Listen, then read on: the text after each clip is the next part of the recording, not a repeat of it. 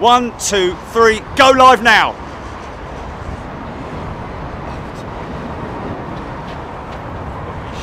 You got me shouting.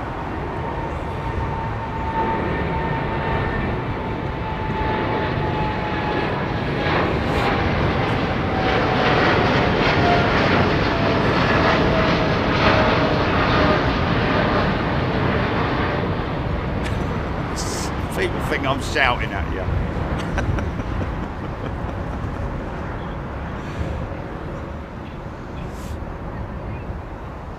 Yeah. Oh, okay, okay.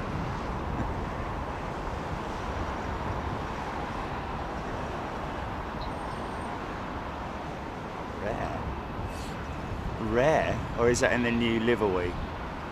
Look at the flex on that wing, man. Look at it, look at it. Oh, easy. Wow. Man, oh man, was that guy in a hurry or what? That was crazy. A great example of the flex on the 380 wing there.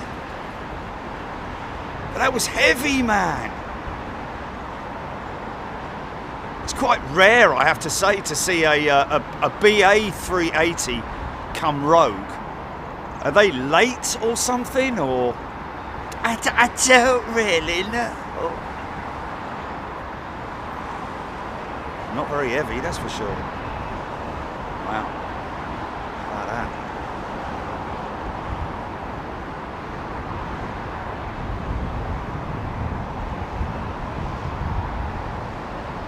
Sharama Barry Price.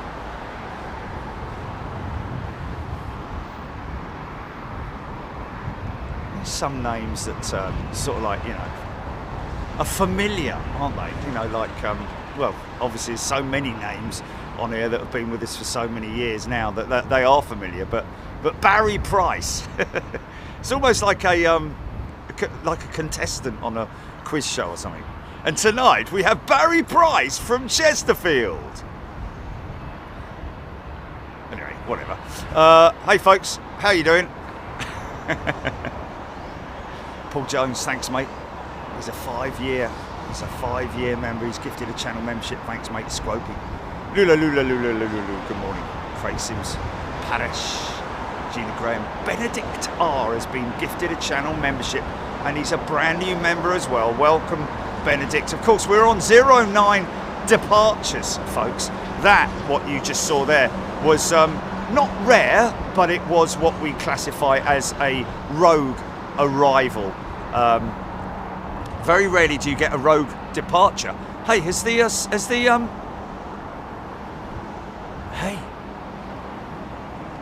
have a look.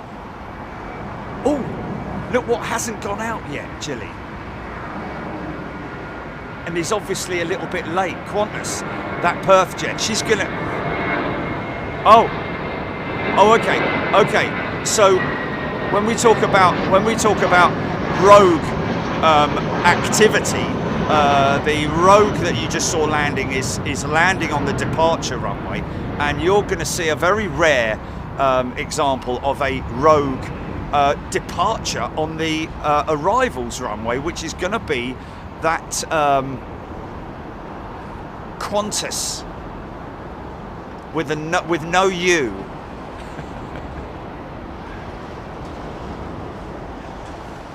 787. Now the reason why they go out of the northern runway is because at the moment, currently, there are works going on the runway, on this southern runway. You can see there, probably on their tea break, I'd imagine, the workmen. Normally they are. Only joking. Oi, what are you talking about? We were working hard. We were under the tarpaulin. Didn't you see us moving around? The reason why they're using the northern runway for the departure is because the Perth jet is so heavy with fuel, and obviously she's full. I wouldn't even say close to her maximum takeoff weight, but you know, she's going long haul, non-stop to Perth, man. I wouldn't fancy it. I've got to be honest with you. I wouldn't fancy it.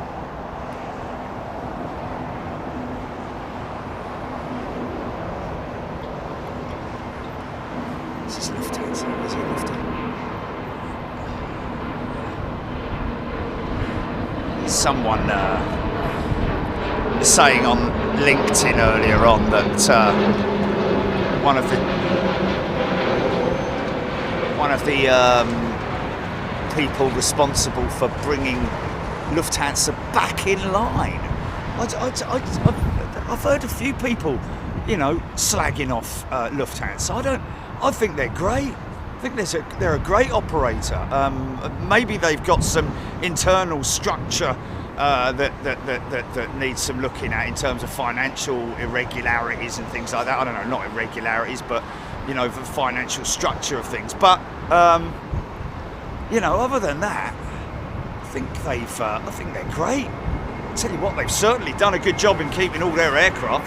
I think it's the one airline in the world that's not going to be short of aeroplanes, and that's going to be Lufthansa. Digital David. As I just mentioned, David, the runways are more or less the same length, but we're losing where that Virgin Jet's turning on there. He's about 150, 200 yards, maybe even longer than that. I'm not sure exactly what the distance is, but they are not able to go full length on their departures. So as a result of that, they're not able to use the full length of this runway, the normal departure runway, well, for 09s anyway. So they're obviously, because they have a full length runway available on the northern runway, put it this way, if they're having works on the northern runway, that Perth jet, they have to, you know, have a rethink about what they're going to be doing.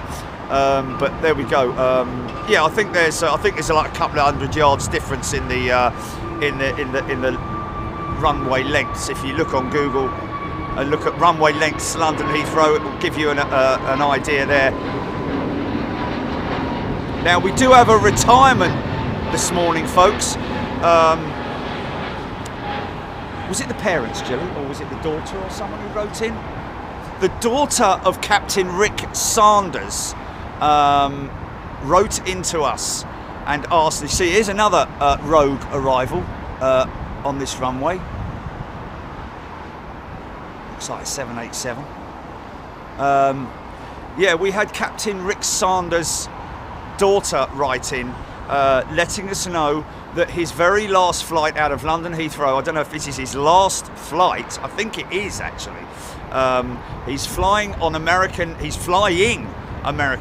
79, so that's what we want to look out for. It's around about 12:15 departure out of London Heathrow, flying to Dallas Fort Worth, 777-300, and it's his very last operation, we believe.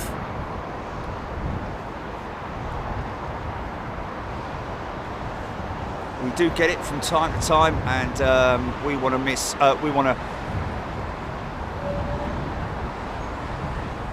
wish Captain Rick Sanders the very best for the future. Stay involved, mate. Stay involved. Get involved in some way, shape or form. It'd be great to see you on the stream in the future, potentially.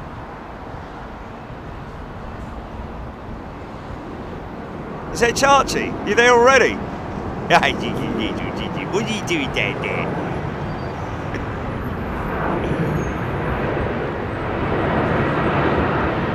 One of the old A330 200s. It's a 300. It's a 300 now. Operated by Virgin Atlantic. Should be over on the charging desk, GP. Got a bit of a crap. Yeah, not attached to anything, no. Yeah. Little foam mic on the voice piece. On the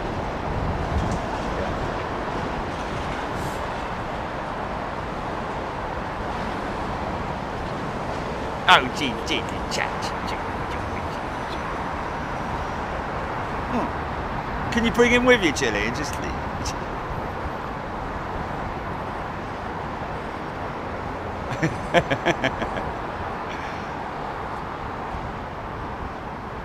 So let's get Captain Rick to number one, folks. We've got to do that, haven't we, for our good friend with American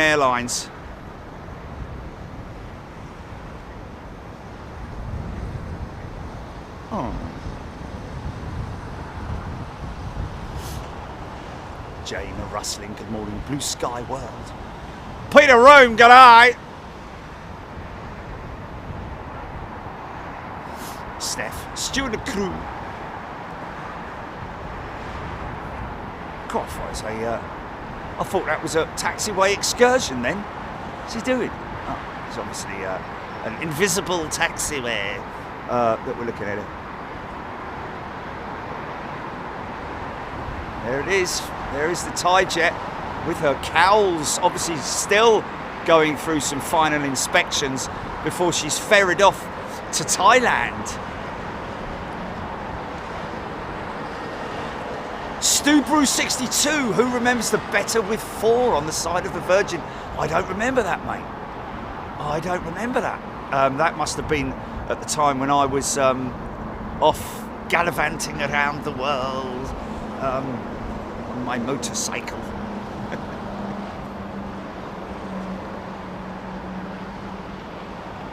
Noel J, good morning. Rab H, Raptor X, Darren Golding, tuning in from the North Terminal at Gatwick.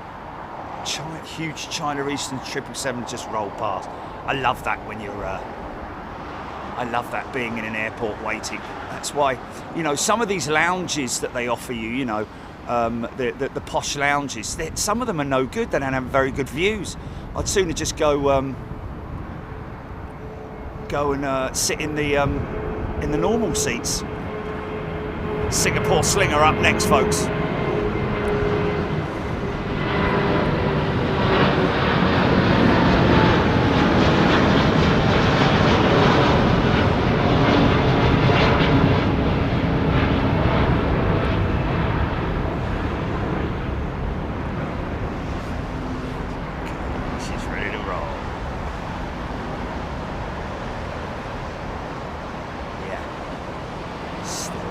See how far outside of the wing those engines hang. You can see there's obviously a dry line on the runway, but the outboard engines just overhanging, and all that moisture being kicked up by those big giant Trent 900s. And you can see the wing start to flex up. She's still quite.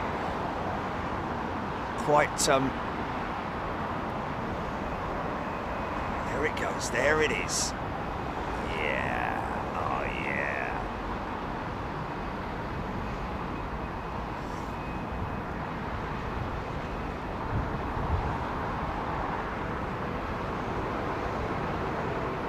Oh, she's singing, man.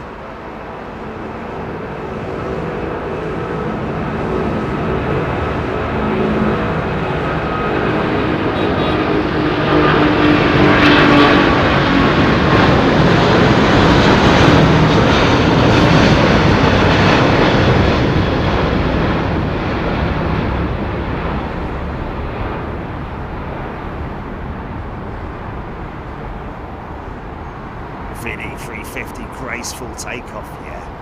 We should get a little bit of over-wing floofage as she breaks through these clouds. Broken cloud, I'd say about 5,000 feet maybe a bit less than that. Here we go, there it is now, heading straight for that tiny little cloud. She's gonna hit it, Wow, just destroys it, man.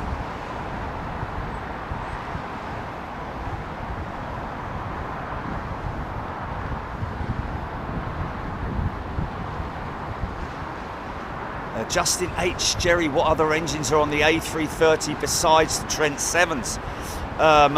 CF6 and Pratt & Whitney PW 2000s, I think, are the other options. And of course, on the Neo, it's exclusively the Trent 7000 engine, which is the upgraded version of the Trent 700. Although it's not really, it's closer. It's closer to a Trent 1000 than it is. Wow, a lot of rogue activity going on today. Closer to a Trent 1000 than it is a Trent 700, if you see what I mean. is obviously, you know, the XWB engine, the Trent 7000. A lot of the technology on these new Rolls-Royce engines is being carried over from the development of the Ultrafan. So by the time the Ultrafan comes online, most of these engines will have a tremendous amount of the technology that they've improved the efficiency of the engine, like coatings and alloys and so on and so forth, everything but really the low pressure fan blade at the front, you know, itself there, because that's going to be carbon on the new. It's going to be a carbon fan blade on the Rolls-Royce Ultrafan, unlike the titanium that they currently use. Matthew Lawrence with the engine chat, Jerry. Do all 380s use the same engine? No, Matthew. The one that you've just seen go out with Singapore Airlines, they exclusively use the Trent 900 engine. Aging Trent 900, it has to be said. Whereas the other option is an Engine Alliance package, which is General Electric and Pratt & Whitney Alliance, which is the GP 7200. And the likes of, you know, most of the operators use either one or the other, whereas Emirates are, I think, the only ones who... oh, hello! We have an issue. We have an accident, ladies and gentlemen. Should I be... oh, what's he doing? Oh. What was that, close or... what's going on here then? Don't drive off, son. It's the other one driving off. Oh, or were they just very close? Maybe a little love tap or something. A love tap is a very long place that we can get together. Love tap, baby. Oh, gear problem. Oh no. Attention, attention.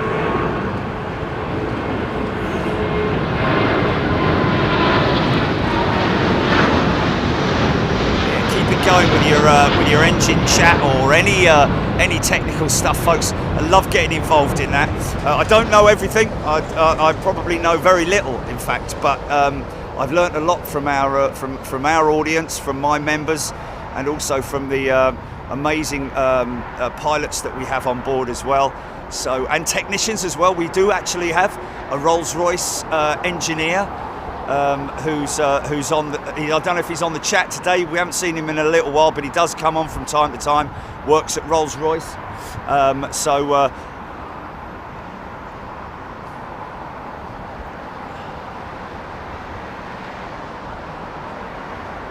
Dan saying that was BA 185 to Newark, New Jersey. Jimmy G, why did Virgin, excuse me, why did Virgin not buy the 380? Great question, because, you know, Virgin were one of the customers. They even had their logo on the side of the prototype, didn't they? But, alas, Mr. Branson got fed up and waiting, to be perfectly honest with you. He stayed loyal to Airbus, of course. Here we go. So this is quite a rare shot that we're going to see today, folks. Unfortunately, because of the position that I'm in, a 09 left departure is going to be a little bit sticky, but because she's going to use full runway length. But this one goes out to all our Aussie crew.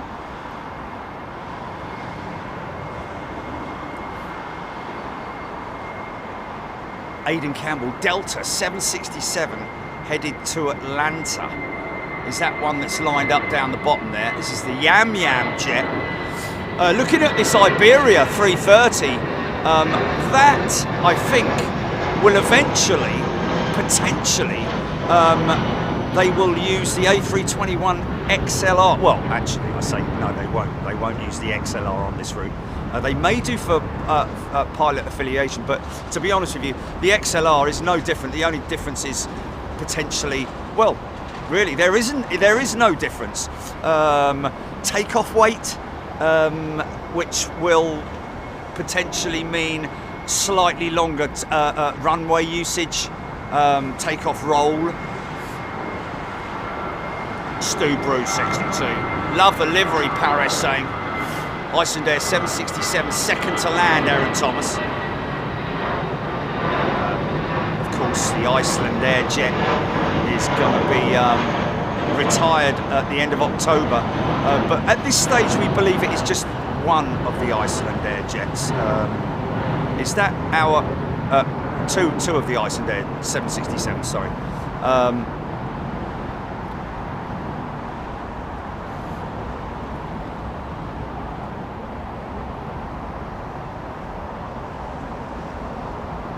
Big lumbering undercarriage on the 330. So slow that Airbus have even addressed it and are making improvements to increase that by about 2 seconds.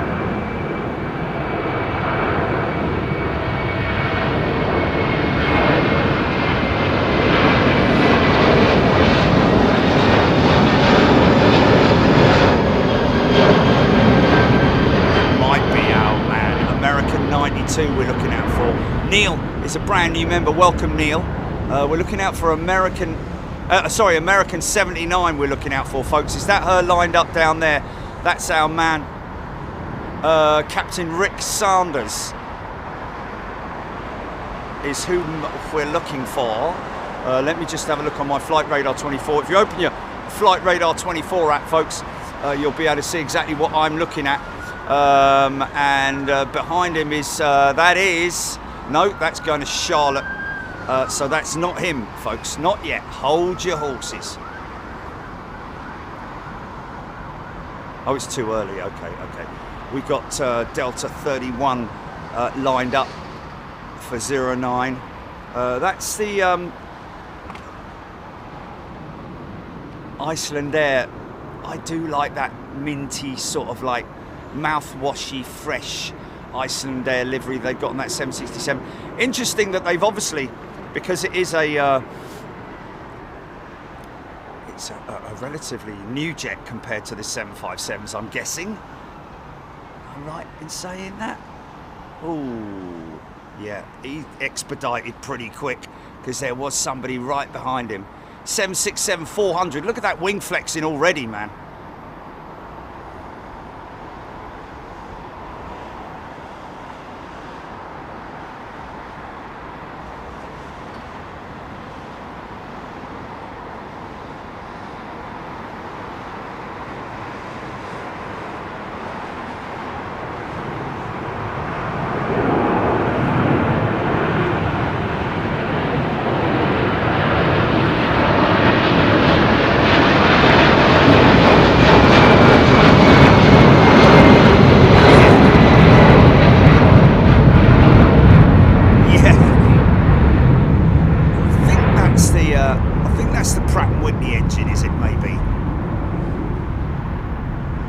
Multi-bladed.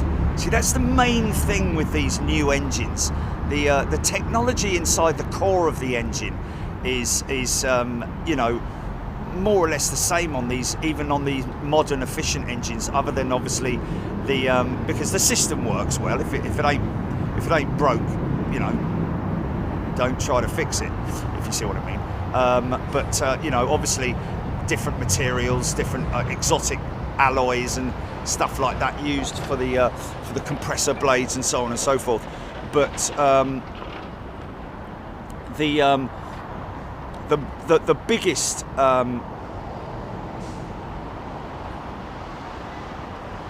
point of change is the low pressure compressor blades, which are at the front of the engine, which are the main fan blades. Sorry, it's the low pressure blades, not the compressor blades.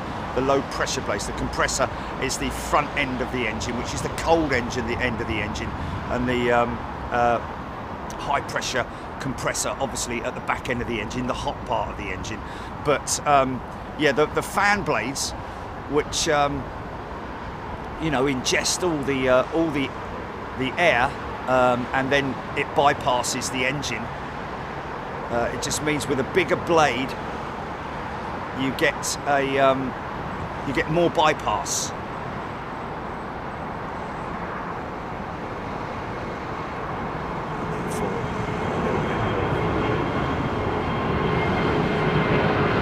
Did you just see that Dreamliner, Jilly?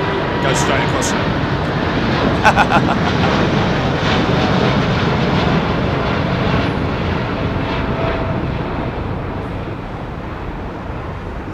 Pulling into them. Where are you?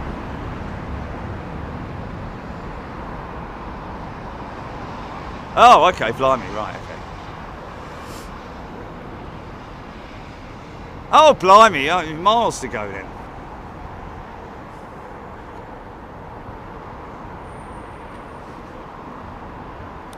Okay, blimey, look at this. Neil, brand new member. Welcome, Neil. Lana Q has gifted a channel membership.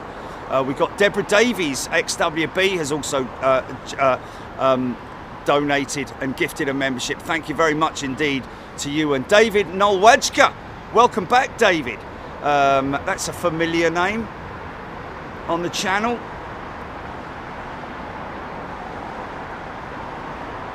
Raptrex, that one going out to Los Angeles.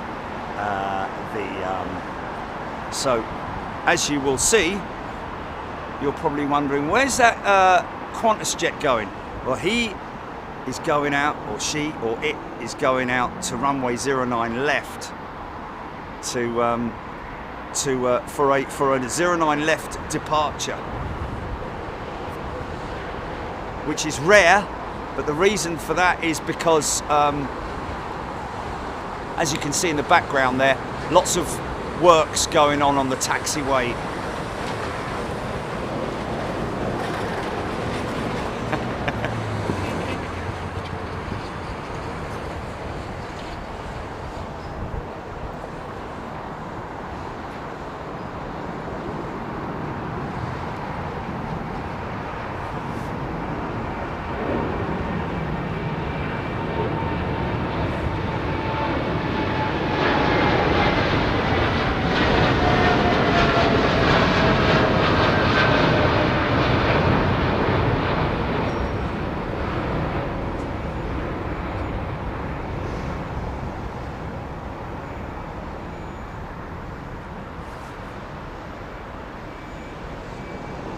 Andy the Valley Woodturner, he's gifted a channel membership. Thanks, mate.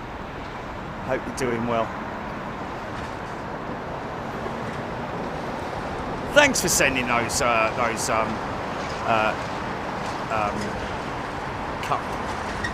mug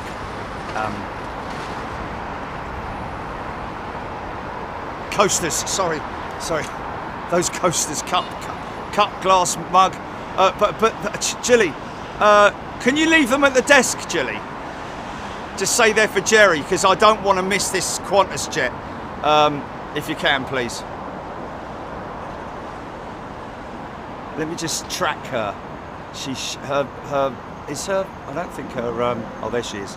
That's her there, isn't it? London to Perth, folks. That's what we're looking out for at the moment. The Perth-bound Qantas jet, the little Joey. G'day.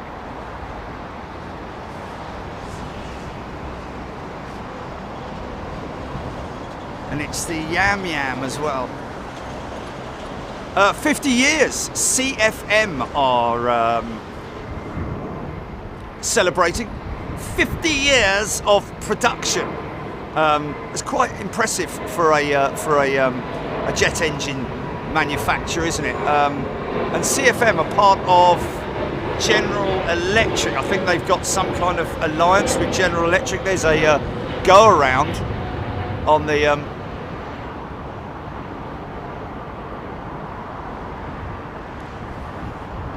Jilly, get him to give you a pass to go out. Oh, okay. Well, I don't know. Probably shouldn't. No, shouldn't do. Yeah. Richard Payne, American 79 is on radar. Thank you, Richard. That's one guy that we're looking out for, folks. You're probably going to wonder, what's all this about American 79 with Richard, not with Richard, with Captain Rick Sanders. It's his last flight, folks. It's his retirement flight today from London Heathrow. Happens a lot, but it's just when we are available and when we're about that we'll do it for them. But American 79 is what you need to check on your radar. Let me see if I can find him. He'll be in the cul-de-sac probably. And there he is, American 79 in the cul-de-sac with Virgin Atlantic and all that mob. He is on radar, pushing back probably, I'd imagine. So we're looking for 2 aircraft, and the Qantas jet will just. Oh no, that's not him there. We're looking for the Perth-bound Qantas jet 787-9 in the Yam livery, which is a beautiful livery. And before anyone says, oh yeah, but it's just a sticker, I don't think it is. I think it is airbrushed, you know, properly done, using airbrushes. And when we talk about airbrush, we're not talking about little mini ones, we're talking about big industrial type applications, but very professionally and clever how they do it with the airbrush application. Multi layers. Right, he's turning on. No, he's not yet. And the question is he gonna run all the way up to the because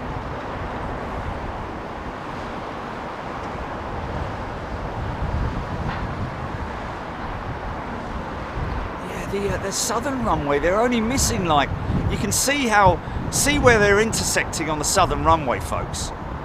You can see that they're only missing sort of like 150, 200 yards, but that makes all the difference because the Dreamliner, notably actually the Trent 1000 engine, I think it is the Trent 1000 that they use with Qantas, because they certainly use the Rolls-Royce engine on their 380 package. So I'd imagine that they probably use the Trent 1000. It needs a long runway because when you program in to wow, what have I just seen there from Airbus? I just got a notification about Airbus Cebu Pacific ordering 70. What's that? Cebu Pacific orders 70 A321neos. Wow. Okay, so she is going full length with the Yam. Look at that. That's very rare that you get to see that.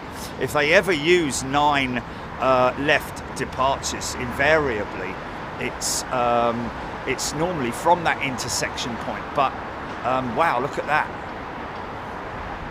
She's going long, folks. She's obviously very heavy. Going all the way to Perth non-stop. Is it? How long is it? Is it 17 hours? I think it is, isn't it? 17 hours on an aeroplane, ladies and gents. Okay, just waiting for the Naples 320 BA 320 to touch down, and I think they're probably going to hang fire. I think they're hanging fire for the Luxembourg Jet 319 with British Airways. So we'll catch this 777. I'm keeping an eye on my flight radar, folks, to make sure we don't miss her.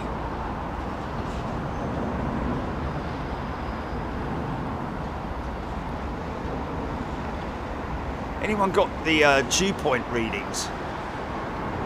Interesting to know that.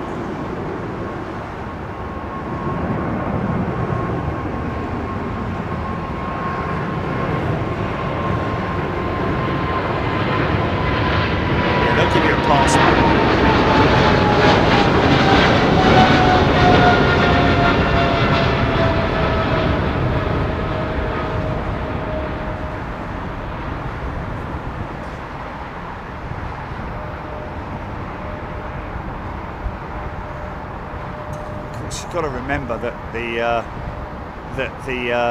when you're climbing out You're going through all different layers of warm and cold air, so you know they will change. Obviously, the higher you go, the colder it gets. But at these altitudes, you're flying through different friction layers.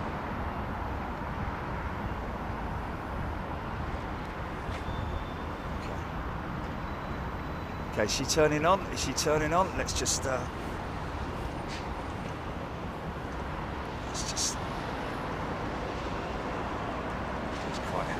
what's going on here. Are they going to hold fire? Oh yeah, they're going to hold fire. I'll tell you what, that one on the runway needs to get a shifty on, doesn't he? He's just off.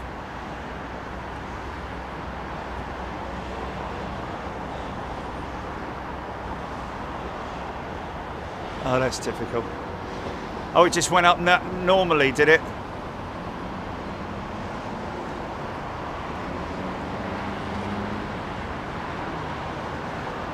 Oh my God, yeah, you have to hold it under there, mate. You have to hold it under. Yeah, you have to hold it under there. You have to hold it under there properly and line it up.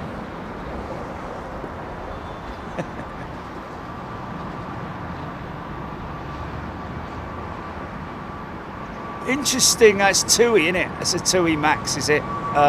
Interesting little bit of news I read this morning about, right, they're giving the, I think they're giving the Qantas jet some space now before the next one arrives. She's lining up for 09 left, folks. Quite a rare shot that you're going to see right now.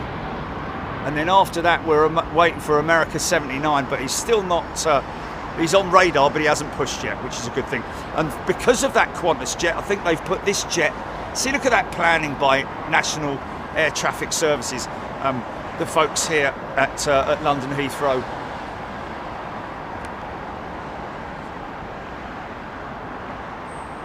As per normal, the transponder's gone off. Oh no, it hasn't. So they put a rogue, they put an aircraft on the southern runway just to give the Qantas jet some space. Cliff takeoff, 09 left.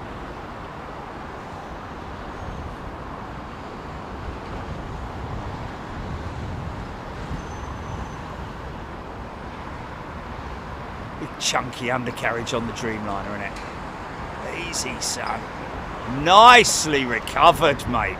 Oh, look at that for skills. She's moving. She's a rolling. Here she comes.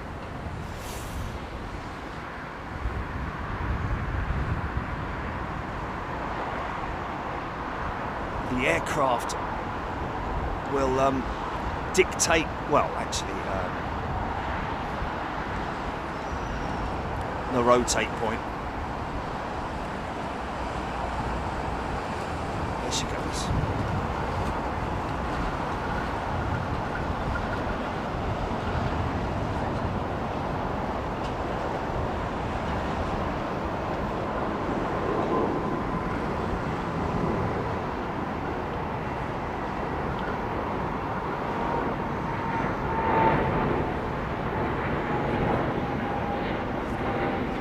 Oh, she's looking good, man. Oh, she looks good. Apart from that very strong smell of fish that I just got from the air conditioning units. Oh, dear. It's not very nice at all. Blimey. God, flipping Nora.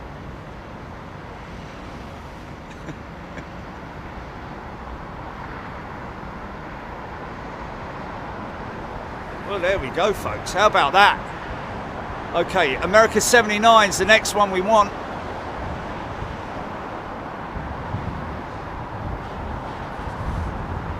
Beverly George, beautiful shot and livery. River Flame. Carl Roller, 17 hours to Perth, direct, non-stop. Yep, that's generally what it means, direct, innit? but I wouldn't favour it. I wouldn't do it. I'd sooner have a stop in Singapore myself. I mean, why would people want to do it non-stop? I mean, unless they're first class, I could understand it. Totally understand it. Because then it's just like, you know, it's a flying bedroom for 17 hours. Do what you like, sleep, relax.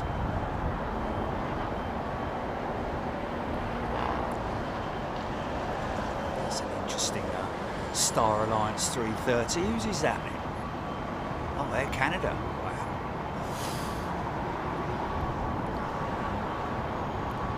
Spooling Sue. Love Emily and love Perth. Lovely departure shot, Avro Arrow. Ivan Bolden has gifted a channel membership. Thanks, Ivan. Graham C. tuning in from Phuket. Good day to you, Graham. Chris Savage. Wade Perry. We'll see her tomorrow go right over my house. Still got the speed tape on her right engine. Interesting, didn't notice that. It's amazing how efficient the speed tape is on those. It's a form of gaffer tape. It's a form of gaffer tape, okay? It's a metallic type of highly efficient glue that's on that tape. I think they might even need a solution to get it off.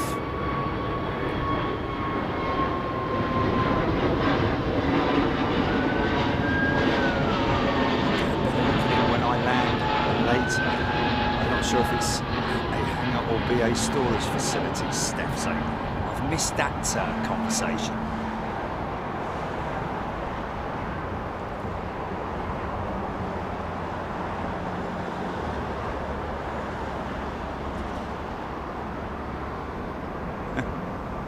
See that picture of those birds, those drunk birds.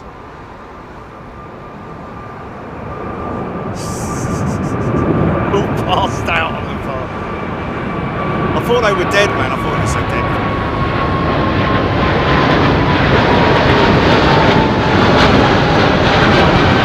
Yeah!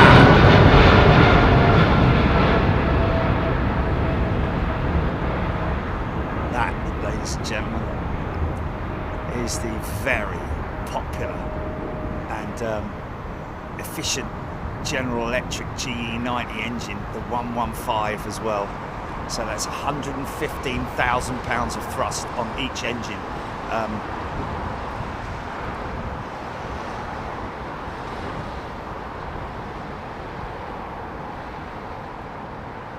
American 79.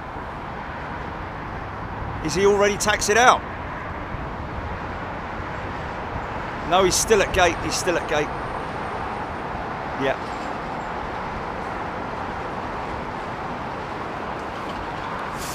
Had their problems at the early days of the General Electric engine. Blimey, 2 rogues on the Southern.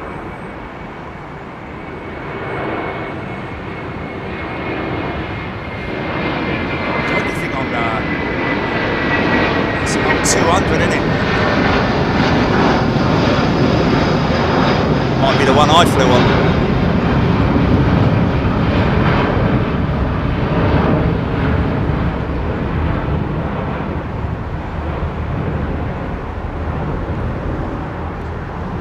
Delta got quite a hippie, not hippie, hip sort of like cool flight crew.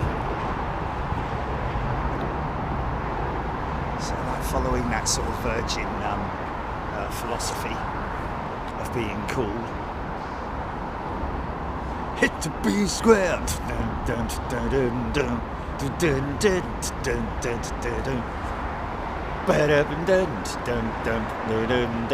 Right, America 79 has pushed, folks. Let's get him to number 1, folks, so that I can feed that back to his daughter and family, obviously.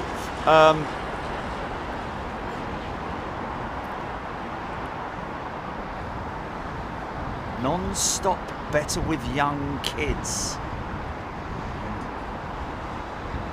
Okay. Is it?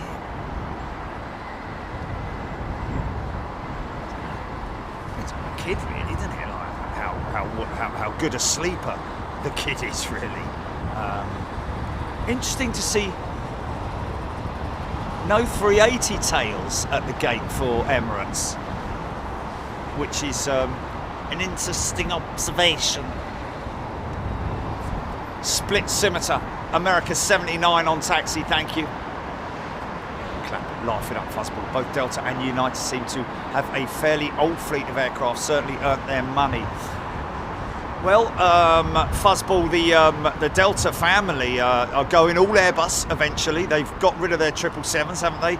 A330-9s, A330-900s, the neo jets are the I'd say latest addition to their fleet, but they're going 321 neo as well, aren't they? I believe.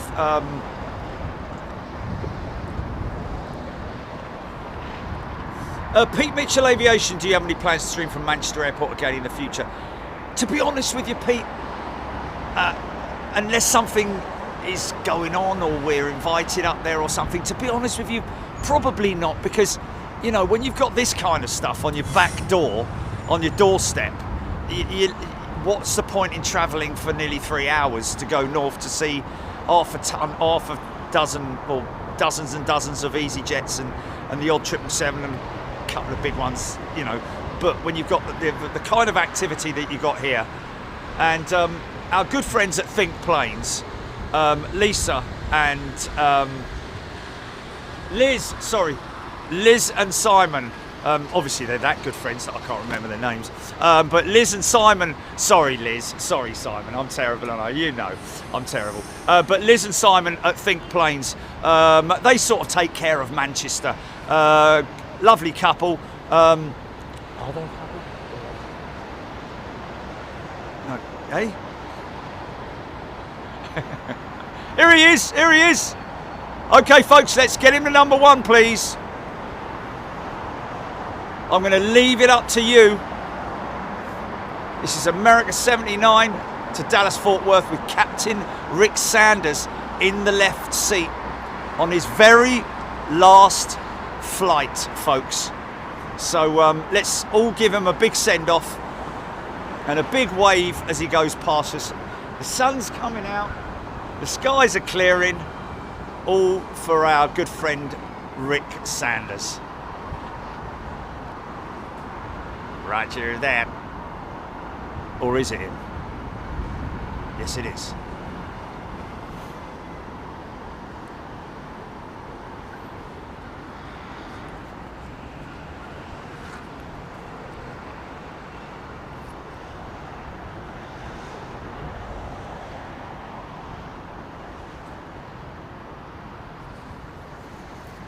Jimmy G61, nice to see an ATR with the big boys lining up.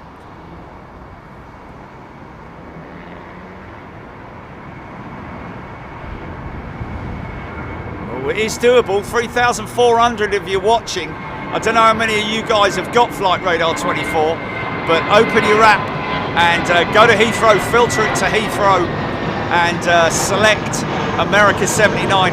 If you just go into your top search bar and just put AA79, it'll show you, and you can then select it.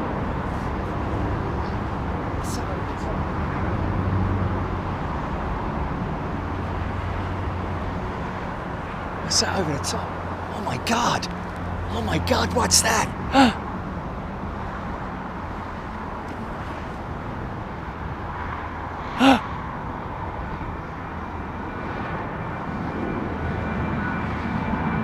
That's it, we're being overtaken. It's the aliens, here they come. Oh no, it's a balloon.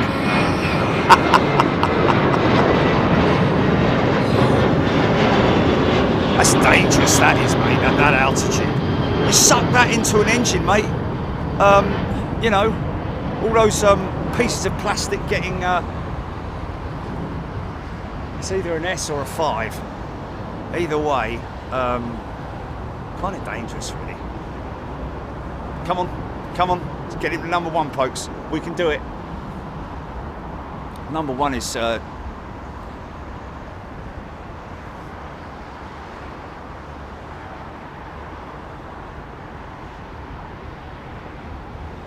might be a little bit difficult. We've got, I believe we've got a number of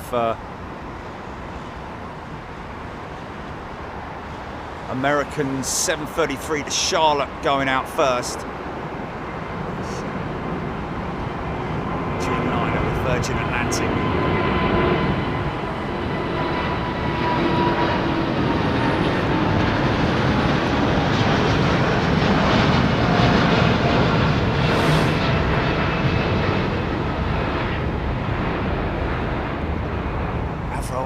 What was the retirement age for American Airlines? I'm going to imagine that it's around about 65, possibly.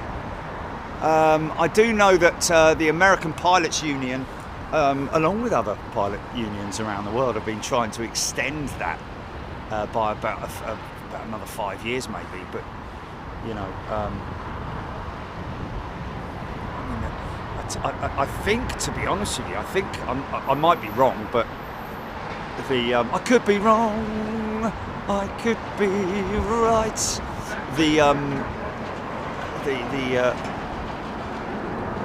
The health checks. Oh, have a listen to this. She's number 3. She's number 2. Come on, folks. Say she, it, the aircraft, American 79.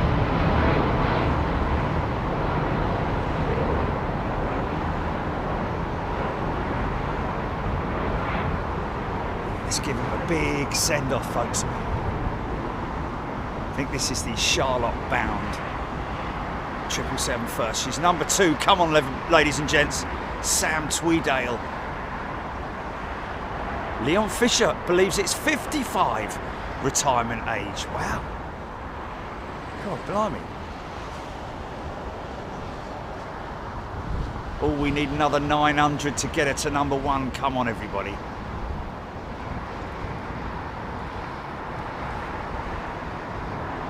Needs 700 more now.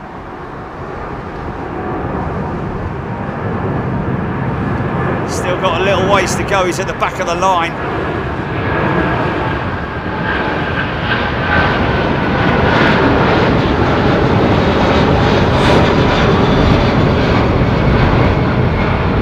That's a Rolls-Royce powered jet right there.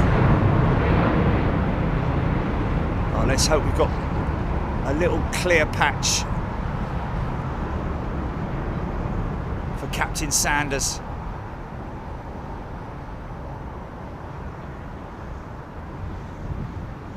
300 more, 200 more. Come on, folks, we can do it. We can do it. Don't do it too quick though, just in case, because he's still got a little way to go. 150 more.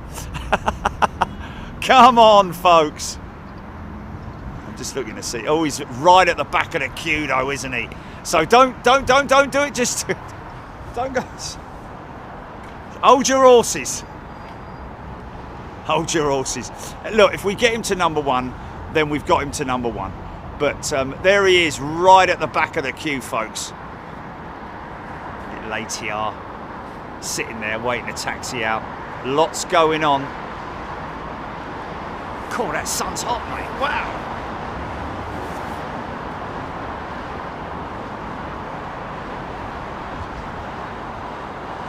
Just let me out.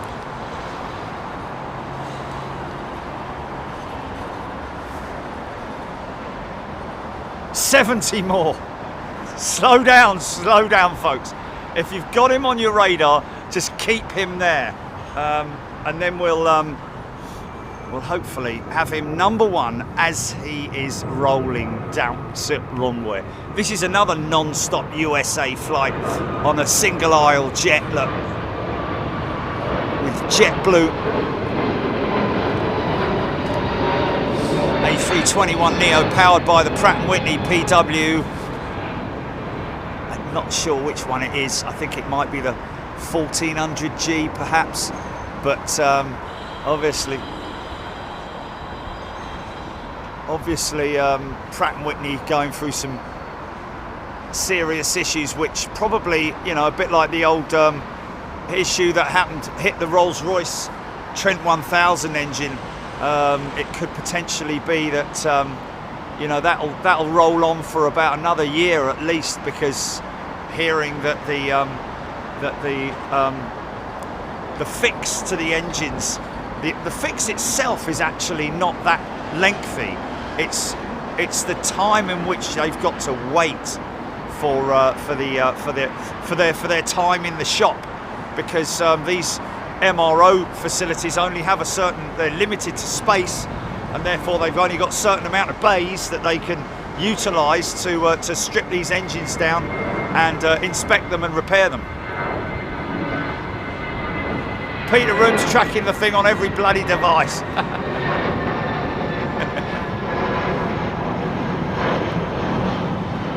Mrs. Flufish, back off the queue. Come on, folks, we can do it. She's number one. Caroline Brooking, thanks. And Richard Graham also confirming he's number one. Folks, keep it there. Do not move. Do not move from your device. Sort of like crept in front, didn't he? Blair has gifted a channel membership. Thanks, BBLLB. Kind of you, mate. Very kind of you. So that, if you just joined us, folks, and you're wondering why America's 79 is tracked number one on flight radar, thank you, David Story. Then the reason is this is a retirement flight. Blair, are you able to confirm the retirement age for pilots in the US? Is it 55? Seems very young.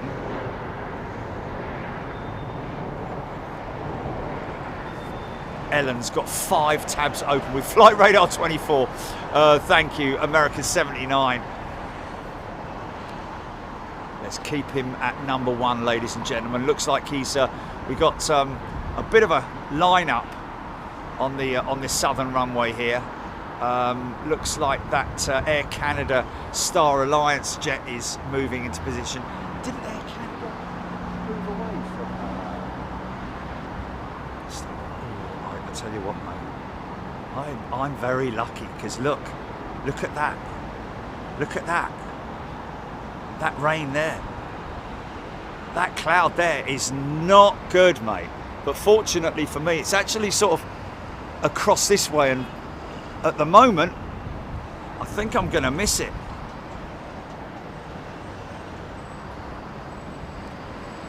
At the moment, that is, but that's coming closer and closer, that rain. Oh, come on, Captain, let's get you out of here in nice sunny conditions and not miserable rain. And looks like we've got 3 in front of him. We've got the Brussels bound jet with B8. We've got a Toronto bound Star Alliance Air Canada jet, and then a Detroit bound 330 with Delta, and then right after him Boeing 777-300, the Dallas Fort Worth bound American 79 with our retiring pilot, Captain Rick Sanders. BBLLB giving me an answer on that yet. GML's gifted 5 channel memberships. Thanks, GML. 65 in the US, Stuart Watson saying. Okay, so I think that might have been a little bit premature with a 55 thing, but anyway, he's not at the back there, folks. He's literally the next one to turn onto the entry point. So let's give him a big wave, big Jet TV wave. He's still number one, Beverly George saying, and hopefully his daughter is tuning in. What's his daughter's name, Jenny? Do we know? Maddie. Hopefully Maddie's watching. Maddie's watching Daddy.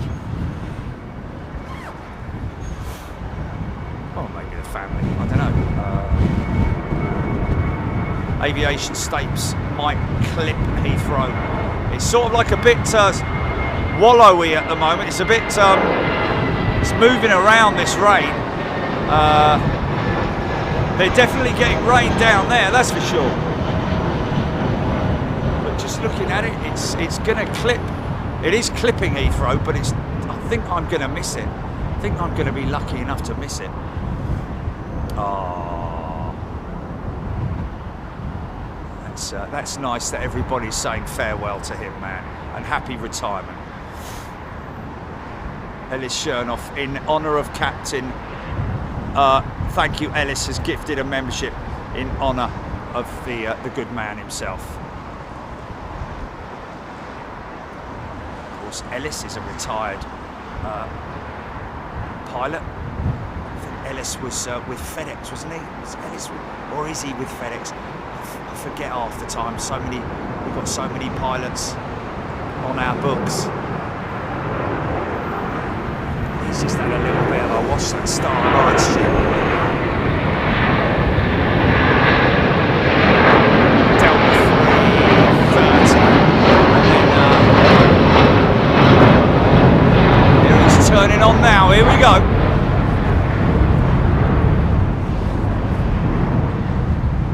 Benedict, happy retirement, sir. Mrs. Flufage, America 79. He's down to number 2, folks.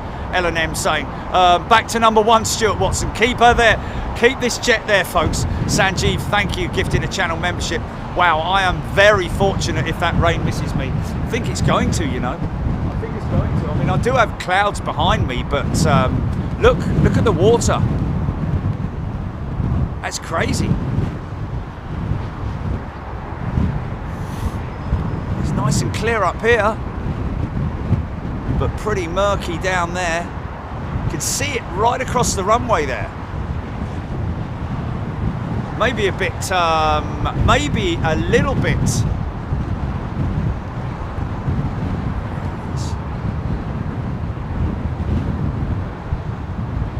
Might be being warned of some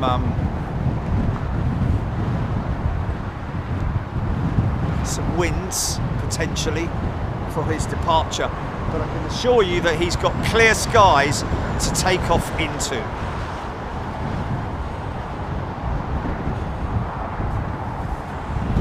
He's going to literally, half the runway he'll be in the wet, half the runway he'll be in the dry. Might even see some water rolling off the wings as he goes out. For the final time, sir, you are clear for departure. Oh, and here comes the rain. Right away.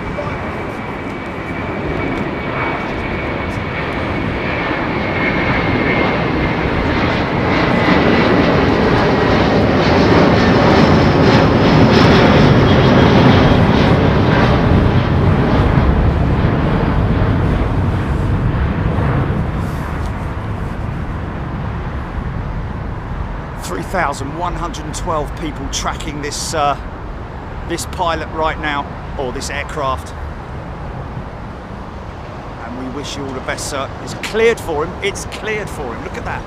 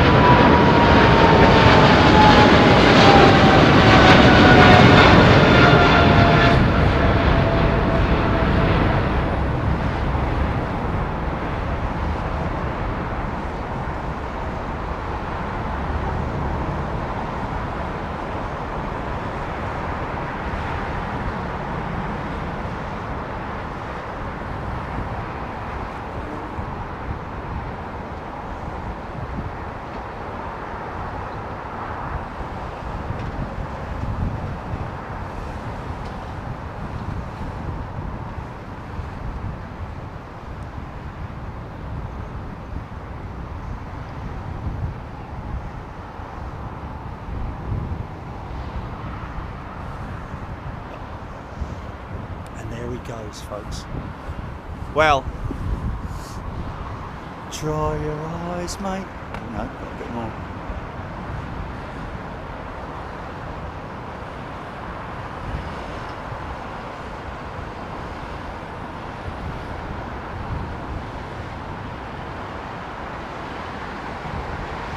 Who knows, he may be a very fit individual, likes his mountain biking, goes out riding, walking the dogs, keeping himself active. I'll be honest with you, I would probably also look at the potential for becoming a volunteer at a museum or something like that. Right, folks, give me 2 seconds. I've just got to run down and grab my headset, which Gilly has very kindly brought to me. I will be 2 minutes, folks. Okay. Cheers, Rick, mate. God bless you, go. Right, stand by, folks. I'll leave you in the capable hands of Miss Gillian Prestwood.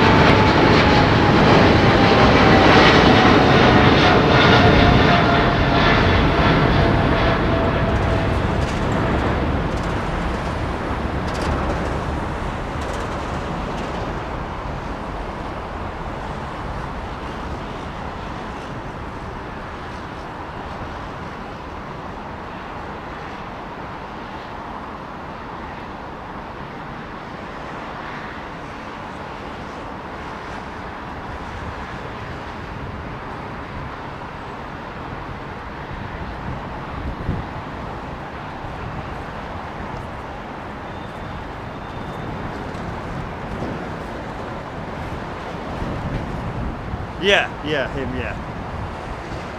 Oh, okay. Well, then there. Yeah. Okay. Oh, look! A lone snow clearing machine. Oh my God, that's funny. Oh, there. No, hold on a minute. Let's give him a little bit of credit. There's two there. That's the half the fleet, I think. You would be amazed. I've got to put that out and show you the dance of the snow clearing teams at Anchorage. So impressive, man. Rehearsals, yeah. Literally dress rehearsals as well, man. Just an incredible thing to see. Can I just say, before I went and walked off down to get my headset, can I give a shout out, please, to Ken O'Neill for gifting 5 channel memberships, and for GML as well for gifting 5 channel memberships. Thank you so much. You are wonderful. 70 A321 aircraft. Wow, look at that big spool up, man. Look at that. This guy might be a little bit heavy. How many A320neos have Cebu Pacific taken delivery of at the moment? Do they currently operate in their fleet? Because they've just ordered another 70. It's just insane, man. Oh, sorry about that.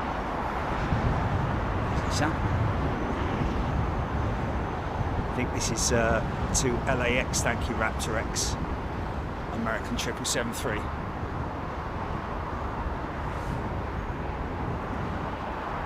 I was going to say do that, yeah. Anchorage booked for November, folks. By the way, just as a little update.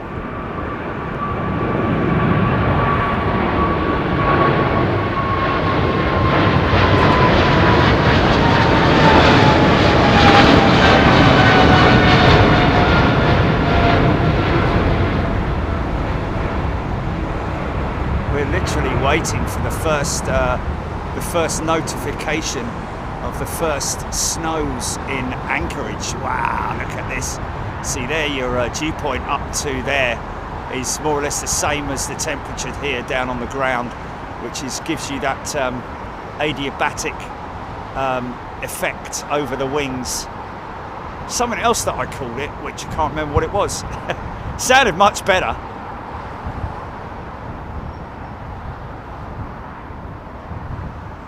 Oh yes, Anchorage, all of last week's, and I mean last week's, folks, last week's Anchorage will be available after today's show. We shall release Anchorage to all our members, all premium members.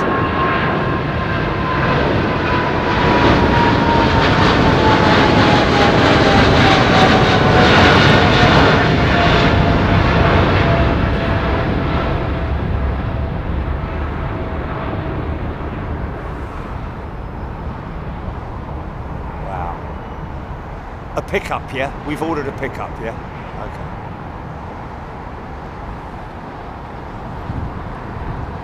Okay. Without a tonneau cover on it.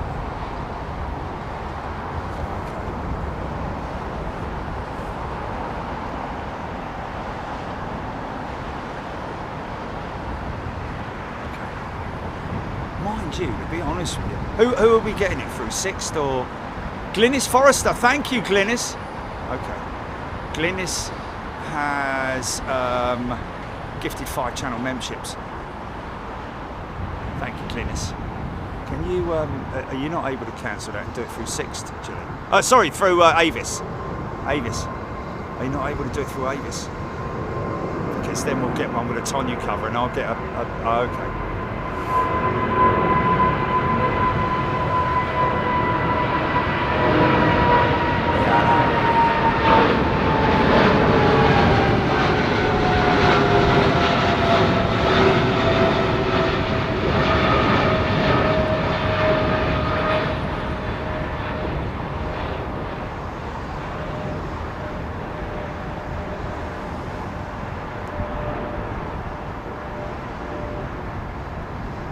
old 777-200.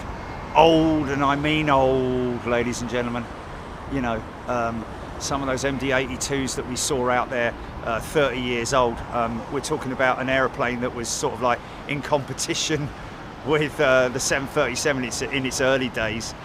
Sort of like held really strong for a good number of years against the 737, but eventually the 737 was just because it went through modifications.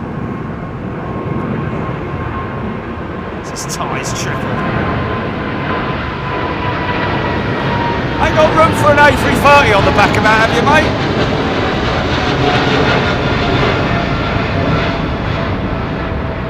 I should have done a shuttle express style delivery on the top of that 777. Only joking, only joking.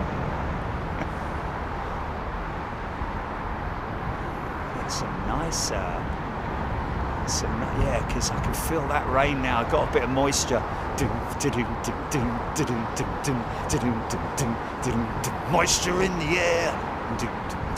Everywhere I look around.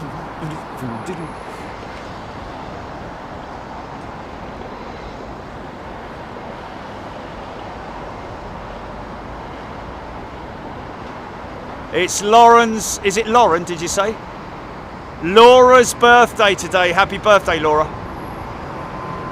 Steph, lovely to see all the eaters lined up. Oh, what was that, Rome? Is he giving the feedback for Rome, or what's that all about? Lovely to see all the eaters lined up. Every sight and every sound. Every sight and every sound, yeah.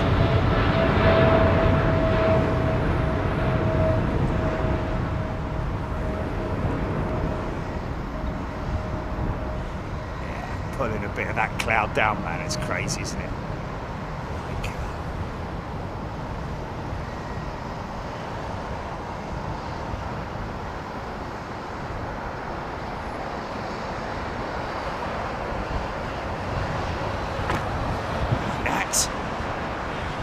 Blimey, they've been waiting for ages. Those guys there, man. Yeah, you're not seeing double, folks. That is Thai Airways A330, ex-Virgin Atlantic A330, that's waiting to be ferried across the Mersey. No, across to, or down to Thailand. So she'll have to make a couple of stops, won't she? Or one stop probably, I'd imagine. One sheep.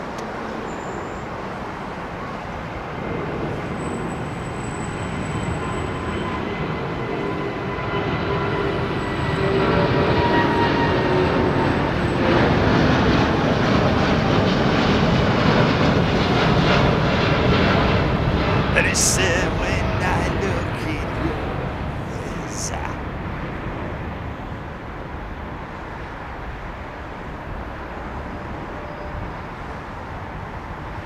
Love is in the air.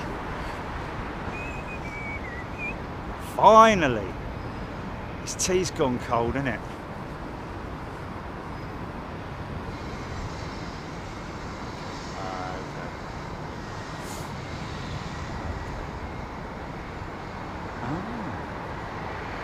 No, not SUV. Yeah, it should be a pickup.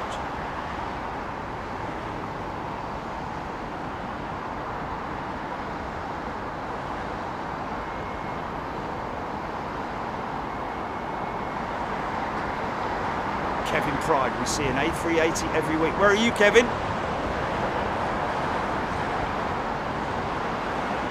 We don't know yet, Raptor X, what the international show is going to be at the end of this month.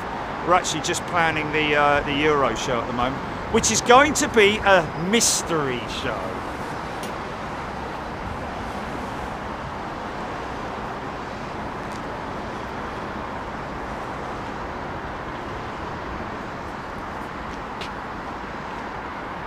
Ladies and gentlemen.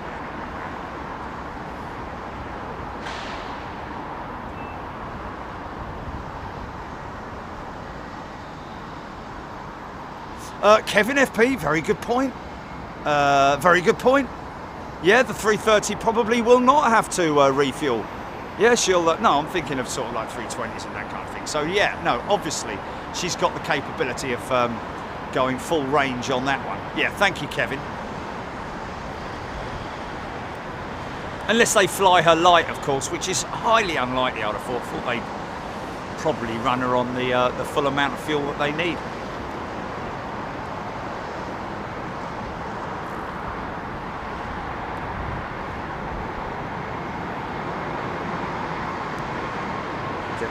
Is it a place named twice? We're going to tell you that, are we?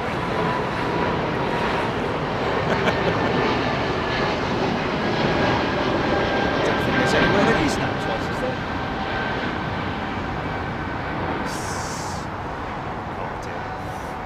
Raptrix, that was in Air France A320-300 to Paris. Stu and the crew, Jerry, what do the different engine options do to affect performance, etc. of the A380s? To be honest with you, Stu, nothing. I think you'll find that both the Trent engine and the GPW engine have more or less the same thrust ratings, performance ratings. The only difference is what, first of all, whether the operator themselves have a Rolls-Royce or a sort of like more Rolls-Royce than they do General Electric or vice versa in their fleet. A lot of operators do generally tend to prefer a particular engine type based on the fact that they have the maintenance operations at their bases or whatever for spares and so on and so forth. So it's just there's no difference in the performance. There may be a slight difference in the time on wing, the on-wing performance. This is another Atlantic crossing, folks. Yeah, that's the one I want, isn't it? Dodge Ram, is it? I want that one. I want that one.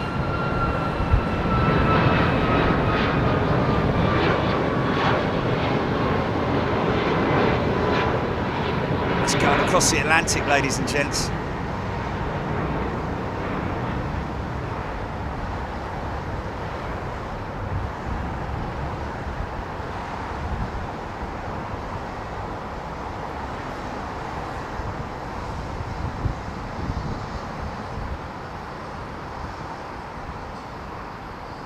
Nice.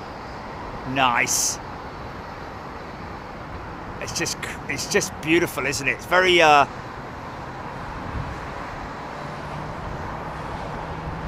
it's very artsy when they sort of like go through that moment of oh look, they've got 3 of them out now. Oh, hold on a minute, 4 of them. Hey, look at that. We're ready for you, Snow. We're ready for you. Here they come, look. Here they come.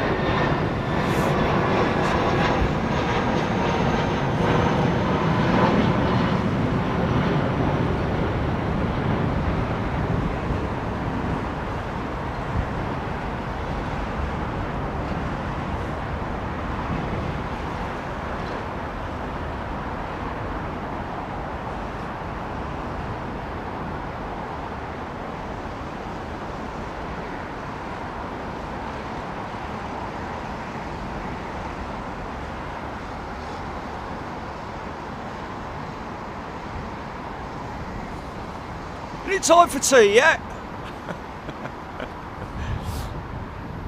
I'll tell you what though, when I was in Anchorage on the last day, no it wasn't, it was the end of the first day or something like that, maybe, and I saw the snow coming in over the hillside.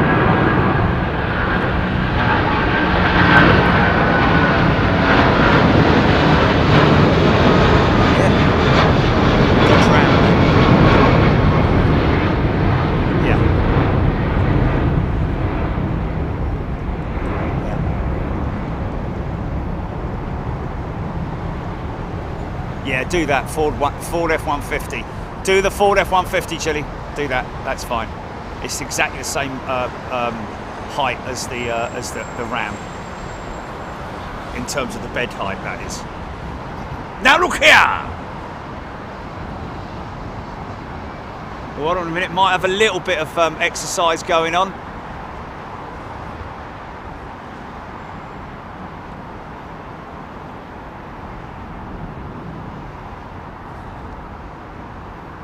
Come on, get in the formation, mate. Keep up, son. How are these two here, look?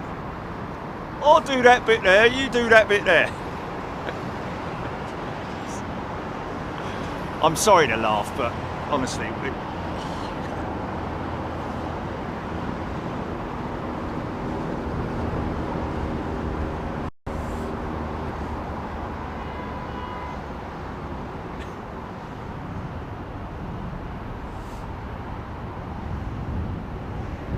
always a lamppost in there. Always a bleeding lamppost.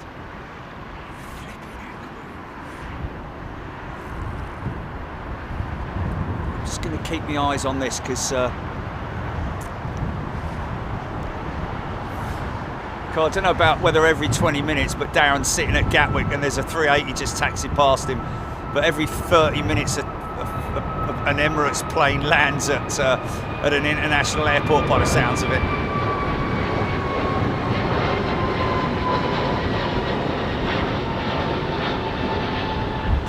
Gary D, absolutely.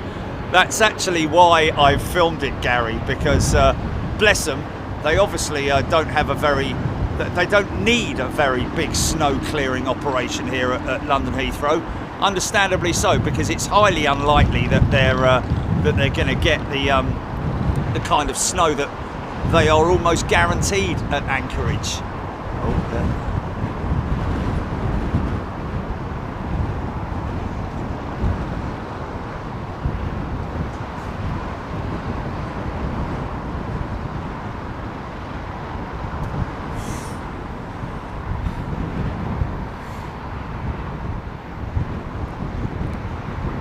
I don't know if there's a great deal of coordination going on here, or they're just sort of like, you know, yeah, reverse works, yeah, that's good, yeah.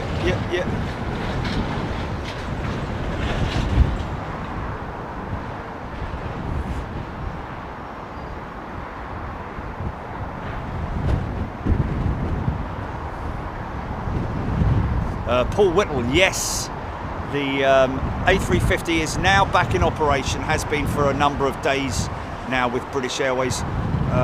Bravo Charlie in it, I think. The 350, she's now fully fixed and back in operations.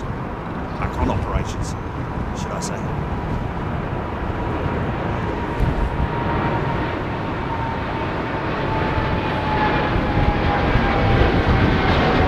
Catherine 2147 has gifted 5 channel memberships. Catherine, thank you so much. Catherine, sorry. Catherine, my apologies, Catherine.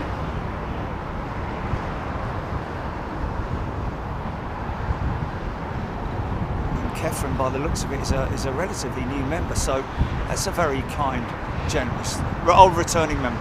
Oh, hey. Oh, okay, they've been around for a while. Okay, Catherine, thank you so much.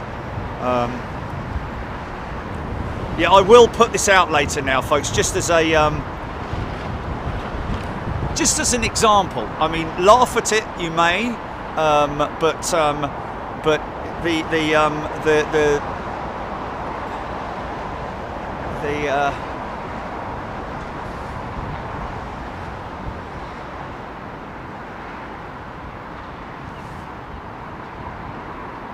to get that sort of like synchronized shot that we got in Anchorage. If you don't know what I'm talking about, folks, you're probably wondering why the hell am I filming these snow clearing vehicles? Because you may have seen it on Ice Airport, Alaska,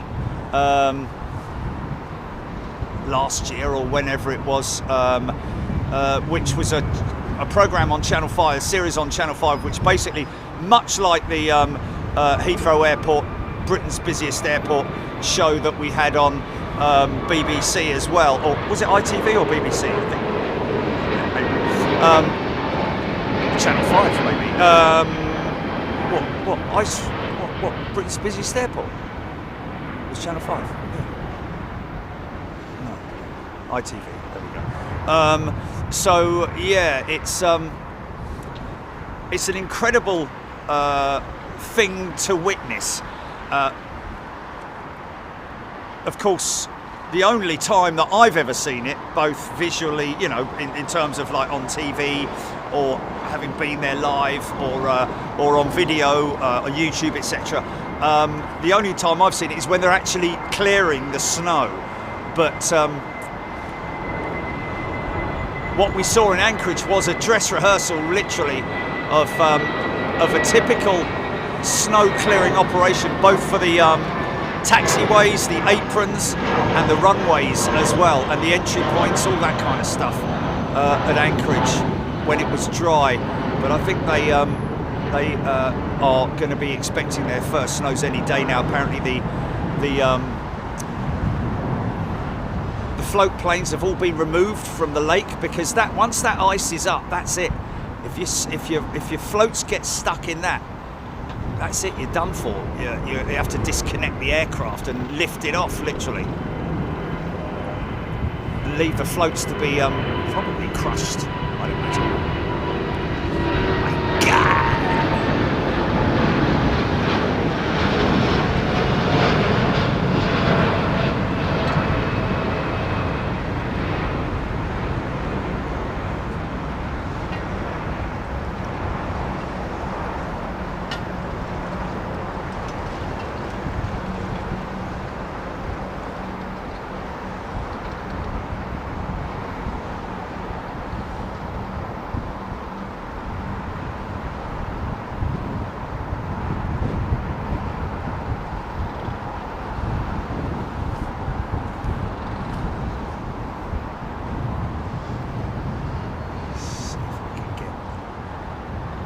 Well, it's interesting though, isn't it? Because Emirates are usually pretty regular on their 380s, but to not see a 380 at Heathrow this morning was quite a shock, really.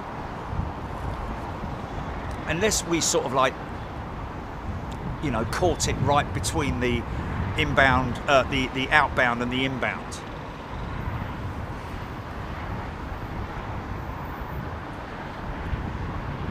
Joanna B still catching up with Anchorage and Chicago. Blimey. How far are you through Anchorage then, Joanna? Did you get to day 2, part 2? Did you get the bit where I'm almost had an heart attack walking up that bleeding great big slope, which was worth it in the end, I have to say. Oh, let me just quickly grab that, because that's a sort of like action shot there. Oh, hold on a minute. Yeah, look at me. I can weave around. I can go left. I can go right. I can warm the tyres up, get myself all set up, ready in position.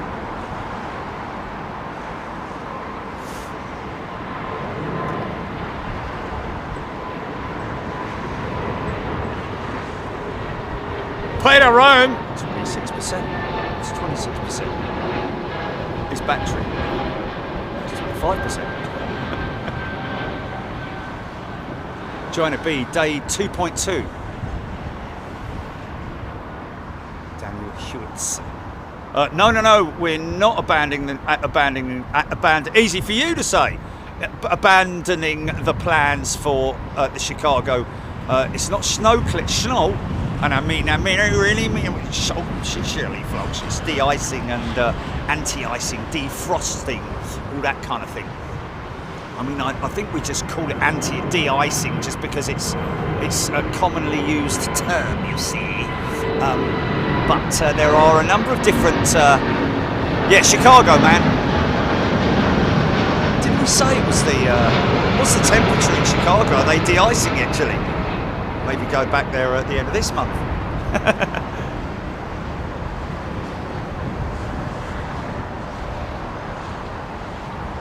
339. This is, folks. See, now this has got the modified wing tip. I think it's more or less an all-new wing because they had to increase the strength of the hangars, literally the engine.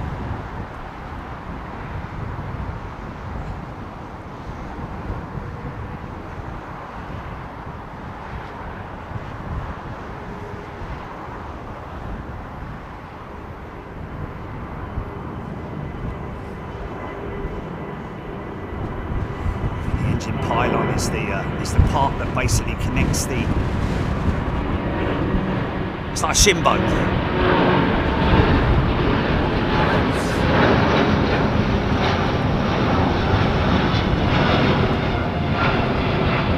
Airbus working on their prototype. Well, not prototype, but on one of their demonstrators.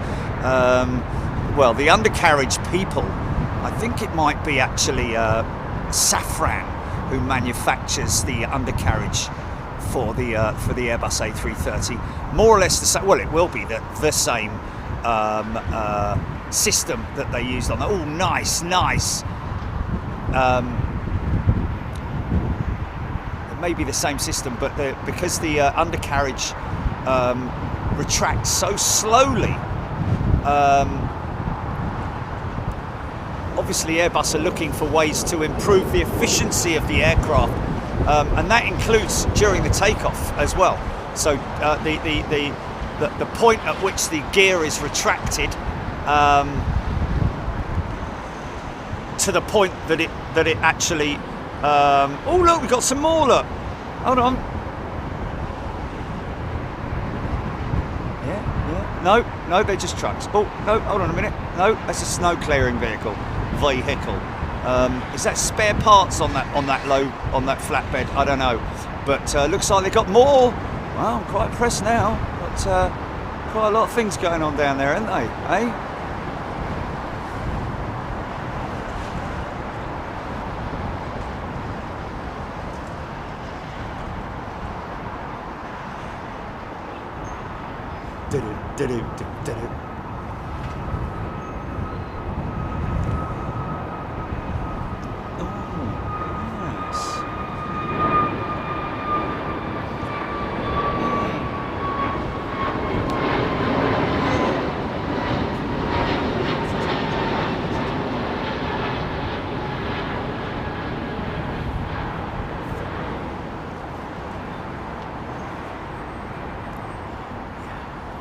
We'll leave. Does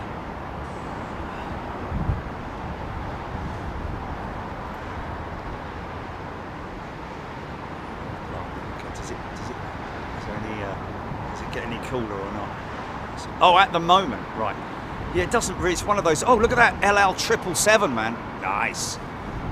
It's one of those places that just doesn't really ever get cold, does it? Right. Steve Hult's just spotted his new 4-year badge, and he likes it. Overall, the overall impression has been positive. The feedback has been positive. With the oh look, the boss is there now. Look, so they're all really working at it now.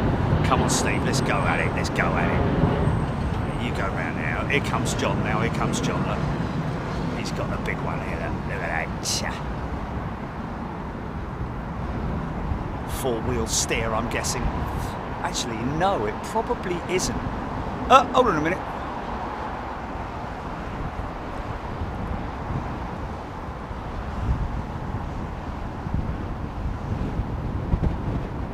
Oh, Zoe B! Where did you get that from, Zoe? A team of different snow clearing equipment working together to achieve an objective is called a strike team. Like that. Talking of strike teams, I had no idea that I mean, I knew that Boeing machinists were still striking, but they're entering their 18th day now. Have entered their 18th day. Not good, not good. And now I'm hearing that apparently their health benefit is going to expire. Those folks who are on strike. I don't know if it's a terrible situation, isn't it? Because I heard the other day that they were being offered 30%. I thought that they had agreed. on a package of 30%. Anyway, never mind. Yeah, you wait till you see the example, the difference between what you're just seeing there with that snow moving, strike teams. Where'd you get that from? Helen Cook, never seen the snow ploughs out at Heathrow this time of year. It's not like we get metres of snow here. No, Helen, but they need to be prepared. So if there's a sudden downfall of snow, got more chance of winning the bleeding lottery, to be honest with you, but you never know. They've got to be ready should there be an incident.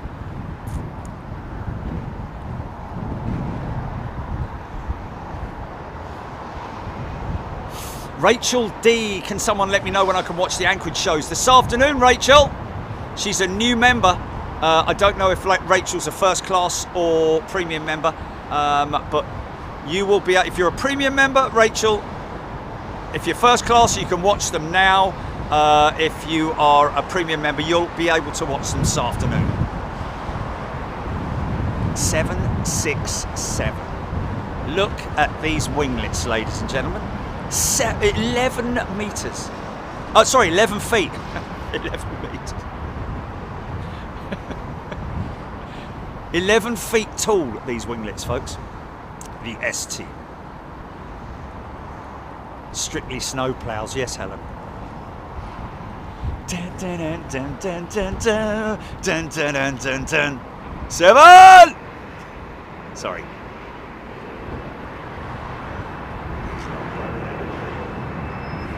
Worst show in the world I could possibly think of watching. You'd have to literally tie me down. It's all gone like Road Paul's bleeding drag race now, though, isn't it? As well, isn't it? Well, no, I'm just talking about the advert for it. Not that I'd ever watch it. Gordon Bennett. It's Icelandair's jet, isn't it? So obviously the 767s are going to be in service for a little bit longer than the 757s.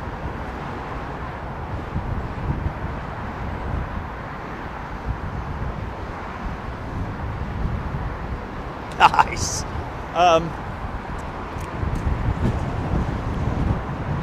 Look, they're all joining together now. All three of them, look.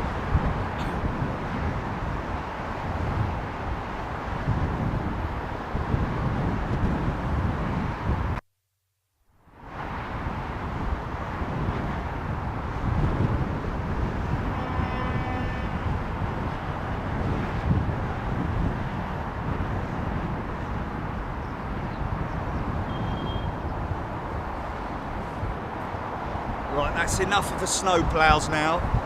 We're done with the snow ploughs, ladies and gentlemen. Oh, hold on a minute, going round and round now, look.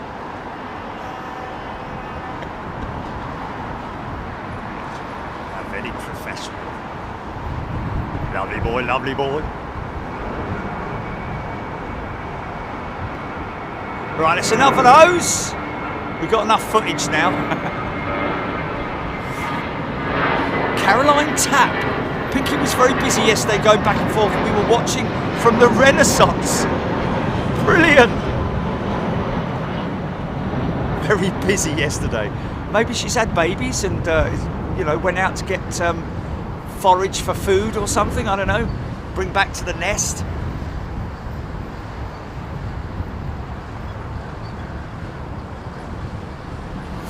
Anthony Teal, they were watching the Anchorage shows.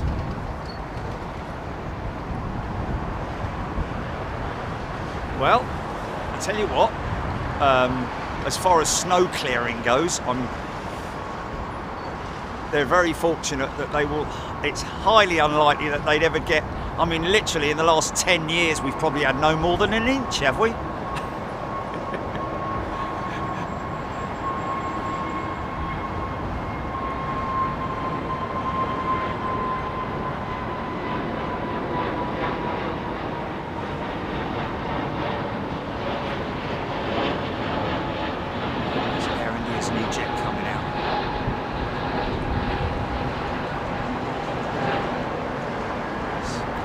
familiar sight now, isn't it?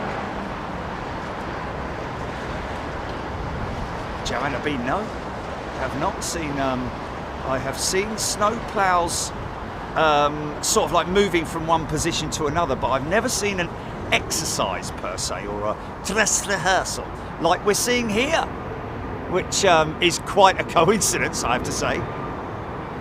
Middle East Airlines A330-900 right over the top, already serving the drinks. Boo, boo, boo. Welcome aboard, ladies and gentlemen. And for our economy passengers, we'll be giving you a bottle of water and a packet of peanuts. Don't like peanuts? Tough luck. Or crisps. Thanks for that. Bottle of water.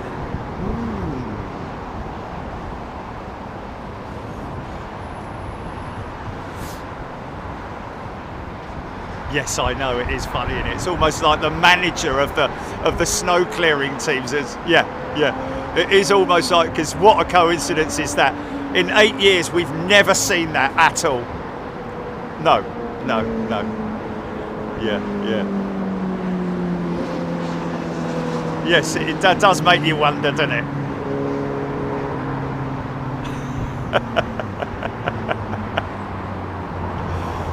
Because a lot of people from Heathrow watch us.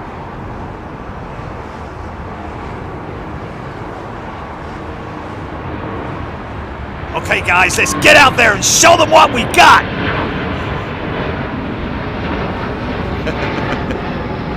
Come on! Faster! Clear! It's just funny the way that they're going round and round and doing all of that. I've never, in 8 years, we've never seen it. Never seen it, mate. Bless. Yeah, but they don't need the kind of stuff that they've got at Anchorage, because the stuff at Anchorage snow is like, God. I mean, what they have to deal with at Anchorage is what's amazing. Constant heavy snow, man. Stuff that would bring literally a whole country to its knees. Wow, it's really impressive. And I have no doubt that if all of a sudden we had 6 inches of snow over here, these guys would take care of it just as effectively. Although, if it was as extensive as that, I dare say that that they might struggle because of they might have more snowplows. I don't know.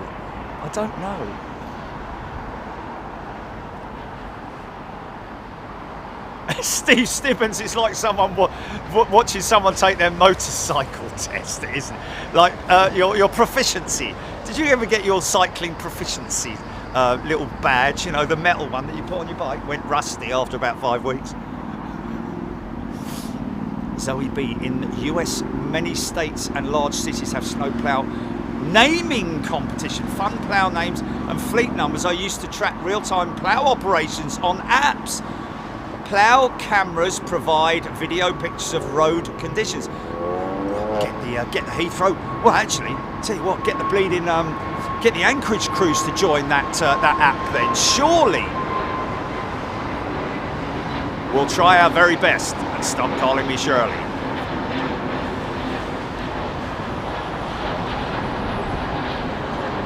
Steve Stibbons, very true. If we had 6 inches of snow, the whole country would come to a grinding halt. It's as simple as that.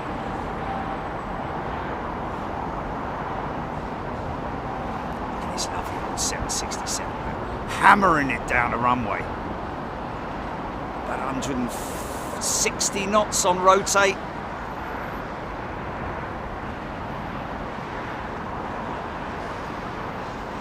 Smoky job. Pratt Whitney's, I think. Built tough, the 767.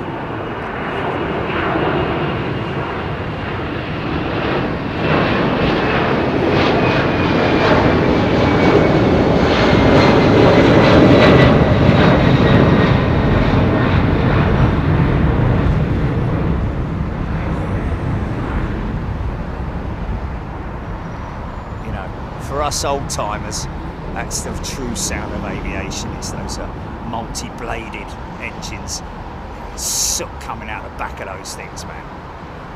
And that's just because the combustor, you know, the combustors, and you know, they're not sooted up, but they burn a lot more oil. I mean, obviously these engines are overhauled as and when they need to be. It's a bit like car servicing, you know, you have to go through regular servicing intervals, but you know, and oil top-ups and all that kind of stuff.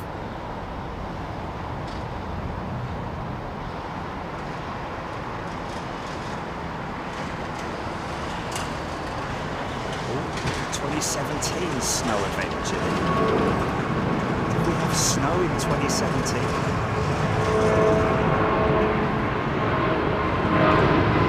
Oh yes. Yeah.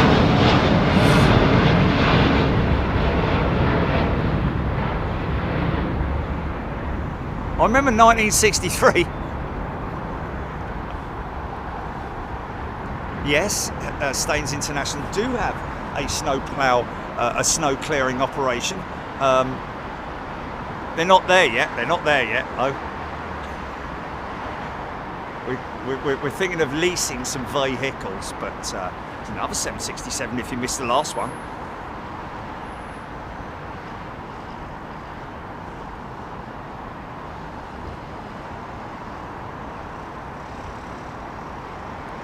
Say about that. Chicago bound, ironically enough. Yeah, so we are going back to Chicago to catch the de-icing operations there.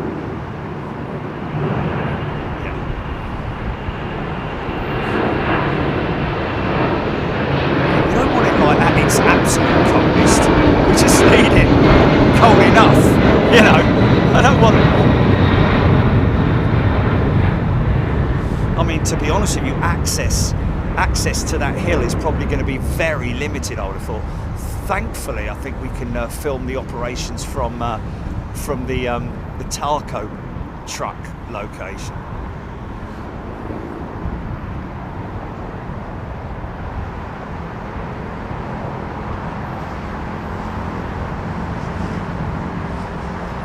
When?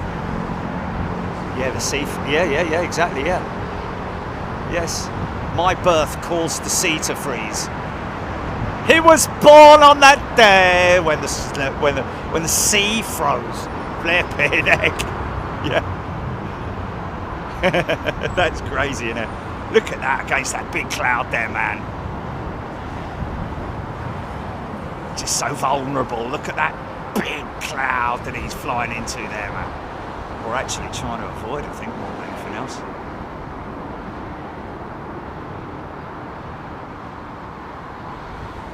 United have a maintenance operation here at London Heathrow.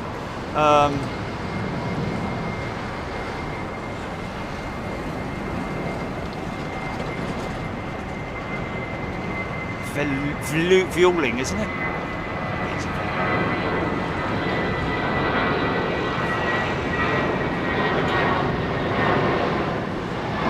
You need a little basket on the front.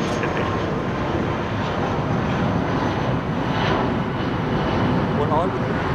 Yeah, but I'll get one that you put. Paul's hijinks missed the A380 landing. Well, we are. This is Air India's 350. We're mainly on departures, Paul. But apologies for that, my friend. See, these are quite sooty, these XWBs, aren't they?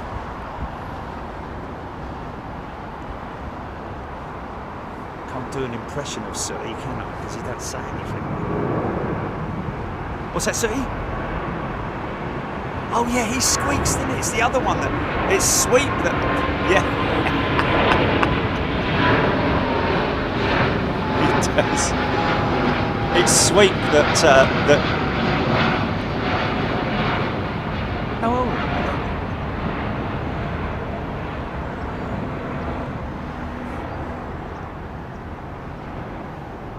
Green Acres saying wiki not always reliable, suggests average just over 6 feet of snow from 2000 to 2000 to 2022. Okay, 6 feet. How can that be? They had 3 feet last year. Or is that an average every year? Wouldn't surprise me, because I tell you what.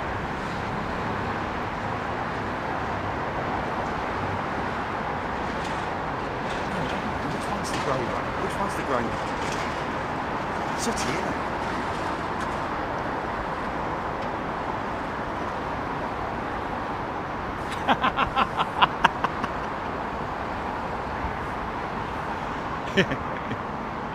Oh, that's the one I missed. Sorry, folks.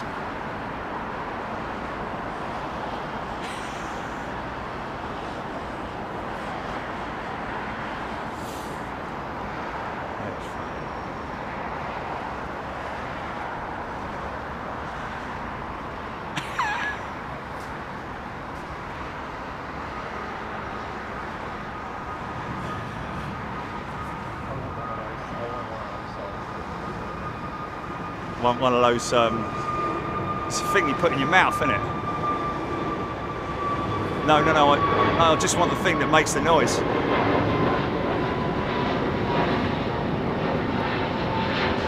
Aidan Campbell, GXLEF, heading to Dallas, Aidan Campbell. That's a 380 parked up right there, isn't it? Behind that 777. I think he's literally come round and done a 109. So that he can line up that way, straight at you.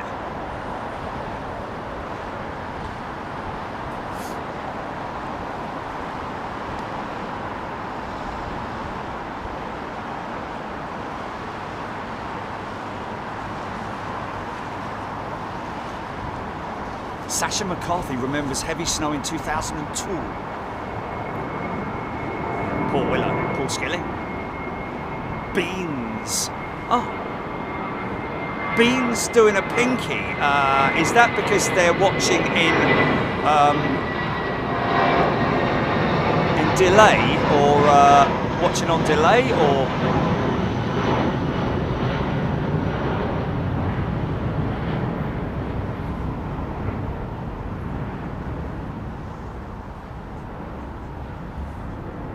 Stewart Talkbox, Peter Frampton. Wow, wow, wow, wow, wow. Wow, wow, wow, wow, wow, wow, wow, wow. Anyway, something like that. Tractor formation team. Interesting bit of information there from Douglas. I'll read it out. He's a non-member, but it's always good to have that kind of information. Put your name down for gifted membership, Dylan. Sorry, my apologies, Dylan. The first flight of the Air Algiers 350-1000 could be from Algiers to Heathrow in 2025. That's what we're hearing there, as a little bit of a possible sneaky first.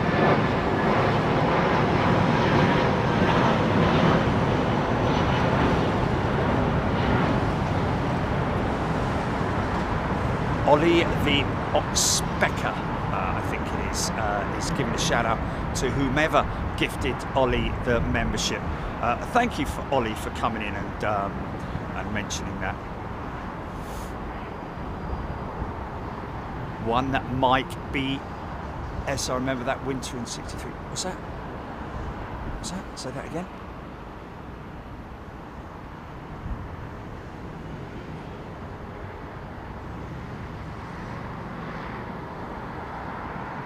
Okay, we're hearing that there's apparently a medical emergency on the on that 380 down there, folks.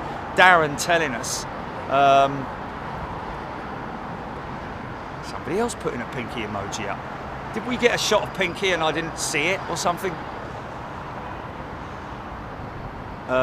Dimitri, there will not be an A380 Neo. Oh well, when I say that, yeah, sorry, no. Yes, very possibly. The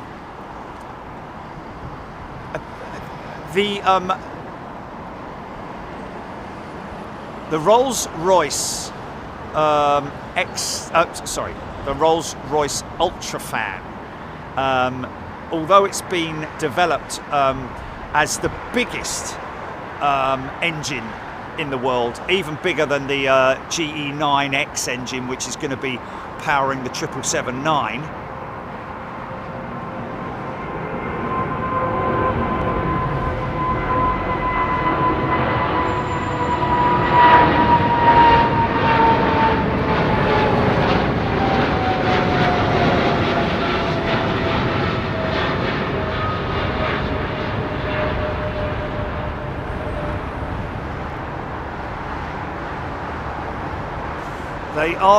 They are looking to develop that engine into a multi-option engine. The Trent, the Rolls-Royce. It's not a Trent anymore.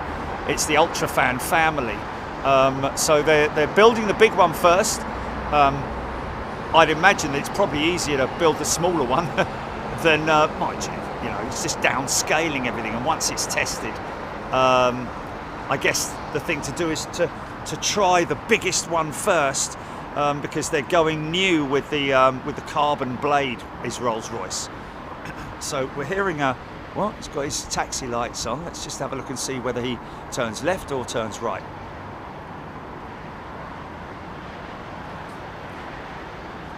Aidan Campbell, the A380 owned by Saudi Prince Al Walid is the world's priciest private jet at 500 million, originally a long-haul aircraft.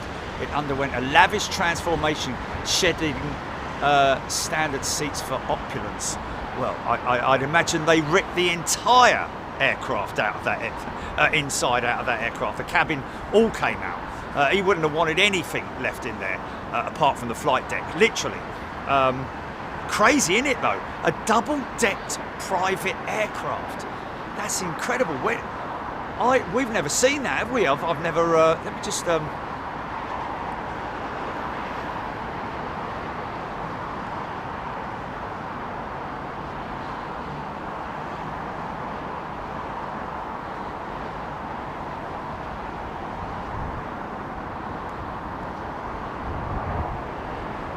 I did hear that there was a MAX, Boeing 737 MAX that had just been delivered to one of the princes, I think, in 2007.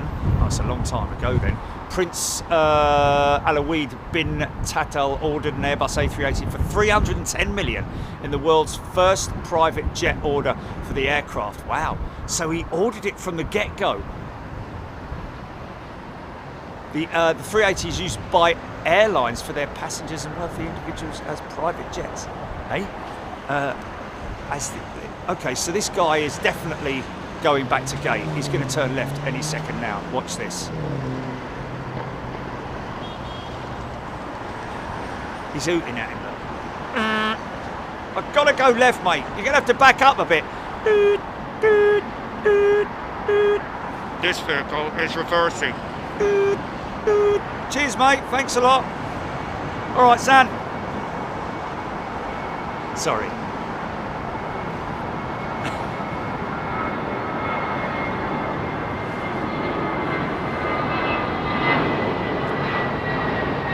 Rohit saying possible assistance needed. It has been and still is used on aeronautical radios to serve as a means of stating a possible emergency in the future. So there we go. Well, we wish them well. I hope they're all right. It could be anything from somebody literally panicking, being a very bad flyer, or somebody who has obviously suffered a medical emergency. Oh, I'm going to have to go with this. Sorry, folks, because they're all at it now.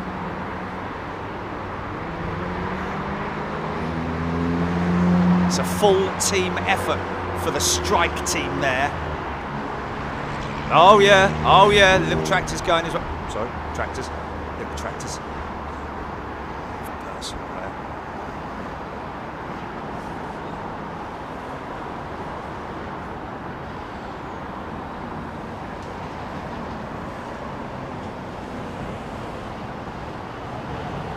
Okay, I'm not going to miss this 380 landing, folks. I know there's a few people who were shouting at me, 380 landing, for the Qatar jet.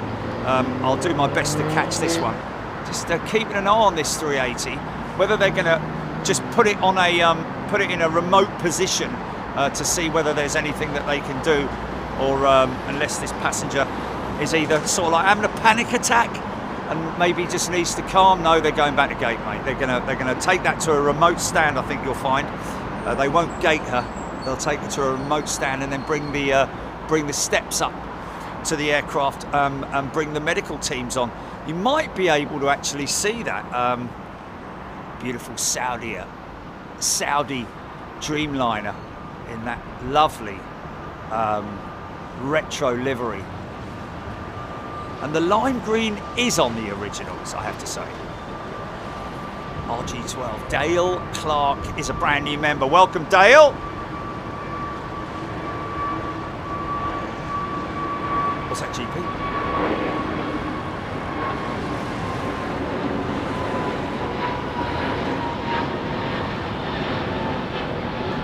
Okay, someone's parents on board a 777 joining the lineup.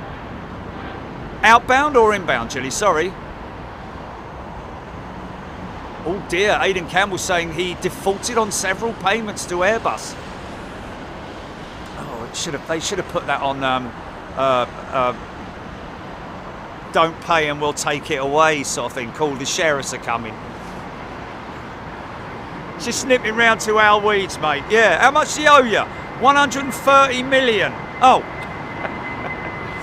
Well, I'm going to have to start taking your TVs, I'm afraid, mate. Have you got? Is there anyone that you can call to make a payment now? Oh, outbound. There we go, Simon. Thank you. Mr. Cheese is a returning member. Welcome back, Mr. Cheese.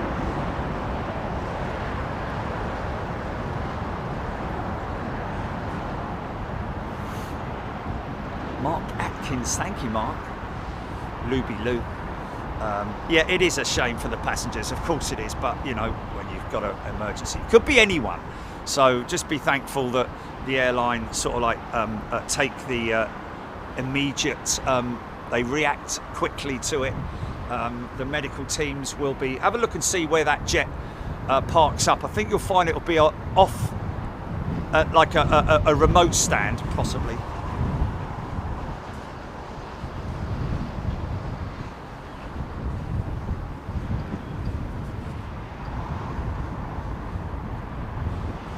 A330-900 heading to Dublin, I think it is. Raptor XA. Do you think aircraft manufacturers have a backdoor way to disable them if required? Negative, Green Acres. Do you think aircraft manufacturers have a backdoor way? No. They don't have any remote access to the aircraft, that's for sure. But what they will do is that they will contact the airport or wherever it's parked and literally clamp it, like you know, like you would do, or have you know, the repo team coming out. That fella, the repo guy. Okay, bro. All right, bro. Yeah. Bronner Smith tuning in from Oregon. Beautiful part of the world. Is that Portland, Oregon? But once drove an off-road truck at Portland, Oregon. Scared the living daylights out of the CEO of Mazda Trucks. Literally went vertical. Great workout for the truck, I have to tell you, and him and all.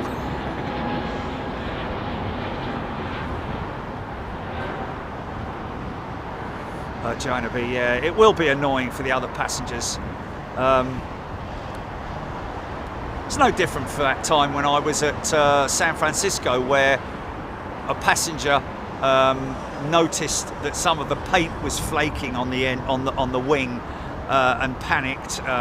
Notified the cabin attendant, who then notified the captain, and then the captain obviously spoke to the maintenance teams to see if they could do anything about it in order to do you say downplay it in order to calm the customer so that they could get on their way. The teams came out. Next thing I knew is this geezer's crawling around the wing, sticking tape all over it. And I'm not joking, it looked like gaffer tape because it was black. But it was obviously speed tape application, but it was still there when we got there. But anyway, he was out on the wing for a good 40 minutes making that application, and that's what held us up. So instead of a panicky customer, well, it was a panicky customer because that customer was obviously a little bit unsure, even though the peeling paint was not in any way a safety issue. You know, she obviously saw it and thought maybe, oh my God, the wing's cracking. You know, when it wasn't. It's just, and that's quite a common thing with the early Dreamliners as well, is the peeling paint.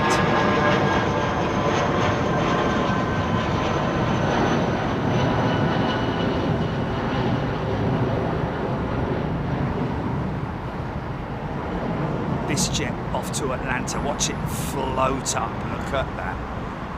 Literally, when that nose is up, the main landing gear is very quick to react. The aircraft is quick to react. So efficient. Look how high that thing is already.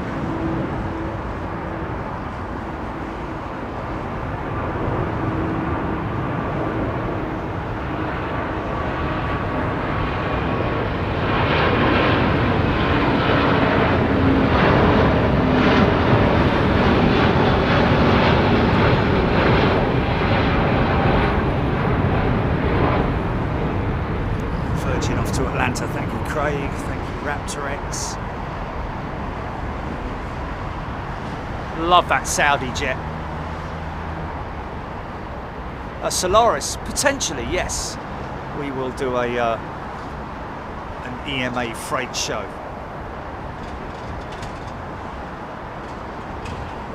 I kind of tried to do one last year. Wasn't it last year that we did? When did we do the all-nighter? When we did the all night long with Lionel Richie. The EMA. Jerry.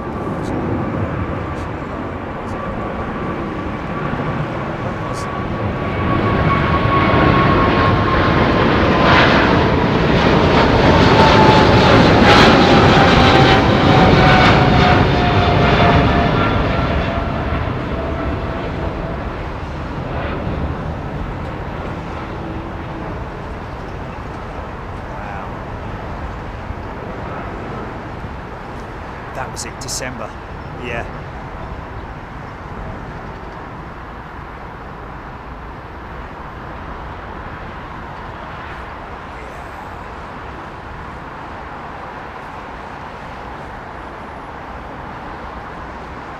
All night long.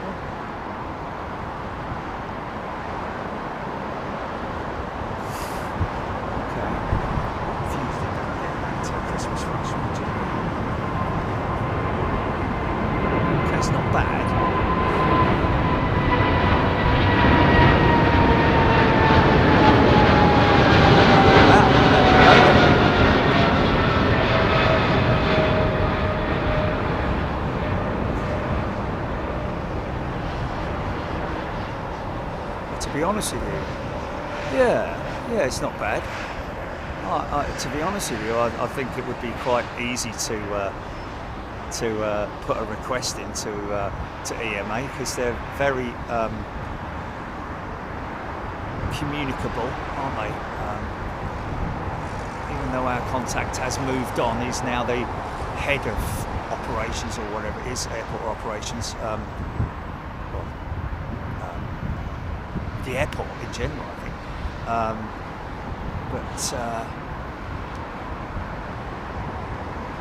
Sorry about that. Let's look at the eye, just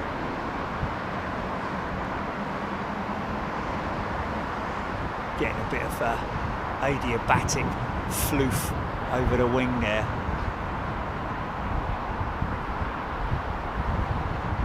Look at me learning a word. There was something else I called it though. Adiabatic. The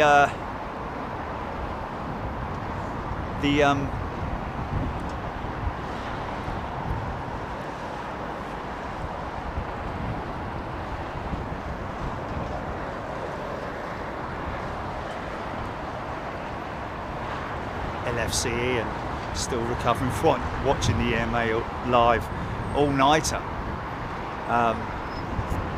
Yeah, we did do a pre-Christmas show, didn't we? What date was that, Gilly?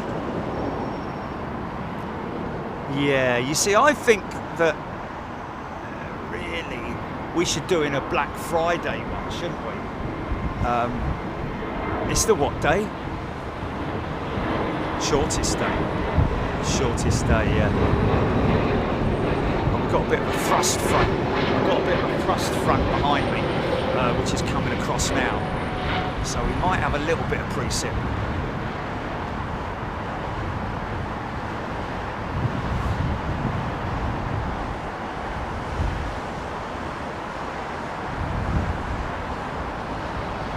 Soup Bowler Craig. I remember sat watching the last EMA show in December while my wife was in labour. Brilliant. Surely you would want to go sort of like you know, because obviously the stores order their stock way before, you know, you generally don't have a rush of freight the week before or a couple of days before Christmas, other than the Amazon stuff. It's a difficult one, isn't it? When would be the... Oh, listen to this.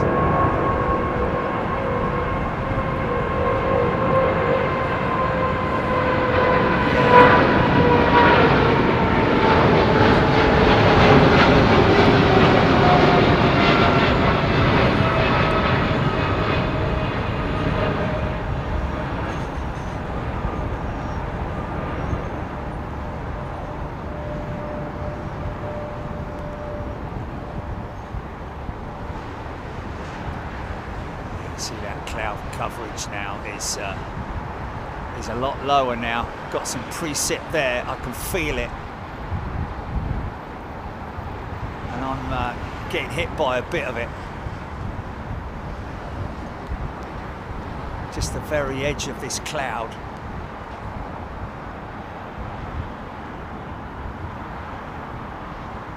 Yeah, we're getting it on the runway as well, man. It's crossing the runway. It's clipping the western edge of London Heathrow. There's Iberia's, is it a 320 neo or a 321? I think it's a 320 neo, isn't it? Have they delivered it yet? Because, you know, have they delivered that 321 neo yet? Because I saw today that they carried out a flight test. Was that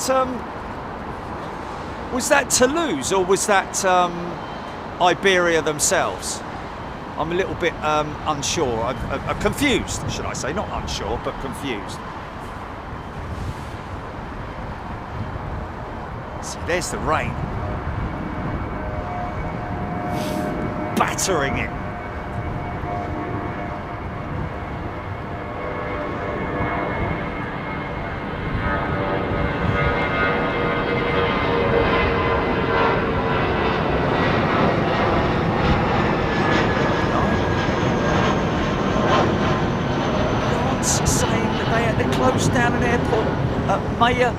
Miyazaki Airport in Japan because they found a World War II bomb, a UXB. Well, it wouldn't be one of ours, would it?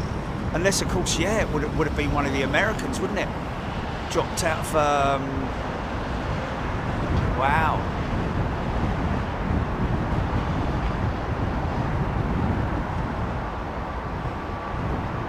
B-29, innit? That would be out of a B-29, that bomb, probably.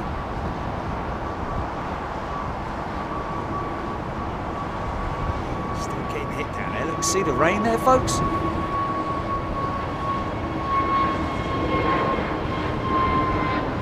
Breeze 1470, yeah.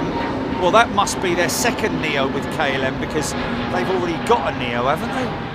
Or we referring possibly to the AE2? Certainly know that they've been operating their E2s for a long time, haven't they? But their 320 Neo, they're very proud of. 321, I think it is.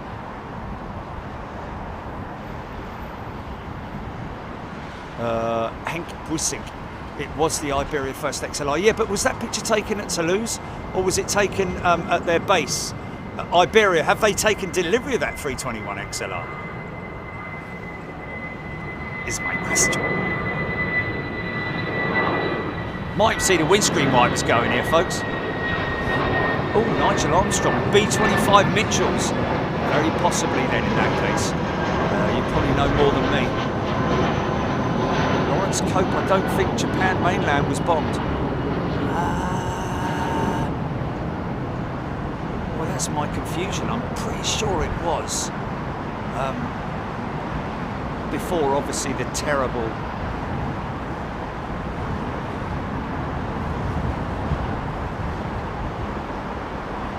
Looks like the captain's wiper blades were going intensely there.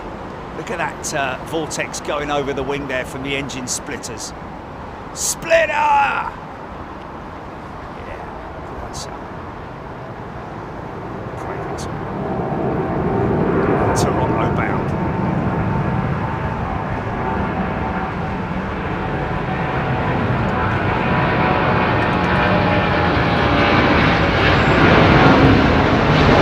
It hasn't been delivered.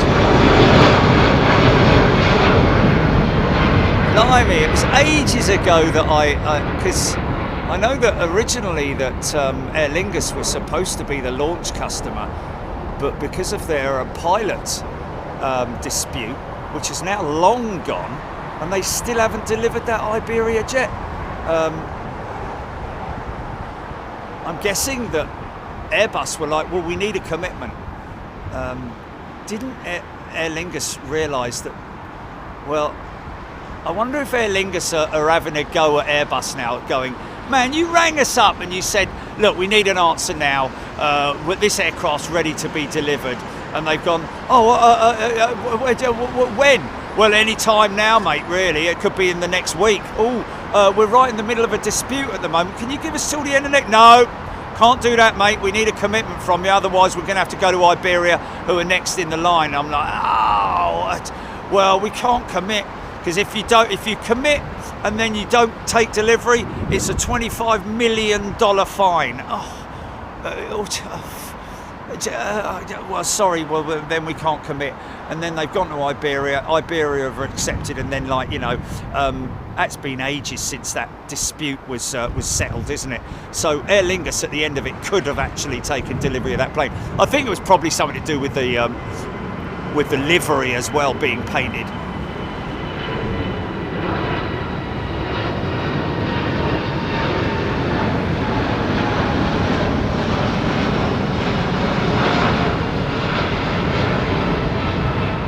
So here's a question for you. Normally, the 321s, all the aircraft come with a at least the rudder pre-painted in the operator's livery. So would they have? They obviously had to repaint that Iberia jet. Funny old conversation. Oh, there we go. Gordon Freeman. It was Doolittle's raid. 16 B-25s on April 42 from USS Hornet. Yeah, that was crazy. B-25 Mitchells off of an aircraft carrier. That was really impressive. And then they had to, didn't they have to ditch them or something? Because they couldn't land them on it or something. They ditched them and then and went out and saved them with, wow, the Doolittle raid.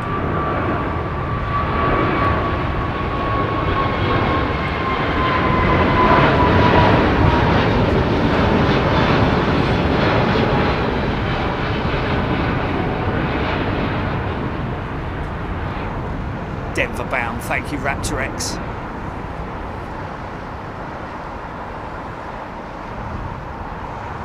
Yes.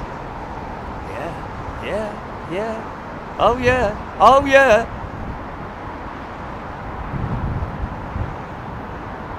Nice!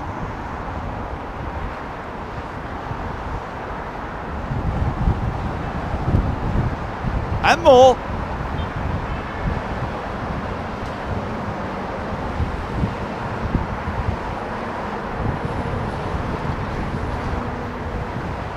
Japanese didn't realise they were in the air. Probably didn't. Okay, they did ditch a couple of them made in China. Aidan Campbell, IAG said that it will only make fleet investments where it makes commercial sense to do some and where it can generate a return. Is this regarding the whole Aer Lingus A321 launch customer delivery blah blah?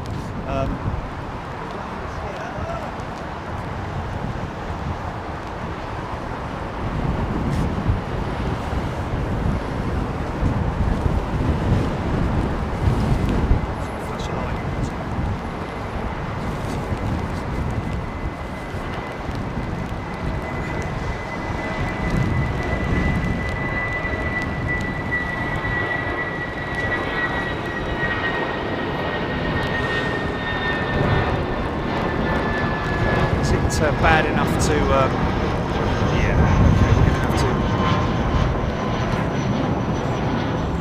to isolate the mic. Oh, or has it stopped? Let's see what I'll do. We've got a bit of tissue here, got a bit of glue, so just for now, keep it.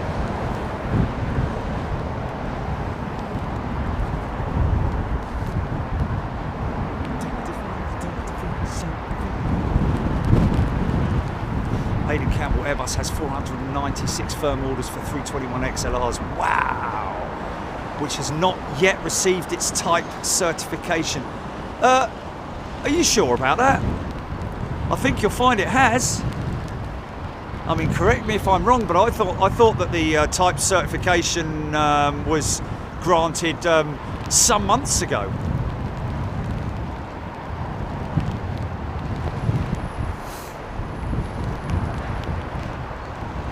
Has not yet received.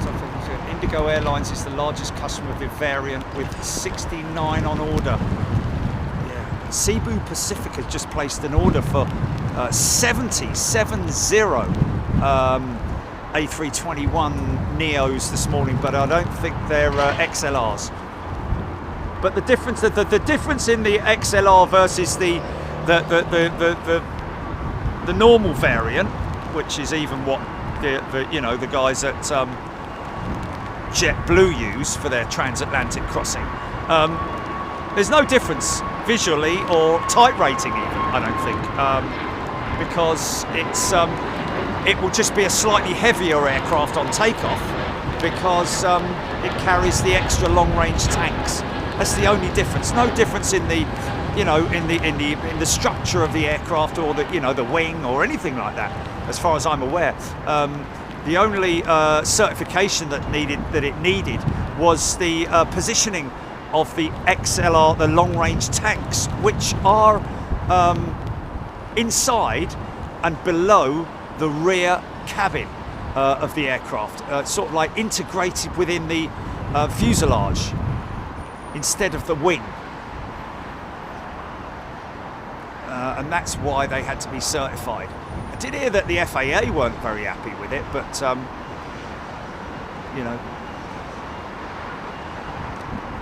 or were trying to delay the certification of it.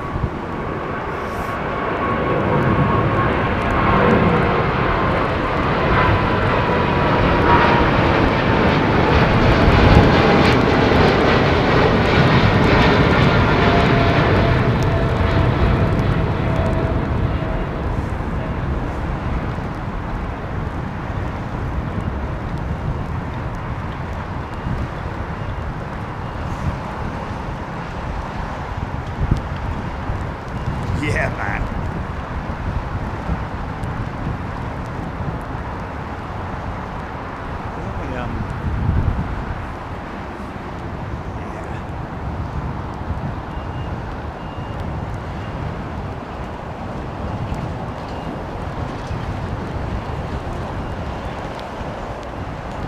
Battle of Midway. Become power. There is a difference in type rating due to the fuel tanks. There we go, TJ. Fuselage had to be modified as well. Well, yeah. I wouldn't say, well, yeah, obviously modified, but strengthened as well, because obviously those those long-range tanks will carry quite a significant amount of fuel. It means that they can go sort of like Rome, they can go New York to Rome, as opposed to sort of like New York, London. Andrew has gifted a membership. Thank you, Andrew. It's 2 year reef there. XLR's has beefed up main gear to oh, it has, John Atkinson saying. Okay. Beefed up main gear. So that will be probably then... Interesting. I wonder if they've had to also... yeah, I did think, you know, it did cross my mind about the undercarriage, but then I thought, well, you know...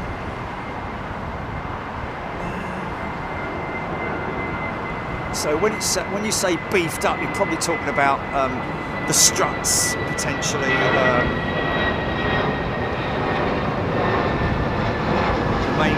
the MLG struts and other components potentially, maybe some slightly stronger brakes, because in the instance of an RTO, that aircraft is going to be a lot heavier. Than a standard aircraft, even one that's full of fuel for a transatlantic crossing, because I think they're, you know, the extra range, as in the XLR, means that obviously she's going to weigh a lot more when she's taking off. Changes to the belly fairing to provide protection to the tanks in the event of a gear up landing. I think that's not just that belly fairing. Okay, it changes to the belly fairing. I'd imagine that they probably also put some kind of a Kevlar lining around the outside of the tank, between the skin of the aircraft and the tanks, to prevent a puncture in the event of a ground vehicle impacting the aircraft's skin. And potentially puncturing the fuel tank.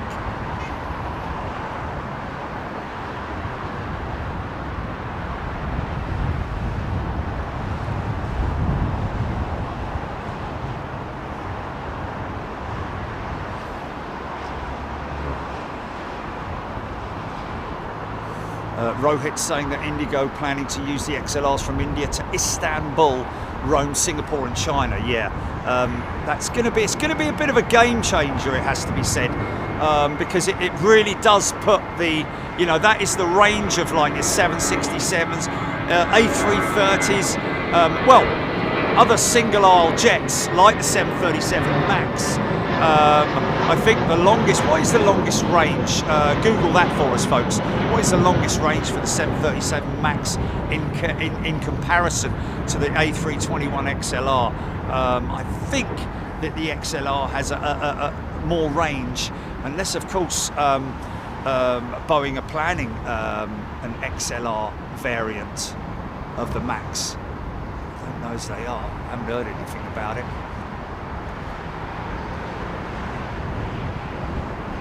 Obviously, do Canada to it's East Coast, isn't it?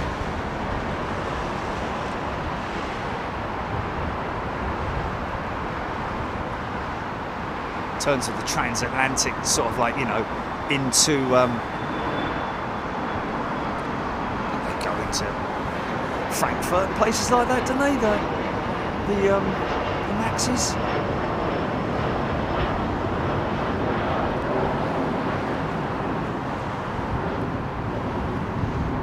Andrew liking his new Big Jet TV badge. George Concord looking good today. Andrew's gifted a channel membership. Thanks, Andrew. Katie Ensor is a brand new member, kindly donated by Andrew. There we go.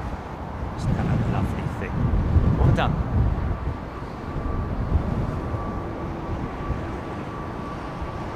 Jan Stanley saying the same thing about Concord.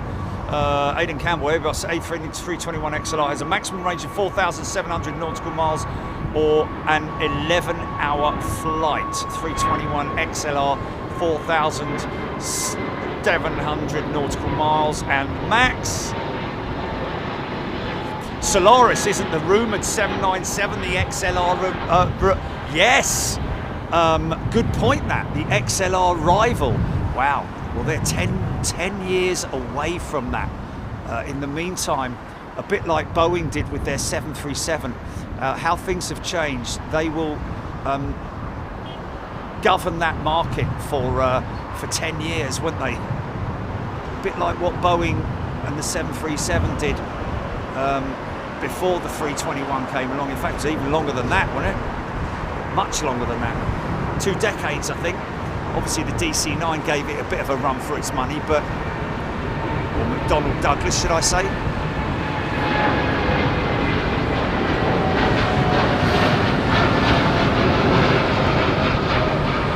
It's funny, isn't it? Because... I wonder if the 321 will go through, you know, whether there will be a sort of like mini A350 that will be developed. Because if there was going to be a an all-new aircraft, it would probably be a single-aisle jet, I'd imagine. Short, medium and long-range variants, which will probably, like what Boeing have done with the Dreamliner and the 797, will be much like a mini 350, because it's a tried and tested platform, isn't it?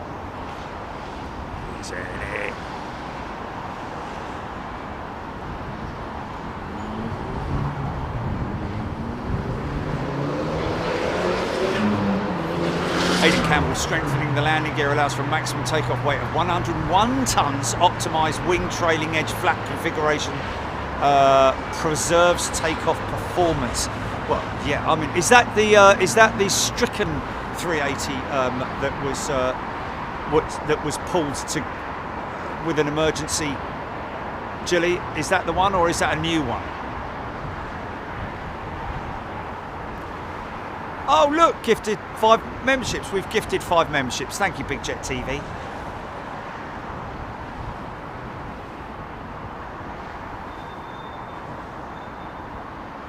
Oh, interesting. Fuzzball saying that, confirming also that the landing gear has been beefed up. And it has the quickest retracting landing gear of any single aisle aircraft. Wow, okay, so they're going to be able to modify the current Neo family then, I'm guessing, with whatever modifications they are, not in terms of beefing it up, but the software, because if it is a if it is a software thing, gear has a new unlock mechanism. Okay, interesting.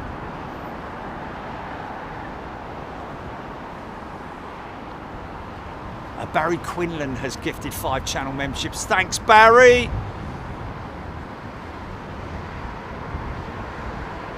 And that is, we've got Buckles has gifted a membership. Big Tree Films, Jill, Juan, and Wendy.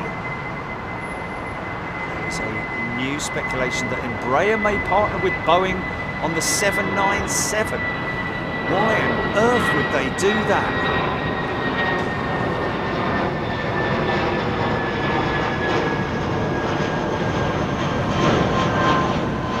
I do know that Embraer were looking, or there was speculation that Embraer were looking at creating an all-new aircraft, you know, ground-up aircraft. But you know, if you've got a design, an efficient design like the Dreamliner, why would you need input from Embraer, I wonder? Maybe the wing tip, maybe the wing design potentially, because it's got a beautiful wing in it, the old Embraer E-Jet.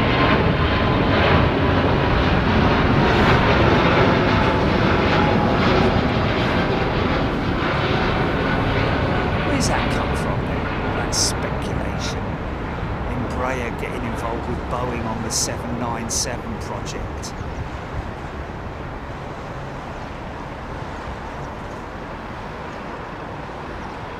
Just take the 787 designers. Andrew's gifted a channel membership. Thank you, Andrew. You just take the 787 designers and put them in a room and say, there you go, ladies and gents, let's build a single aisle version of this, please. Thank you very much.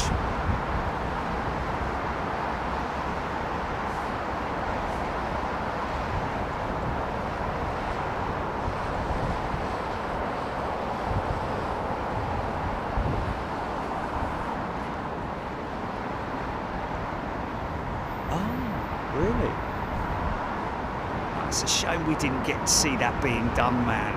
Oh, we could have got what's his face to let us know when that was happening, mate, couldn't we? It is Heathrow and it's not BA. They say BA donated it to Heathrow, didn't they?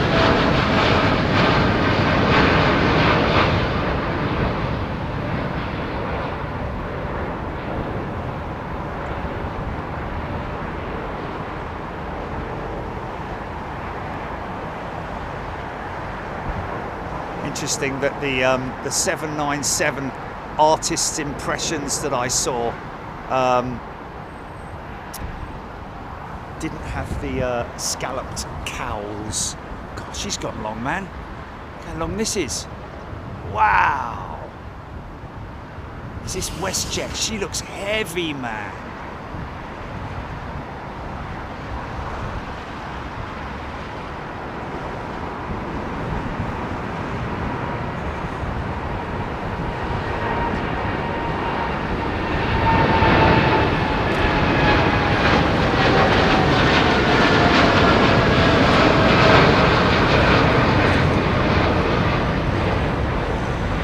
Where's that going? Calgary.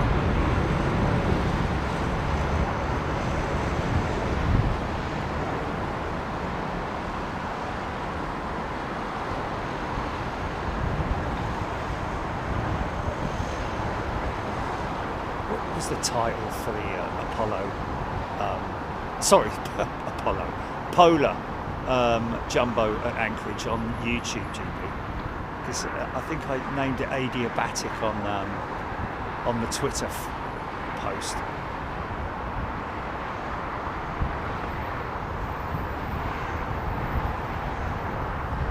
Thermodynamic, there we are. Thermodynamics, I think, is the sort of subject that we're talking about here. I much prefer that than adiabatic. I like thermodynamics. Someone's going to say it's got nothing to do with it, mate. Well, I googled it. I wouldn't just make it up.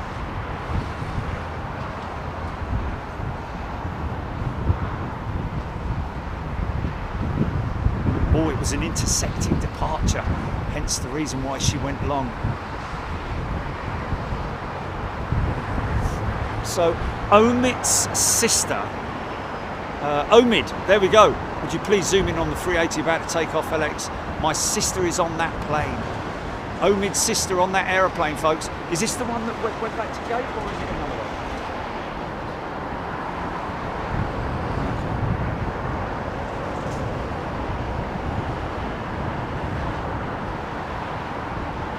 The Secret Diary of the Accession King. Westjet have all of Jerry's McDonald's for Toronto. Ooh, all of me Timbits, maybe. I wasn't a big fan of Timbits. They ended up rolling around in the back of my van, didn't they? Craig Parker is a returning member. Welcome back, Craig. Lots of new members, gifted members. Thank you, everybody. Lovely to see you here. If you are a new member, make sure you look at your perks, folks. Very important that you do that, because we get a lot of people who are like, oh, blimey, I didn't realise you went overseas. Didn't even know you went to wherever it was, you know, after being here for 3 years. So please look at your perks, folks, and you can get a discount right here at the Hilton Garden Inn. It's all based on current room rates, but basically you should be getting around about 30% discount if you stay here at the Hilton Garden Inn and see these views. Ask for room 747.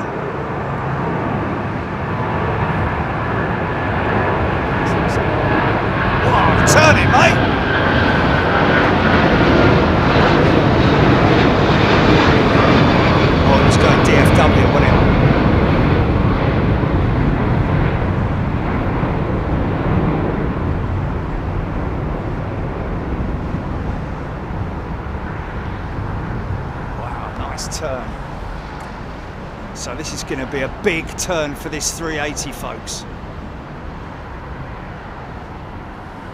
Wolf 2000 has gifted a channel membership. Just remember, all of you gifted members, for 1 month, you will get to see one of our international shows. Be aware that every month we travel overseas twice, once to Europe and once transatlantically, or intercontinentally, should we say. So we do have a Perth visit planned for early next year. I think it's early next year, isn't it? March next year.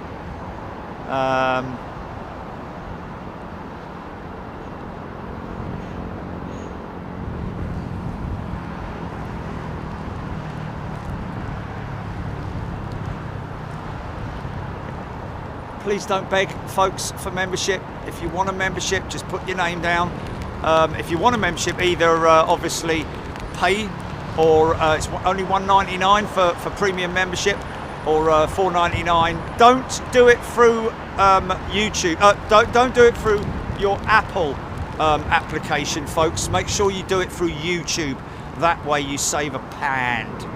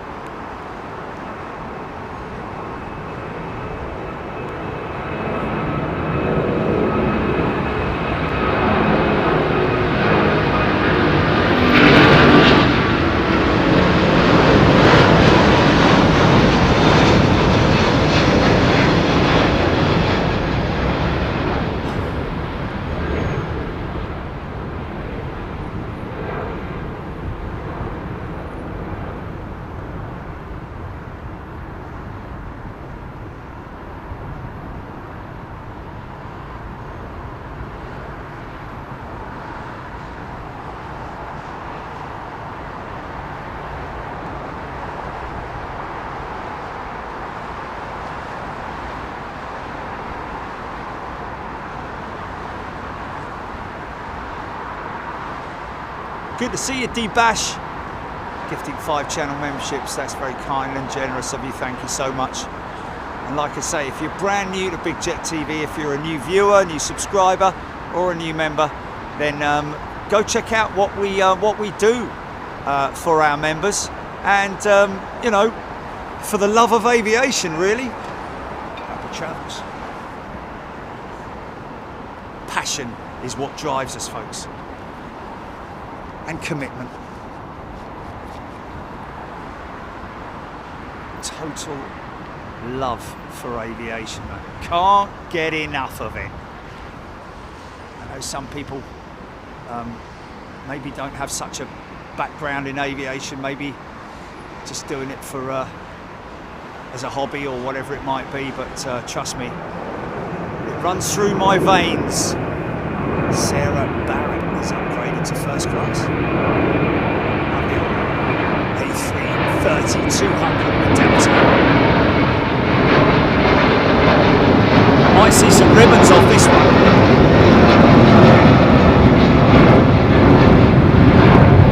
Might get some thermodynamic action off the wingtips. She's high, man.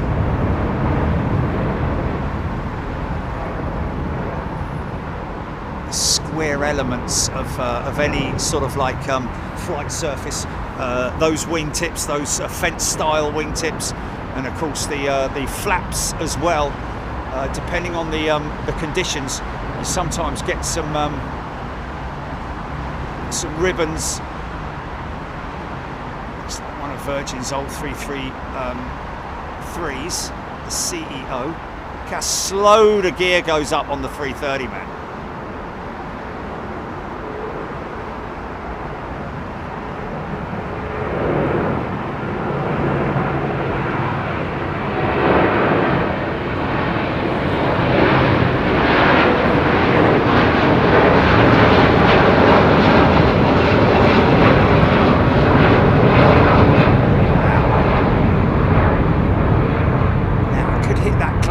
Before she does, there come the wing tip vortex, just a little bit you might have seen there off of the wingtip.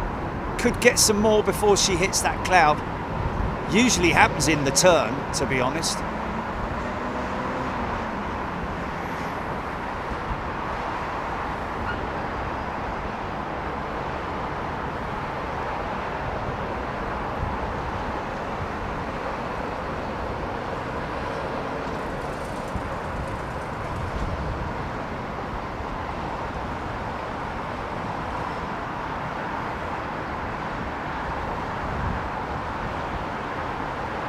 Still fully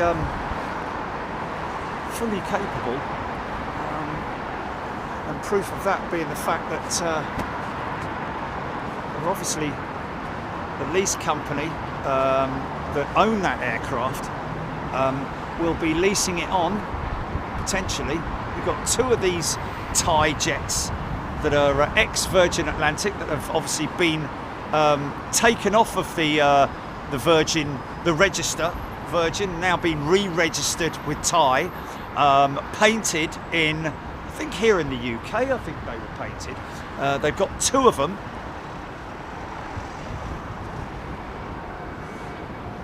Sarah, thank you, Sarah. Melvin Lee going to Perth in March next year, 380 to Singapore, then 787-10 to Perth. There we go, wow. Yeah, apparently we're hearing that Concorde had a wash not too long ago. So that's good. That's nice for her, isn't it?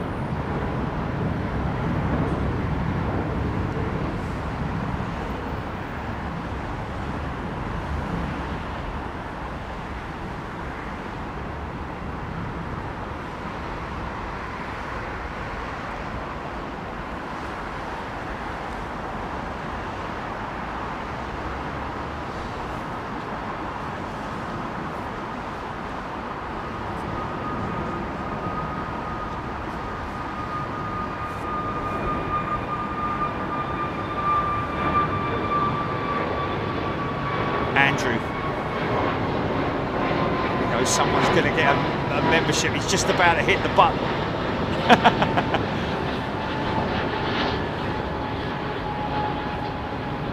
Off to Philly. Dale Hawks saying, we've got 40 days left until we fly. This definitely helps to build the excitement. There we go.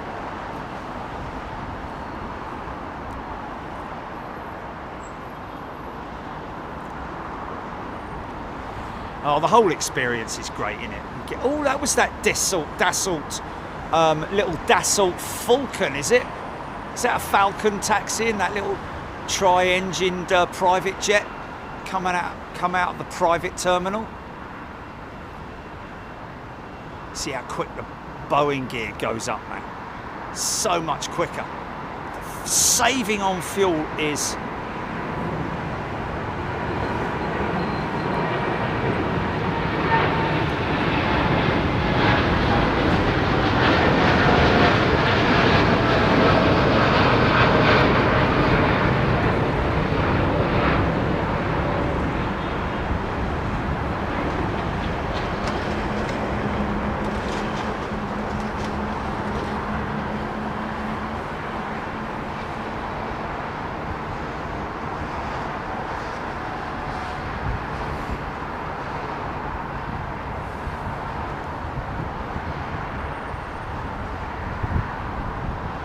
Avro, so true. Jerry loves a Falcon even if sometimes it's not a Falcon. Just looks like one. There isn't. What's the other jet that looks like a Falcon that isn't a Falcon? But it is a Falcon, this one, isn't it? Falcon or Falcon?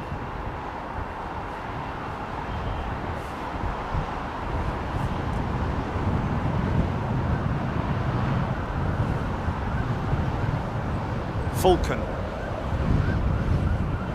Yeah. Well, yeah, but you say falcon as a hunting bird, don't you? Falcon, falcon. Andrew, there he goes. He's gifted a membership. And Nessa Nu, who's a genuine brand new member, has been gifted. Thank you and welcome, Nessa Nu. She might not even be aware of it yet. She's probably maybe put her name down, and then when she looks at her phone, it'll say you've been gifted a channel membership on Big Jet TV. Lockheed Jetstar at Toulouse. There we go, Steve Batty saying.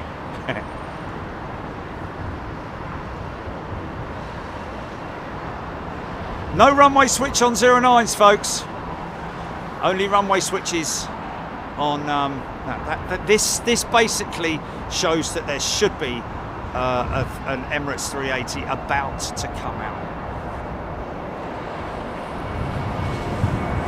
Foul as in gown. Falcon. We'll call her Falcon.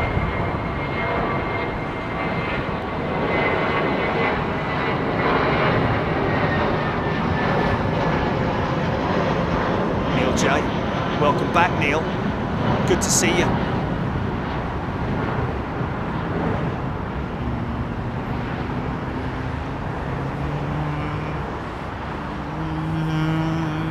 Actually, they don't go like that, do they? Go.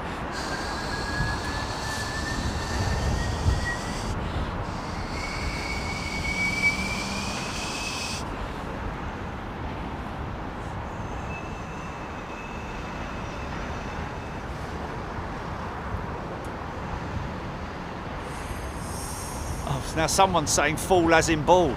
Flipping it. I'll just go with it. I'll go with Falcon. Okay.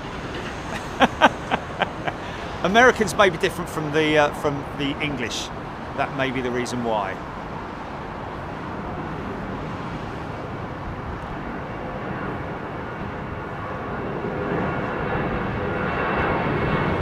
Tomo, take care. Thanks, mate. Thanks for tuning in. Great viewing.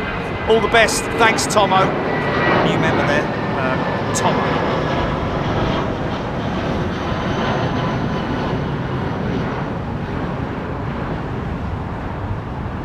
Celtic Mel. Got it right this time, didn't I? Isn't it funny? You know, you think of these random things. This is how my mind works, folks. I am thinking of you guys all the time. Lying in bed the other day, just randomly came to me. It was Celtic, wasn't it? Not Celtic. I must remember that. Off to sleep I went. Just why? I don't know, but you know. You guys are always on my mind. You're always on my mind.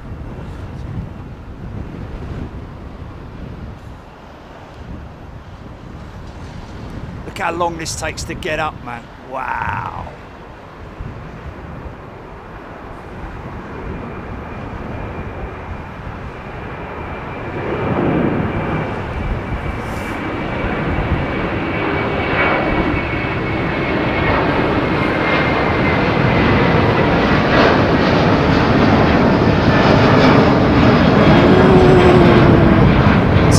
Behind me, Jilly. I've got a big old cell behind me, man. I think I need to get some tape on this mic. In fact, I tell you what, I think I'm going to put the mic in the old pocket just to make things a little bit easier. Hold on a minute. Let's just see if we can get some vortex off these wingtips. Or where's this little Falcon? He's not there yet. No, he's still there. Look. There it is.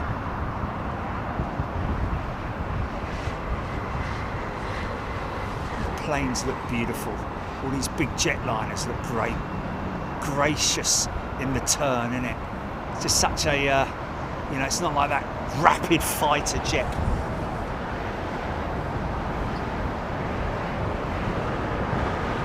Even though it's going at 200 odd mile an hour, it doesn't look like it, does it? Andreas Betterman, I think it is, has gifted it. I know he's a brand new member. Sorry, Andreas.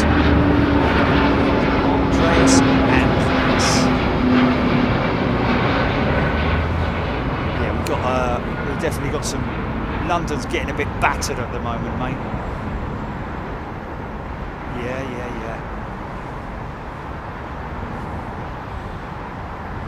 You can just about see London through the murk there.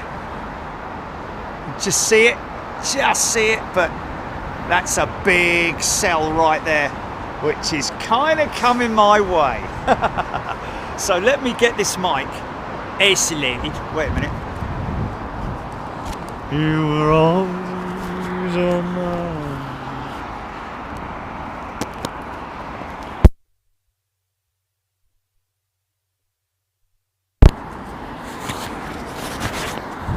No, mate, that's a big old lump behind me, I'm telling you now. So I need to be ready. It might go a bit muffled, folks. It might go a little bit muffled, the old mic. Has that gone really muffled, Jilly? Can you just check, please? Because I need to take this tape off of here so I can isolate. Oh no, is that all right? That's okay, isn't it? That's fine. Just let me get the...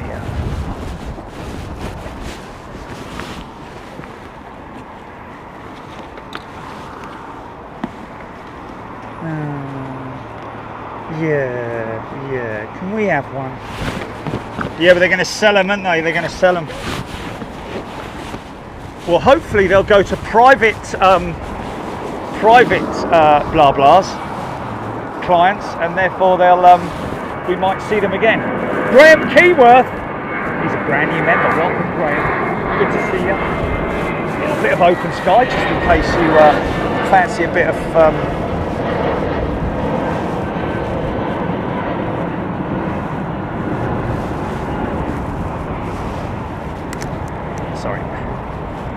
Just isolating the camera to make sure that we don't ingest any water into the camera, because she's got a little coat on. You see, the camera's got a little coat.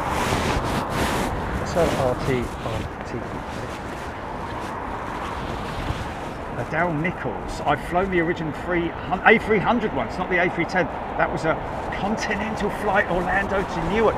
Yeah, I think that Airbus kind of like gave Continental the A300 to sort of like test for free, didn't they? Something like that, and then Continental went on to purchase the aircraft. Of course, it was the first wide-body jet. There's our little Falcon. Dickety-dickety. Rip the flipping house off its foundations.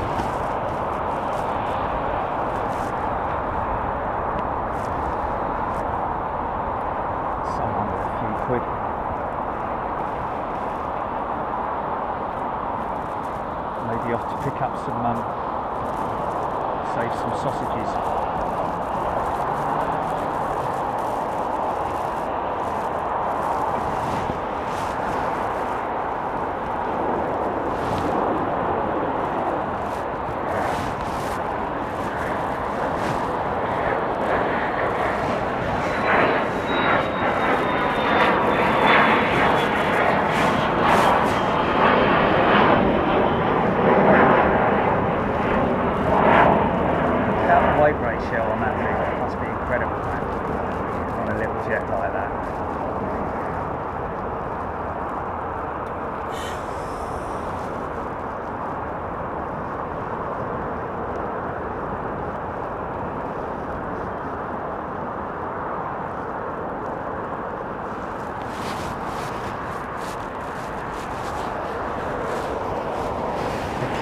It's 3,100 feet per minute on the Falcon. Wow. It's a 900EX, Larry saying. Turkmenistan 777 on finals. Oh, to London Gatwick.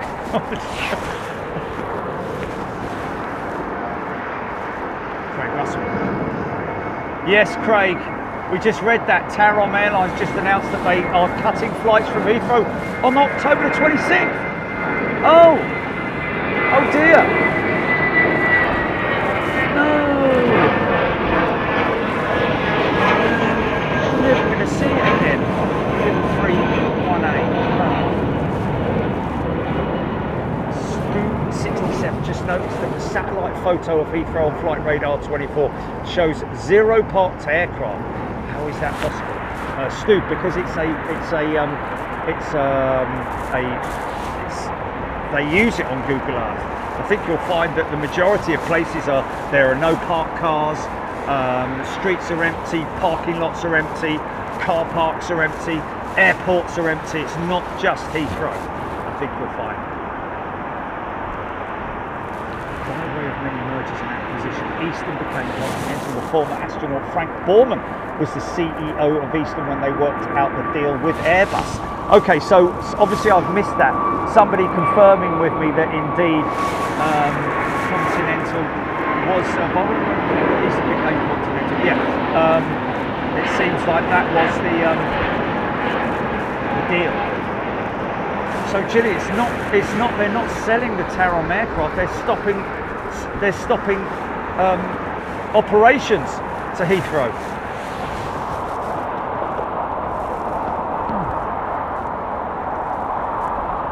With their E2 jet, they won't fly that 318 in there, I doubt. Well, it might be.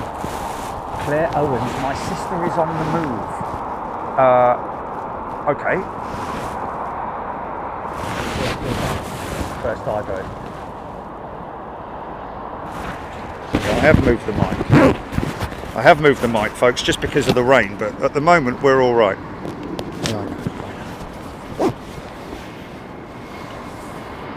Keep that open.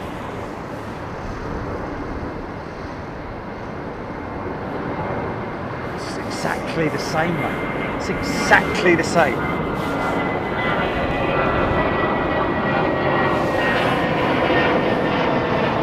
Nigel Armstrong saying retro livery with Aer Lingus. You haven't seen that in a little while. It's an old 319, isn't it? I think, or 320. Romford Transport saying Tarom sold slots to Qatar with the new flights Doha using the 777.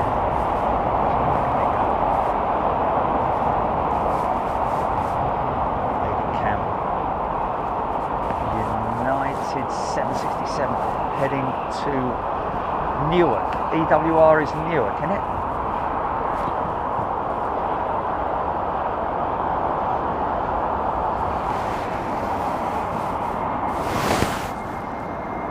I thought that Air France did fly the 318s into Heathrow, but not from Charles de Gaulle, but from Nice, isn't it, or something like that?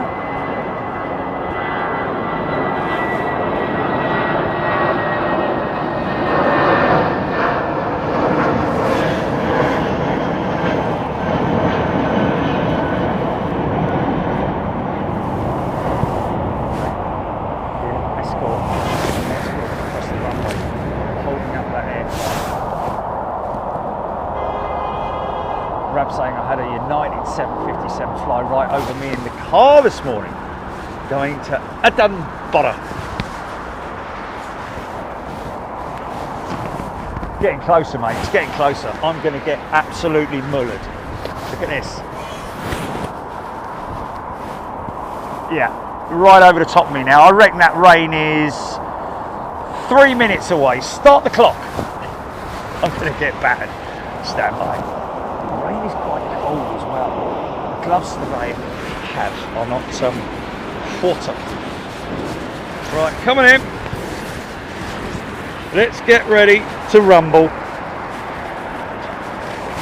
Okay, let's get that.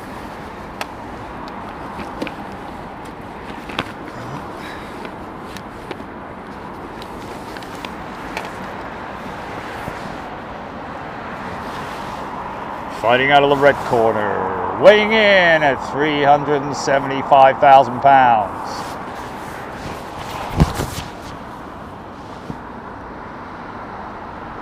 Craig Russell, didn't British Airways used to fly their 318s to London Heathrow many years ago? They probably would have had a 318 operation, I'd imagine. I don't think that's all that long ago, really, but certainly They operated their 318 out of London City, which had a fuel stopover in Ireland. I think it was Dublin, maybe, I don't know. But in order to refuel, because obviously they couldn't use the full takeoff weight of the 318. Oh, Chile, she's here already. Look, here she is. Thanks, Chile.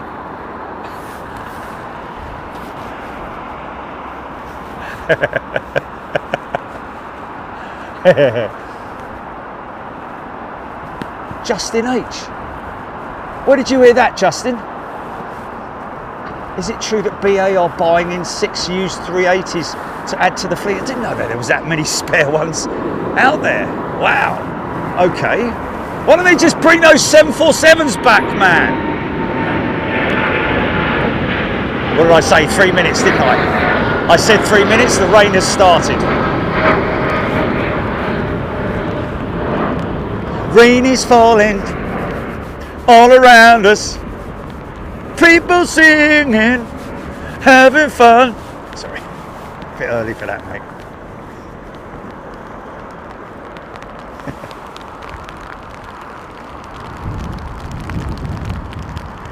Stu and the crew heading for the hotel bar if you saw that coming. Well, I've got to keep going for you guys.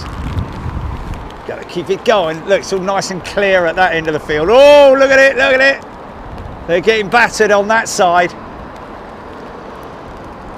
Still relatively dry, but slowly but surely you will see conditions deteriorate. Love and understanding.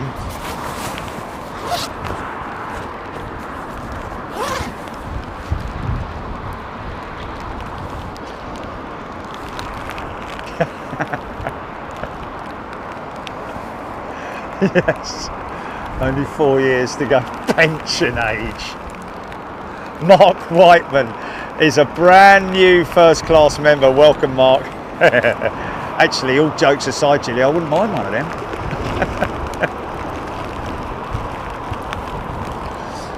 Obviously a highly modified one.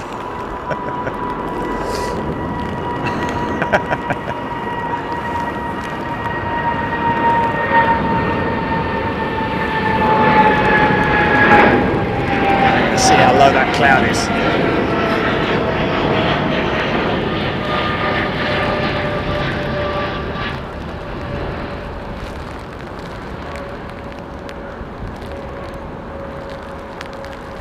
There you go, that's it. And now I pan back and then wallop.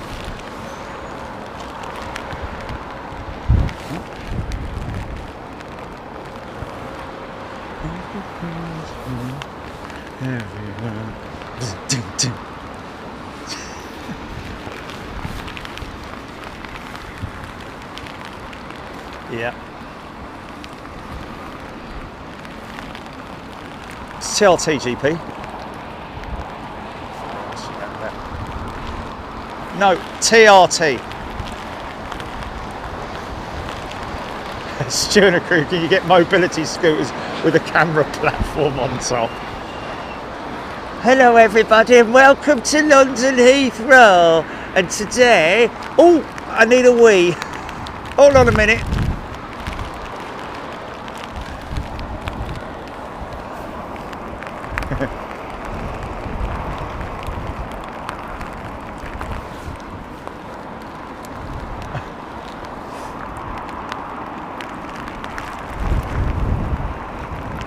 It's all gone Kate Bush on us. Heathcliff, it's me, the Cathay. I've come home.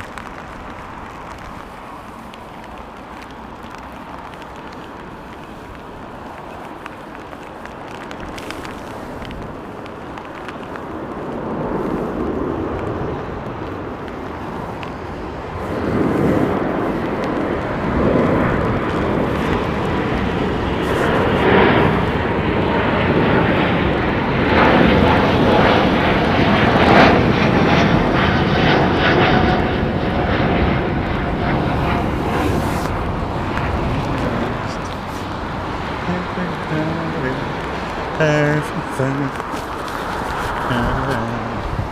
Love and understanding. Sorry. What am I doing? Oh!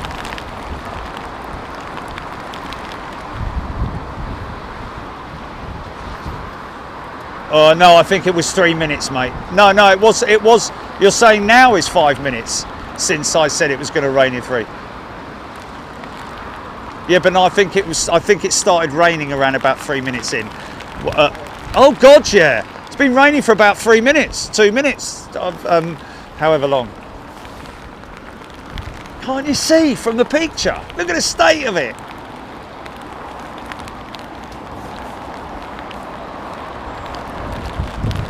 Sue Cruz, hope you do a show late on Sunday. My niece is going out on the Korean 747. Well, we won't see it, Sue. It'll be pitch black. Not Cilla black, but pitch black. Surprise, surprise. Come on, Lovey, let's see, let's pull that back now. Okay.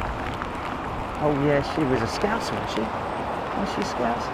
Or whatever. Yeah.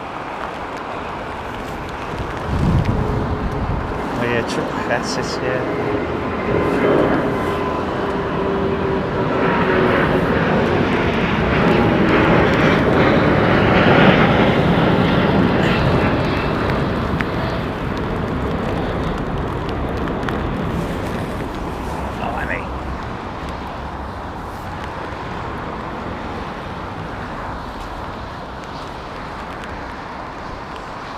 Daryl saying Frankfurt, best airport to spot 747s, apart from Anchorage, of course.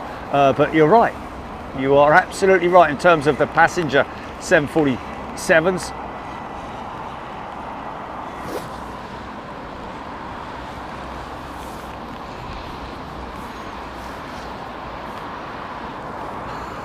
Spooky Cindy's favourites. Thank you, Spooky Cindy. Nearly your time of the month, isn't it? Spooky. Oh, sorry. What I mean is time of the year. Sorry. Sorry, Cindy, man. Time of the year for flipping heck. Can we got a rewind button on this thing? Sorry, Cindy. Time of the year with Halloween. Spooky Cindy. There we go. That's what I'm talking about. I got there in the end. Sorry, Cindy, man.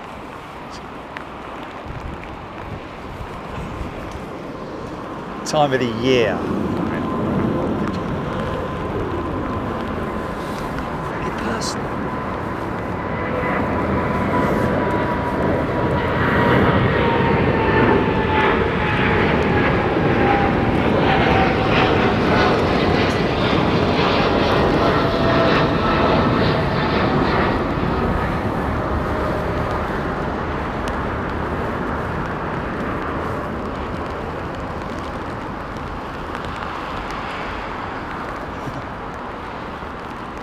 Spooky Cindy's gone.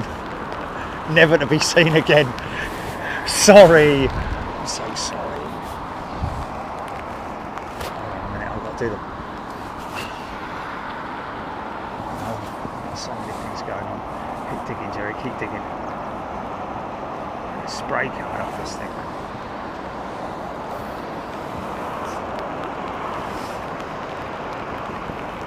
Yeah, cheers, Steve.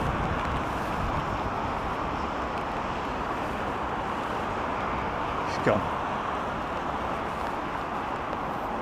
Yes, Jilly is in hysterics. At me, that is. Being an idiot. Easy mistake to make though, isn't it? Because it's this month, isn't it? It's this month, if you know what I mean.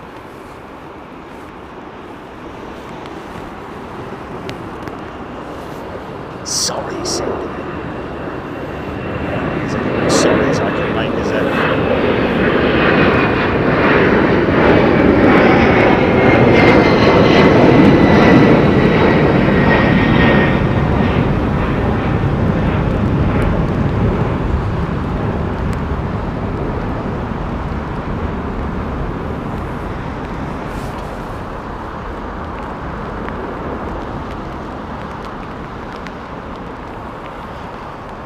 trailing water off those wings, man.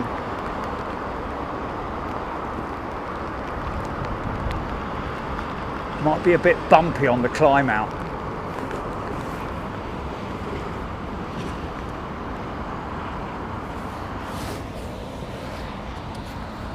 Are they?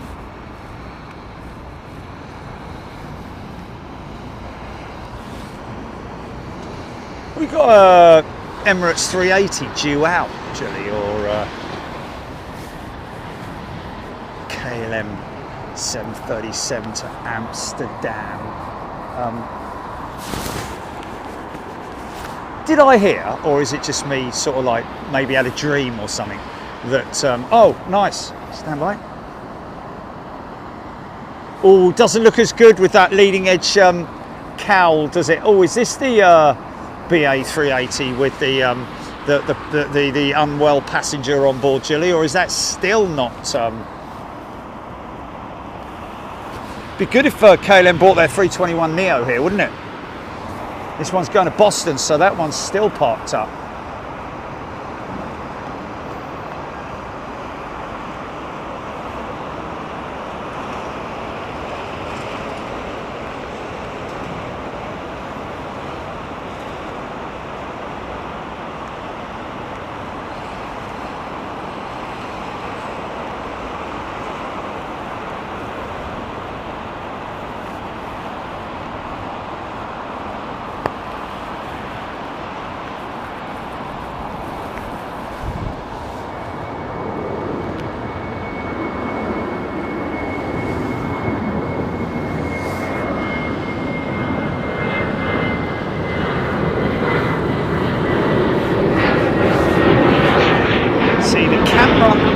Right now is completely covered, apart from, and this is quite impressive, I have to say. The whole camera right now is covered by a waterproof jacket, which is which I've manufactured out of a waterproof coat to obviously wrap around the lens and so on and so forth. But the monitor. The camera monitor is completely exposed. Obviously, it's tucked around the coat is tucked around the axis. The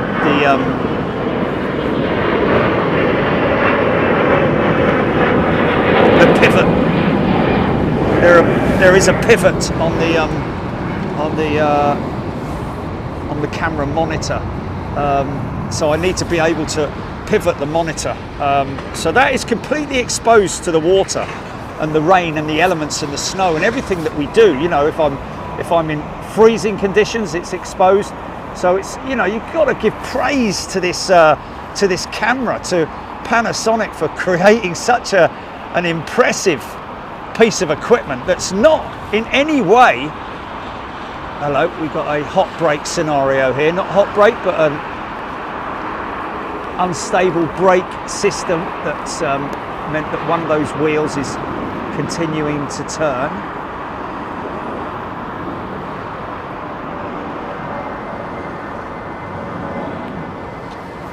So having to leave that gear down creates a lot of drag. Obviously you can see the water coming off the wheels there, man. One of those wheels is still continuing to turn. The fact that they turn at around about 2,000 RPM means that they have to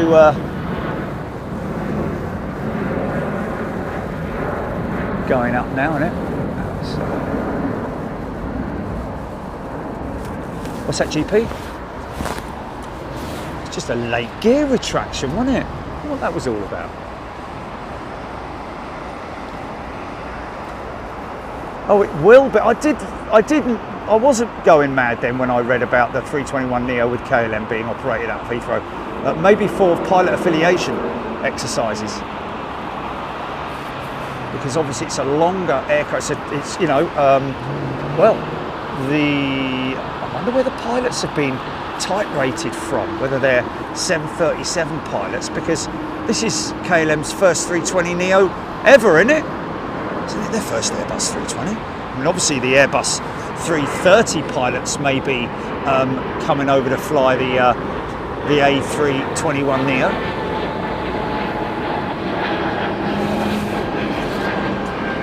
So we got,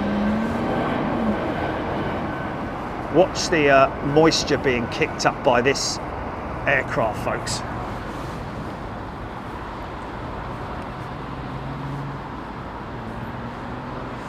The 300, around about 350, 360,000 pounds of thrust, if you want it. I think it's a 90,000 pound maximum delivery, isn't it? Probably set at about maximum 80,000, I would have thought.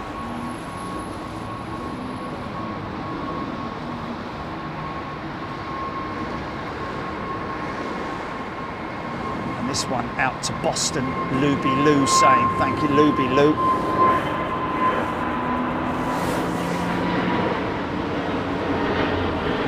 A380.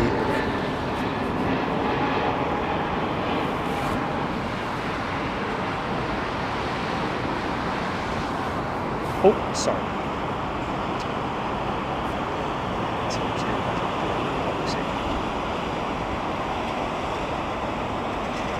Maybe on the rotate could be the thumbnail, GP.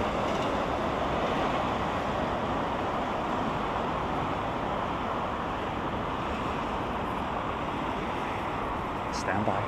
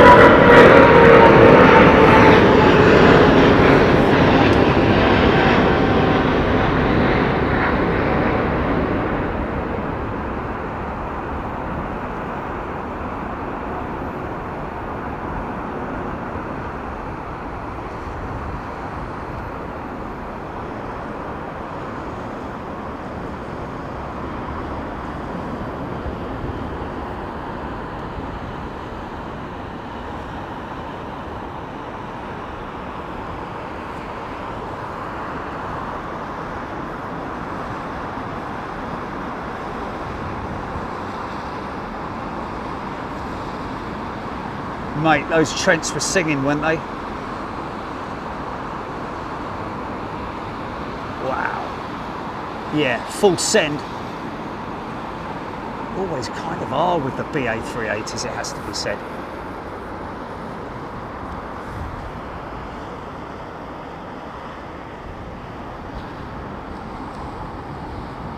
Is that still on radar, that jet, Jilly? Heading for that.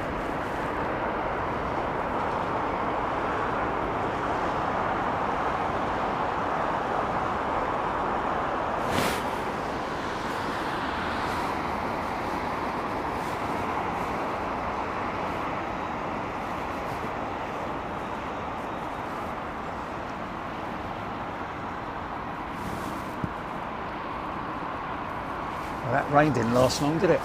Clear skies behind me, which is good.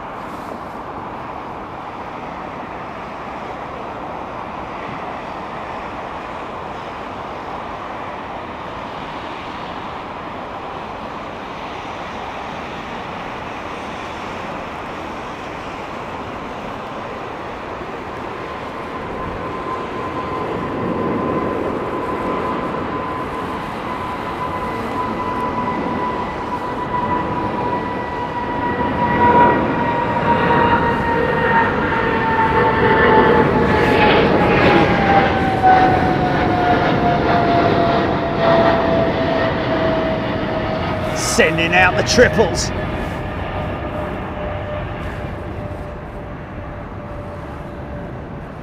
Quite a few of our members notifying you guys on the chat where these aircraft are going to. Raptor X, Diesel, and others. Thank you for that.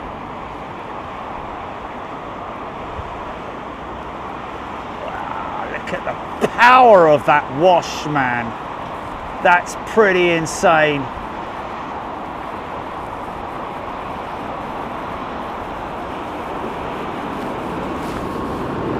Catherine, get up to me.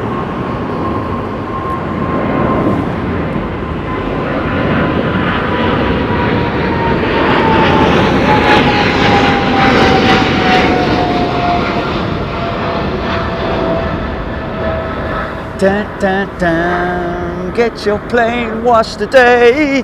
Dun, dun, dun, dun, dun, dun, dun, dun, dun. Plane wash. Talking about the plane wash. Plane wash, girl. Come on. Wow, that other Emirates is going before the other one. That was the one that was most recently in, wasn't it? That 380. Yeah, but she was, or maybe, I don't know, maybe I'm getting confused.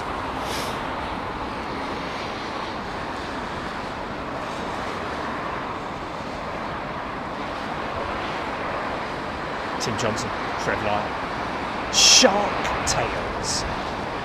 Kent Train Guy. Stephen Dosher. It was Gary D who's gifted those 5-channel memberships. Thank you.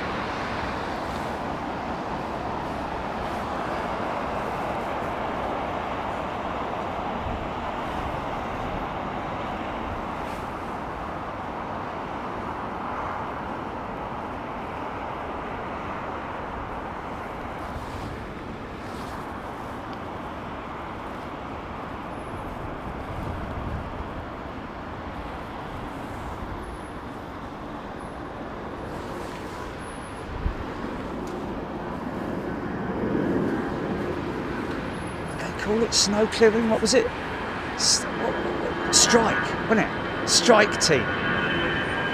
Strike team. I'm gonna have to look that up.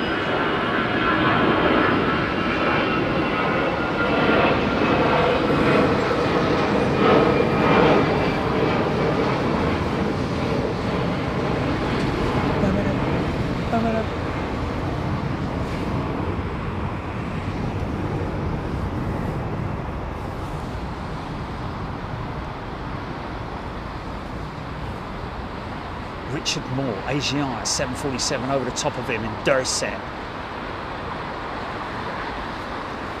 Oh, there she is.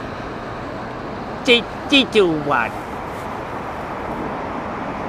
Well, Taron, we will miss you. We will miss you. Going to London City, just like Ita did. Old London City are nicking quite a lot of traffic off of Heathrow, aren't they? And Gatwick. Wonder if it's something that maybe Heathrow are not that bothered about, if you know what I mean. Maybe they're just like, well, we've got BA, we've got all our regular big long haul operators for now.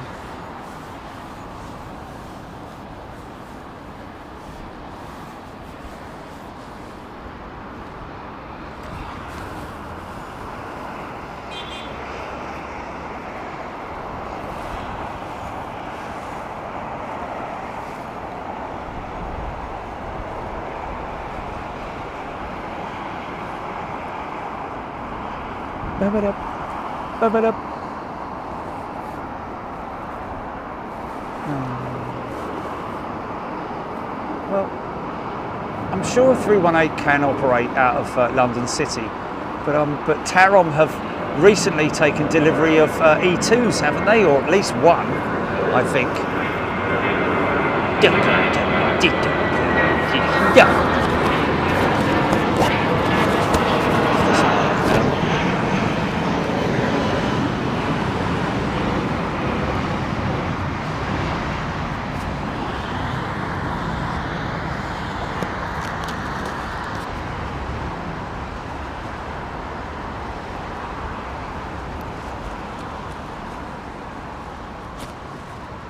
What?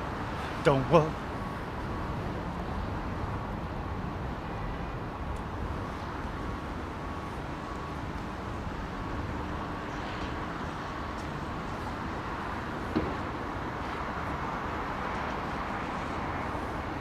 Yeah. Is it Irene with double E at the front end? Saying that she loves the E2. Great looking aeroplane. And not only great looking, but also very efficient. Probably the quietest single aisle jet out there. Commercial single aisle jet, I'm thinking. What's this thing? Blast the runway dry.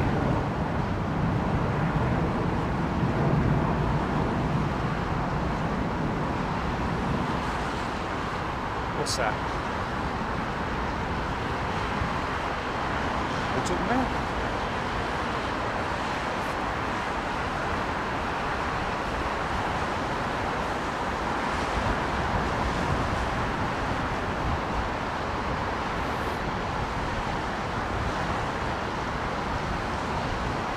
No. Good luck with that.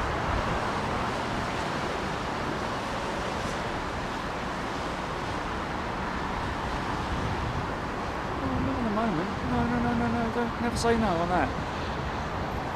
Because we're all set up still, aren't we?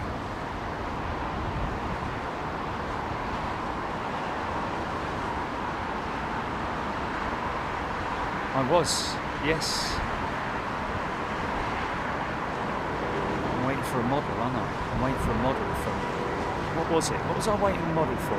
Was it 787-10 or 9 or 8? One of the two. It was a Dreamliner, wasn't it?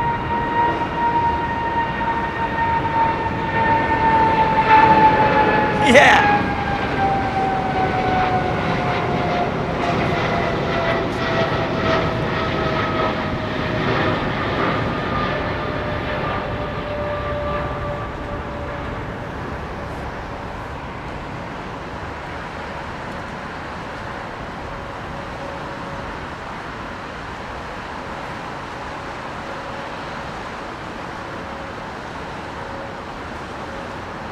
Craig Russell's another one giving the...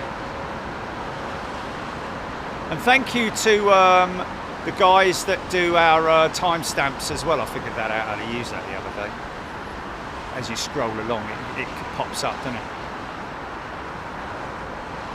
So if you want to scroll through something, folks, and you get a timestamp, timestamps are actually on the feed itself as well. So if you scroll along it with your finger, easier to do that on a device than it is on a PC. Wow. Getting up there.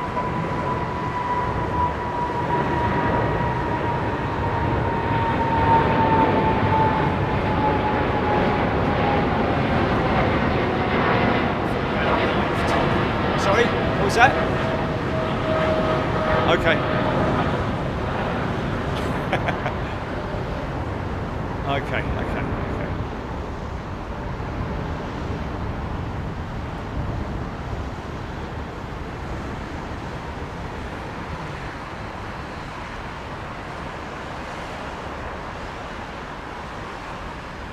What's that that's cut through the sliced a hole through the cloud above me? Crazy. Look at that the slice in the cloud there, look. Literally right above me.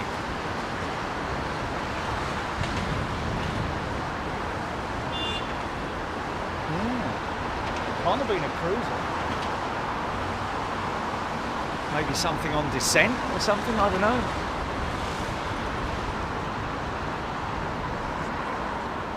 Yeah, well, it's either going east-west or west-east or one or the other.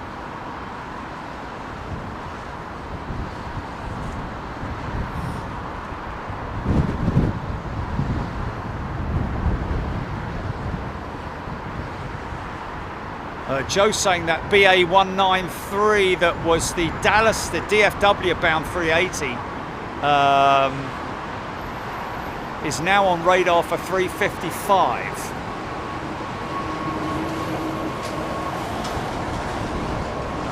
But transponder's not on or anything, is it?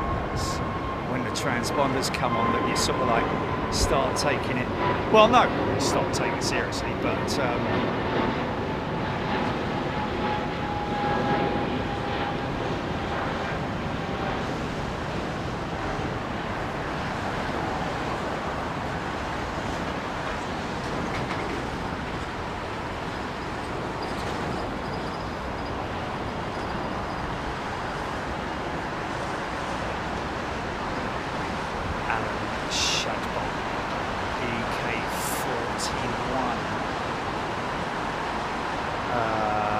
is EK2, isn't it?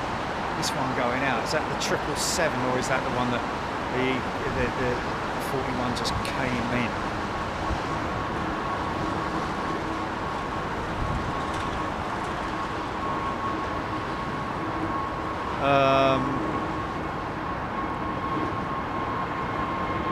Yeah, very rare either for an aircraft to have a malfunction like that, but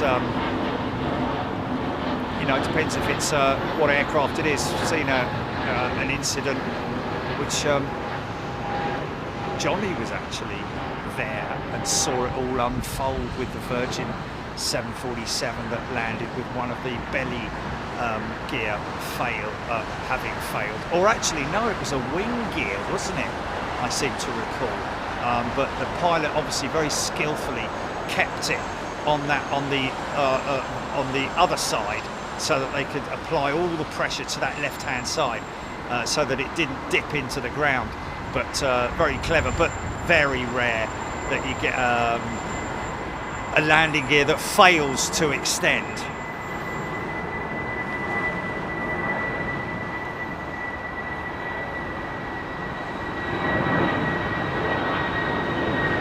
Ben B are the Middle East air carriers carrying extra fuel to save them diverting like they had to yesterday evening. These aircraft always carry a contingency fuel load.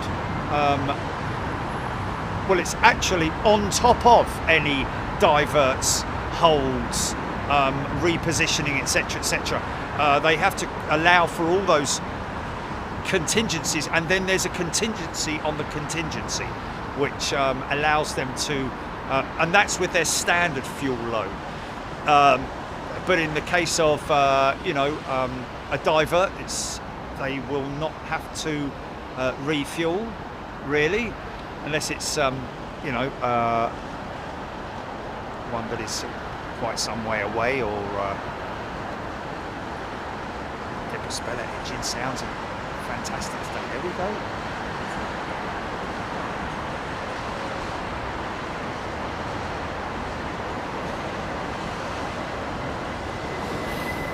Yeah, there's the EK41, I think it is, the 777 that's just come in with Emirates.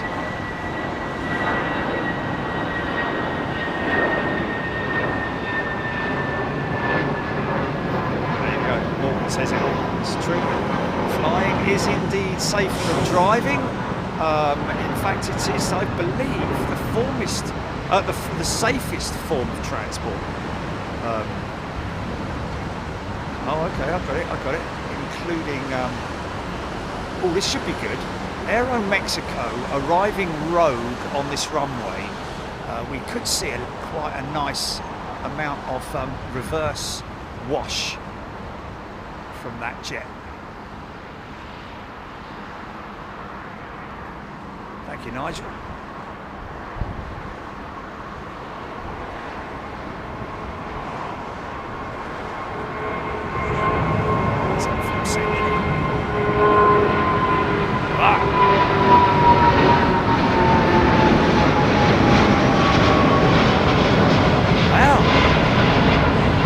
Don't often hear the Trent 1000s making that kind of racket, do you?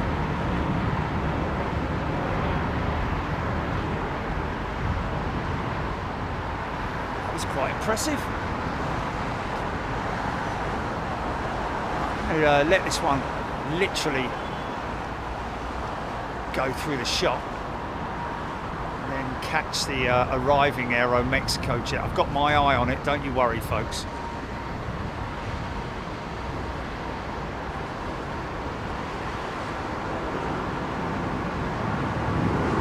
Charlotte, North Carolina.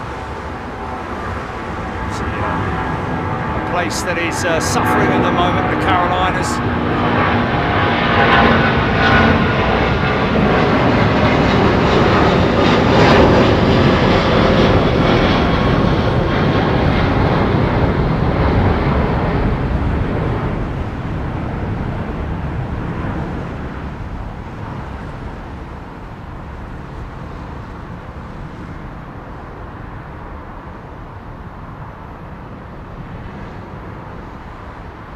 don't generally see a great deal of tyre smoke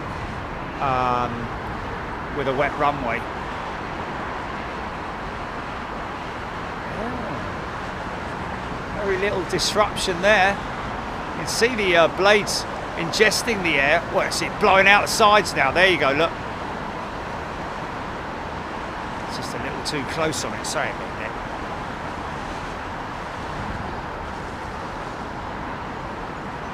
Thank you, Raptor X. It's Raptor X as well that I mentioned. Nigel Armstrong, would this be a... Nigel, not generally. You usually find that air traffic control have made the make the decisions in terms of which runway they're going to bring them in on. So the approach teams will give the pilots their new. Well, actually, they may have already been advised that they're going to be landing 09 right way back, probably maybe even at top of descent. Get their final landing instructions from air traffic control.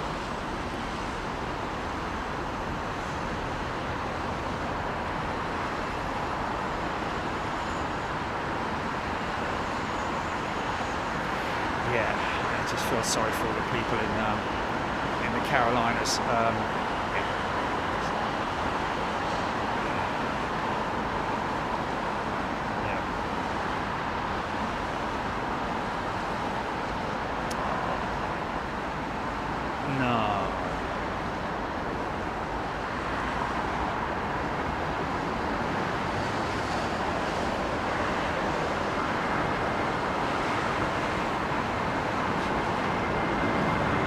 Folks, this is your curtain call.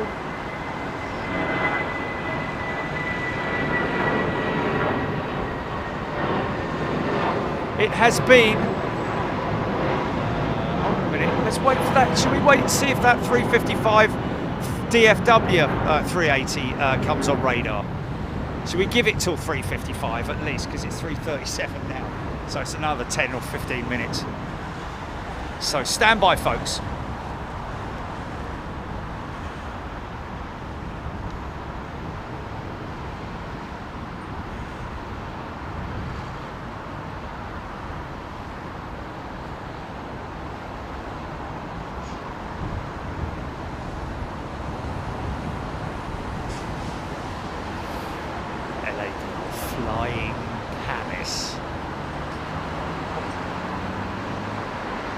Is it? Estimated 340 now, okay. Yeah, DFW, yeah.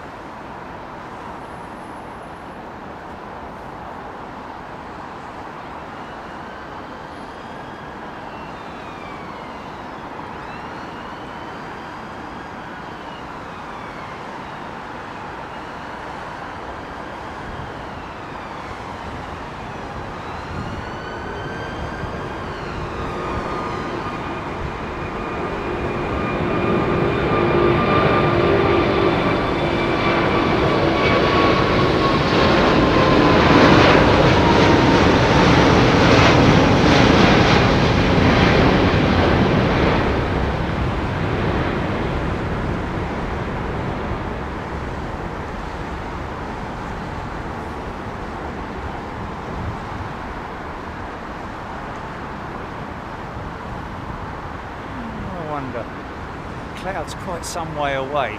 It's usually a bit of an optical illusion, but I think this guy's going to hit some cloud quite soon into that climb out. Here we go.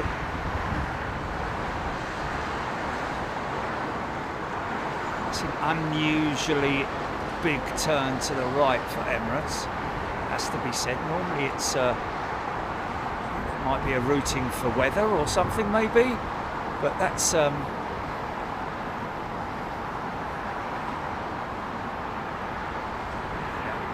straightening up now.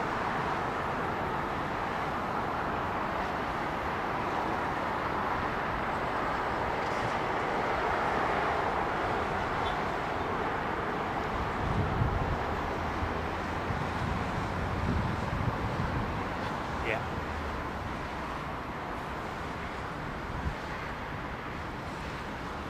I like it when the camera gives me an auto fade.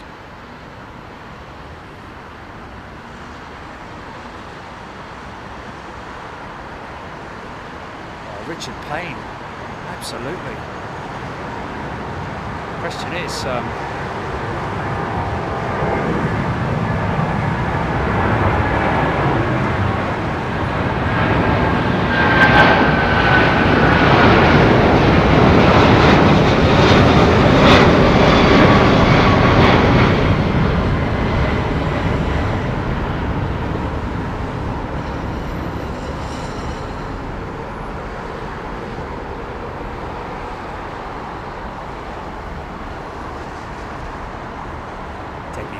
been on the Qatar 380.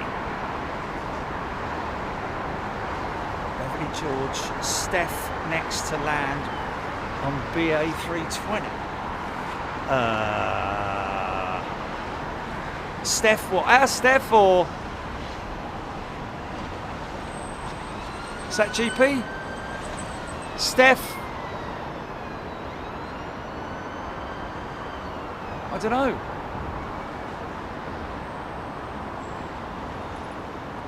First I've heard of it. Ah, yes, is she coming in from Rome or something? Oh, Milan. Okay, there we go. Avro Arrow free saying that it is from Milan. There we go. She probably won't even come down that far. I wouldn't have thought. You see her, the tip of the tail. Might see a bit of the fuselage now. Okay, well there's Steph on board that jet, folks.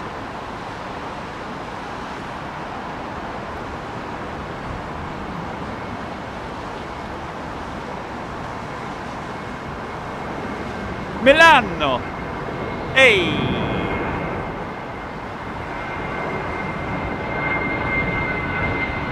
Kefren, thank you, Kefren.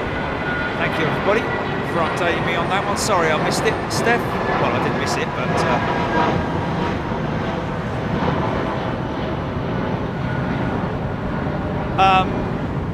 okay. Let's see if we can get an update on our 380, which I don't know where that was parked up. She's due out 3:55. Whether they have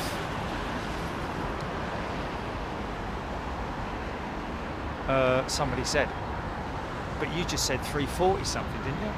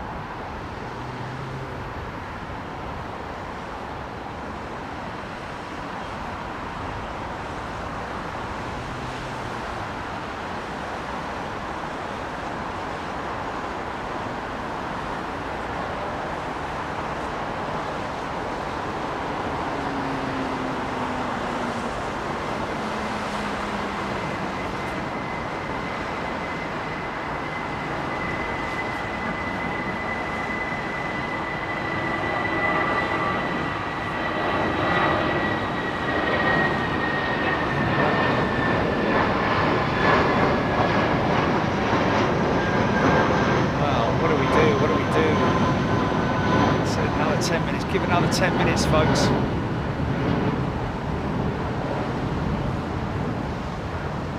Okay. I know. well, like I say, give it another 10 minutes. And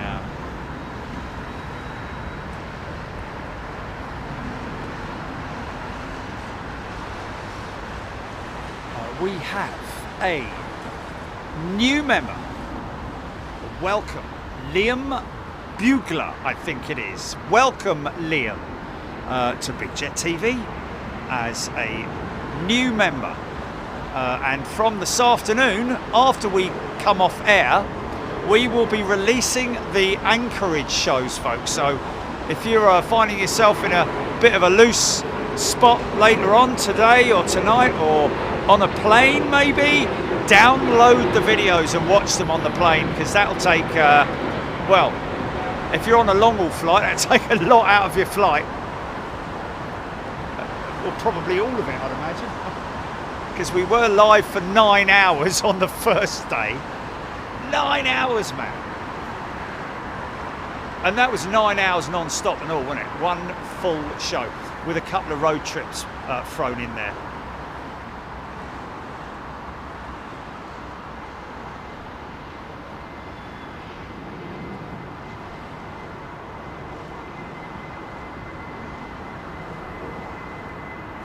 Release Waterwick.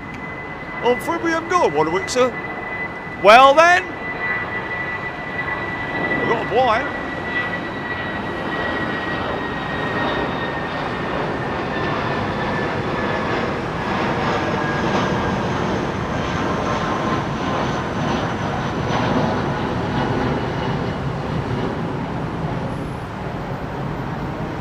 What flavour would you like your coffee, sir?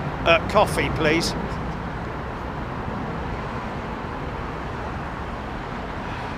What flavour would you call this?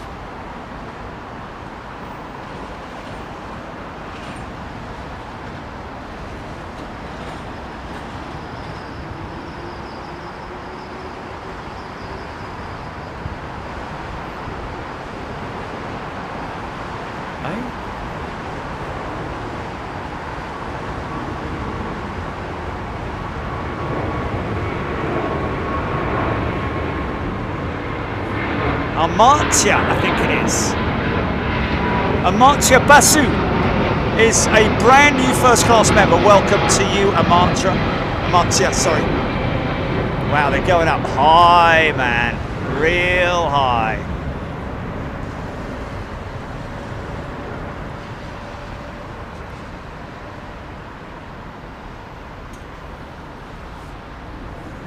Oh, really? Okay, well, in the meantime, folks, we have a Qatar 380 on radar. Amartya, I think it is Amartya. A very warm welcome to you. Alano.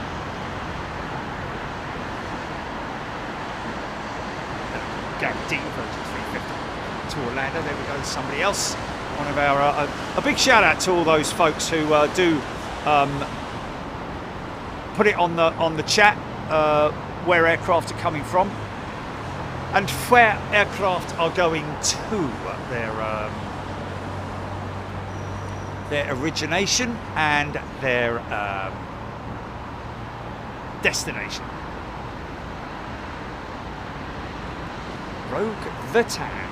Personally, haven't seen an Etihad in ages. Well, we caught one landing earlier, Rogue, but I don't know if you managed to. I'm not sure if you were here and you managed to catch it.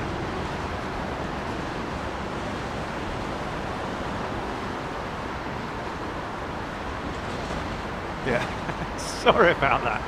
It was a genuine mistake with saying the radar on. Liam Bugler, we got it, didn't we? Just stay on there for a little bit longer than normal. Thank you.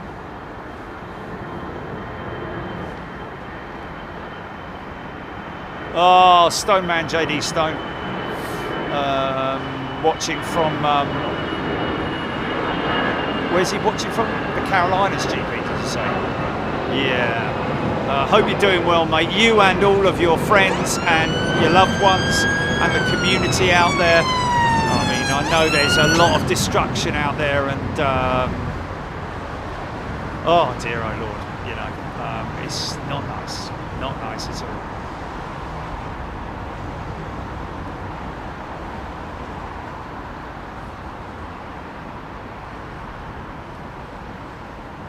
A380 second to land. That's not an A380 there. And that's not an A380 that I just saw pop down behind the screen, unless it's going to be somewhere along there. What's that there? It's not an A380, is it? Third to land, maybe. Okay, we've got the Dallas-Fort Worth bound 380 on radar, folks. So we've got two 380s going out to finish the show.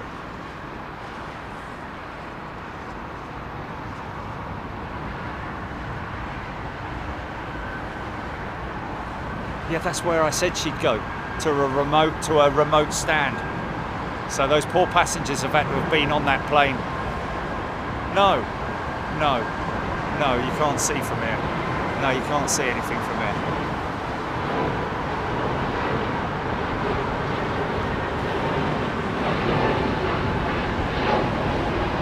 Okay. So whether the passenger was had to leave the aircraft, or whether she or he was, or they were treated on the aircraft, I don't know. But obviously, you know, for very distressing for both the passenger and also the people on board as well. So hopefully they're okay. Hopefully they're okay, and we'll be all right. There you go, Rogue the Tan.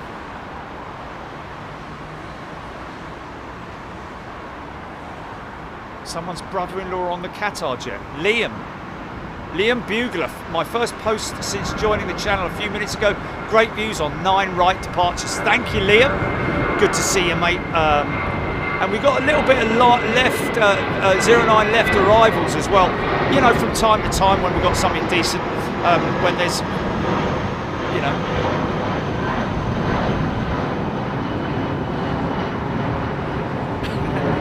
Not another sausages.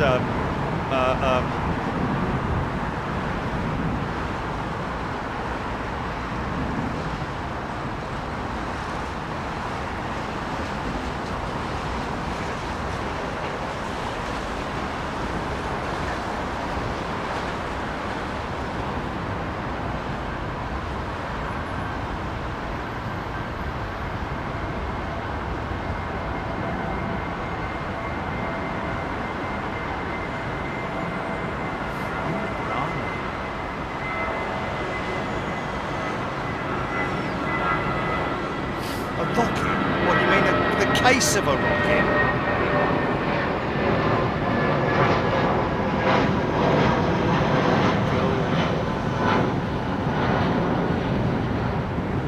I'll catch her on the runway, folks.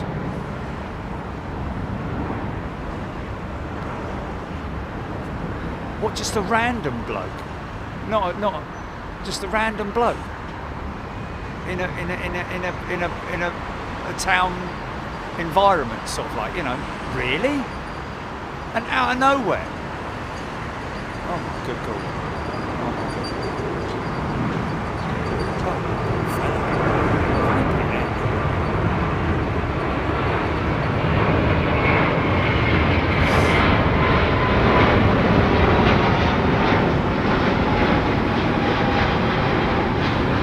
He's only just touching down now. Boom.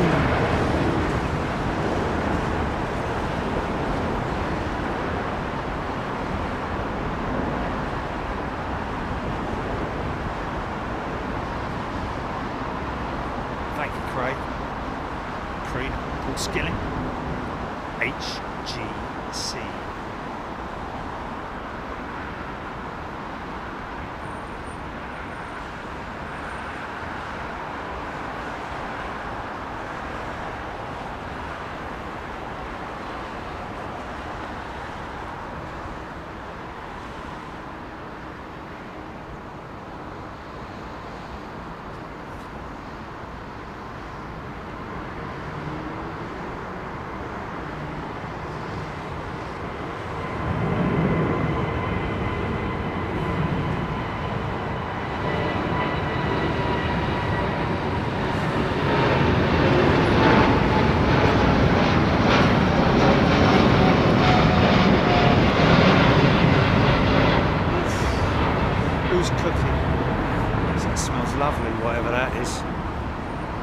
garlic.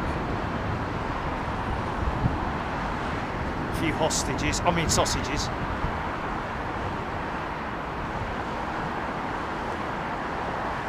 John W, any 757 still visiting Heathrow?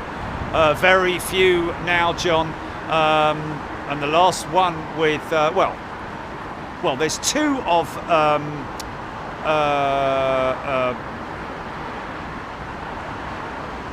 Icelandair that are going to be retired, we believe, one of which is my favourite aircraft. Got runway inspection on 9 left at the moment, I'm seeing.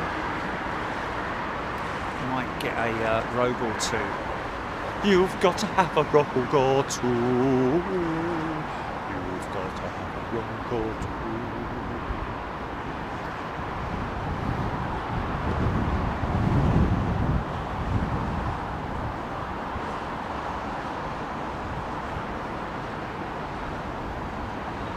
Seeing offers preferring the Duckhead Canada livery more distinctive. Don't know. It's nothing like the front end of the new Air Canada jets, is there, in terms of the livery? The new, well, I say new, it's been around a few years now, isn't it? But the most up-to-date livery, you can see the duck egg one there, but the most up-to-date one is obviously is a good-looking livery. I like it. But don't get me wrong, I don't mind the old head and shoulders livery of the old Air Canada jets. Well, I say old Air Canada jets, the old livery. Well, not even the old livery, but the previous one. But I really do like that the new livery. Well, the most up-to-date livery on Air Canada. I think it looks very smart, and they've really made it look cool by adding that cockpit window pane.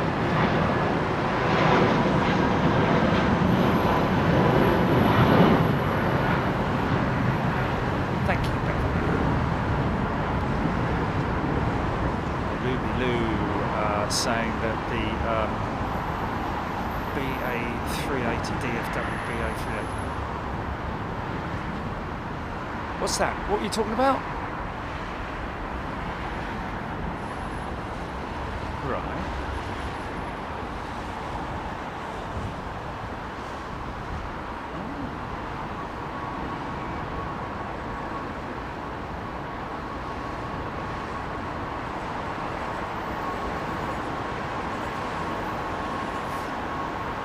Yeah, Air Canada Red was the best back in the old retro days.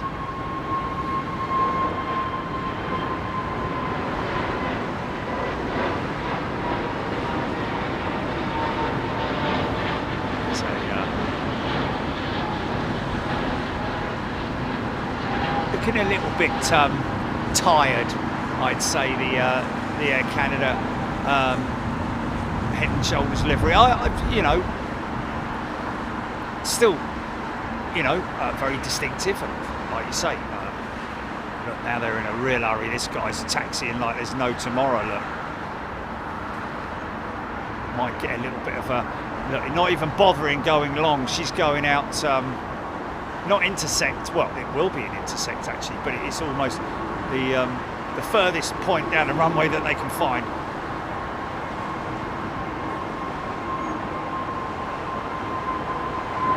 John W, red was 70s, I believe, yeah.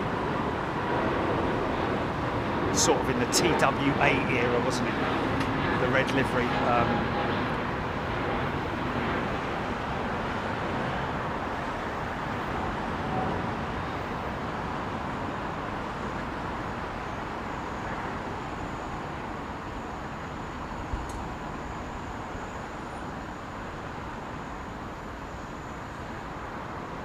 Does the Air Canada 787 have a dent in the nose? Well, she's got a replacement nose, but no, look. Wow, look at that. Well observed, sir. Or is that Chris? That's a bird strike, mate. That's a bird strike. Or yeah, man. They'll have to, I think they'll have to replace that. I'm pretty sure they'll have to, can't fly with that. Wow, well noticed. Transporting Kent upgraded his his membership to first class. There we go. Transporting Kent. Garden of England. God, it's a smoky set of Pratts on this 767. Look, a couple of steam engines. Actually, it wouldn't be a coal-fired, more like, isn't it?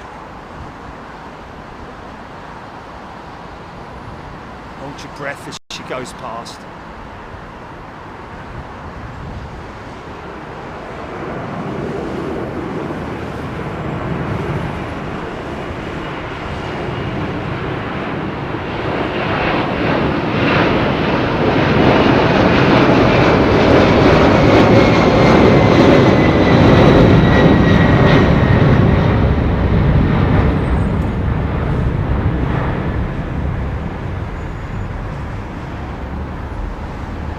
Shout out to all our sight impaired members and followers and subscribers as well.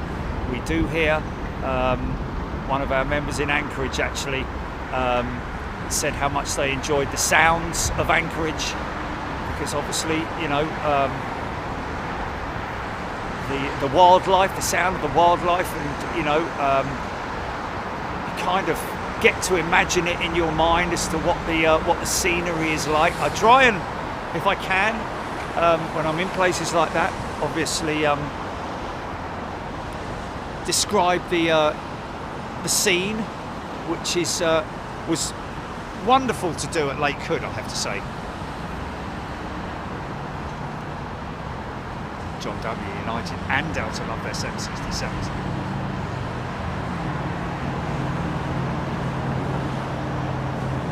Tapparay, 25 years old and flying like an angel. Is that 767? Did we see Pinky? Did we see Pinky?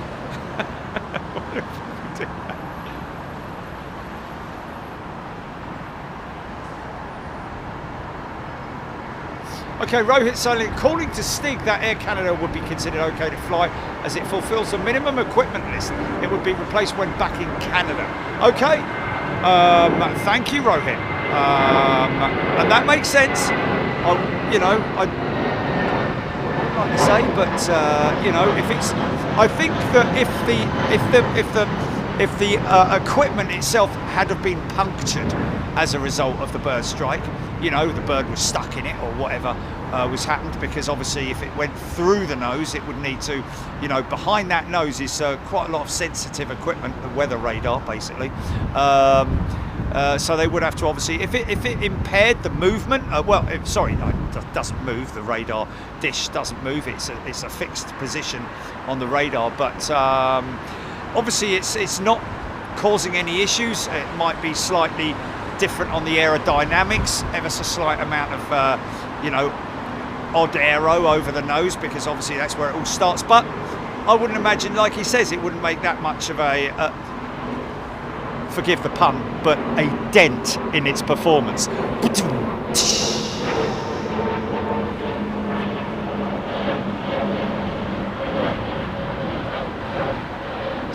Roxy tuning in from Colorado, D-Bash, someone's taking their time getting their shoelaces tied right, holding up the line. D-Bash, not hard to spot. Joanna B. Well, I wasn't looking out for Pinky. That's what generally happens, is that we're not looking out for him, and it just appears, doesn't he? Or is it she? Is Pinky a she or a he? Anybody wondering what that jet is doing here? That that Thai 330. It's actually an ex-Virgin Atlantic jet, which they are retiring their 330 fleet, their fleet of 330 CEOs. Oh, Pinky is asleep in my line of sight.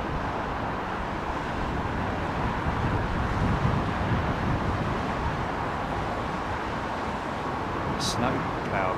Oh, there he is! There she is, look!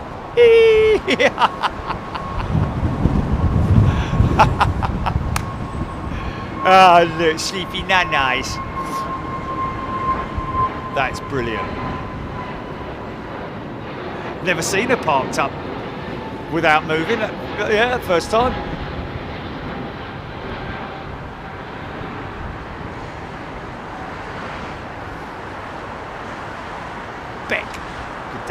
you. Yes, that Dreamline, that 330 with Thai is ex-Virgin Atlantic. They're retiring all their A330s. That is one of two that is going to Thai Airways.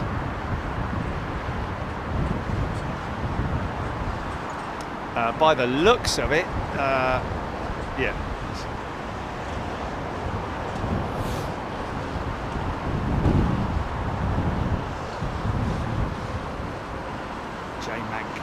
The Thai jet is old VNCY.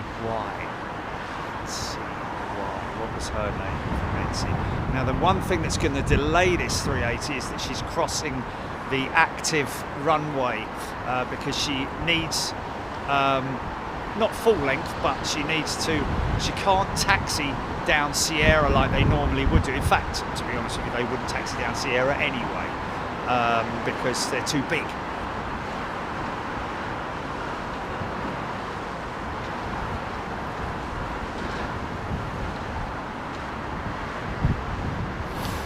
Nigel Armstrong, the starboard engine cowl is up on the Thai 330, obviously undergoing some kind of an inspection. Maybe got Rolls-Royce out here and just doing some final checks on her. Wow, she floated nicely off.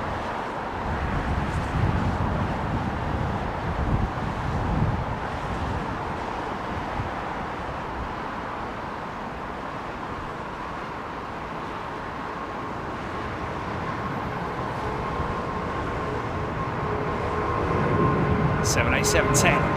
Thank you, Craig.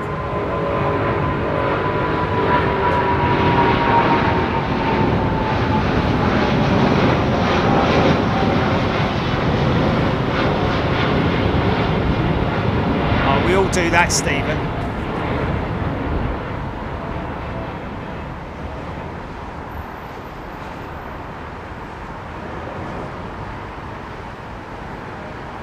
That's why I can't watch any of the bleeding silly shows like The Apprentice and stuff like that. I can't stand it. Can't even hang a flipping curtain. I don't run a bleeding business.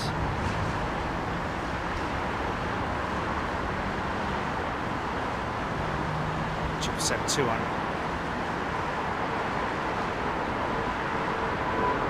She's setting up the engine set.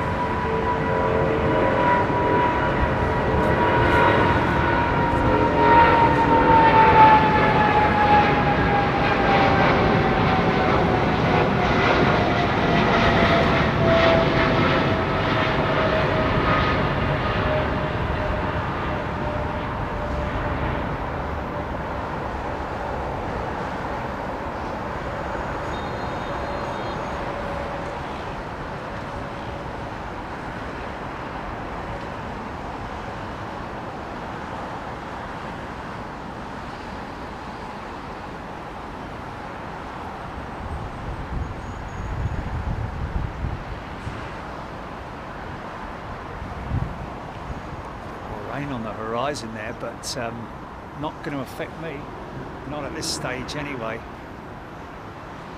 Mr. Cheese, loving the sound, man. So glad when I get that kind of feedback. A lot of people today commenting on how cool it sounds. This is one of the Head and Shoulders Air Canada jets. Ingesting all that air, look at that clouding in the engine intakes, man, isn't that nuts?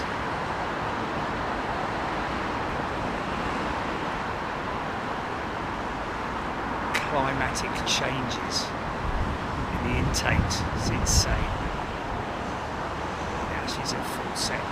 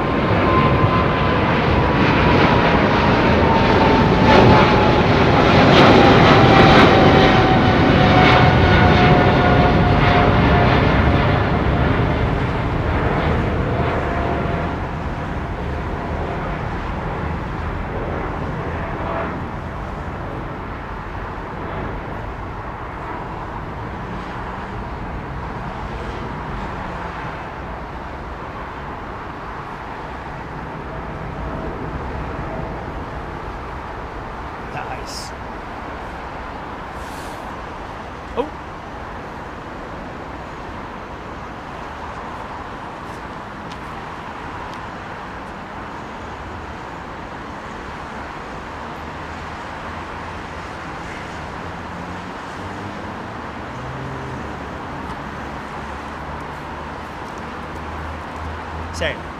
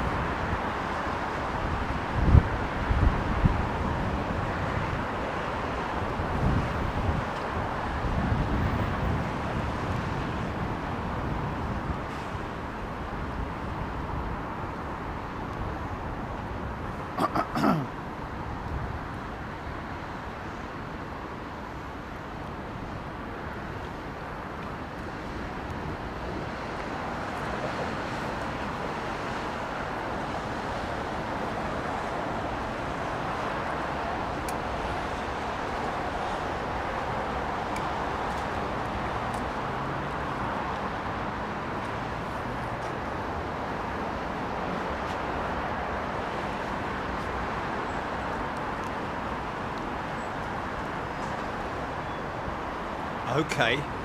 Wow. Okay. Well, we'll have to try and be here for that inaugural arrival then, won't we?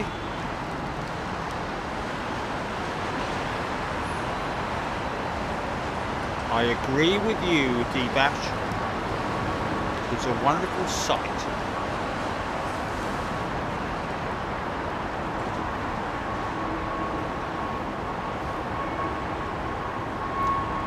Jane Harvey is a returning first class member. Welcome back, Jane.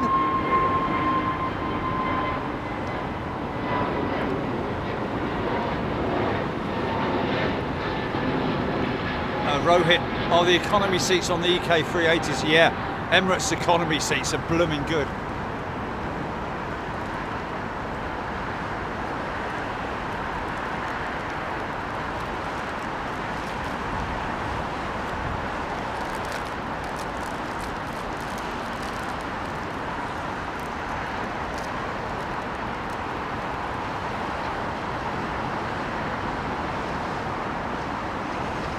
Blimey, look at that weather.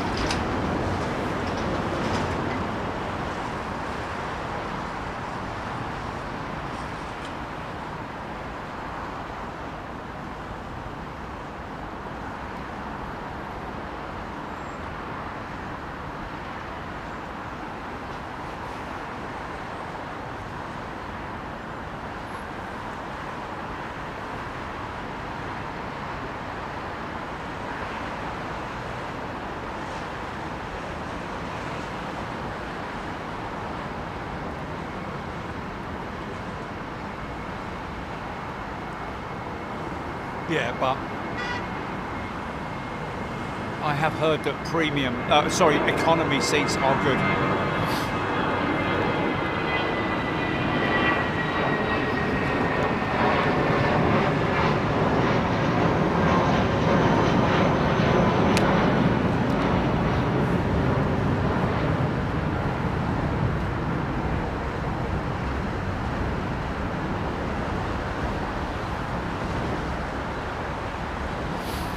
Raptor X looking like the Aer Lingus Retrojet will depart before Qatar. Well, I know we've got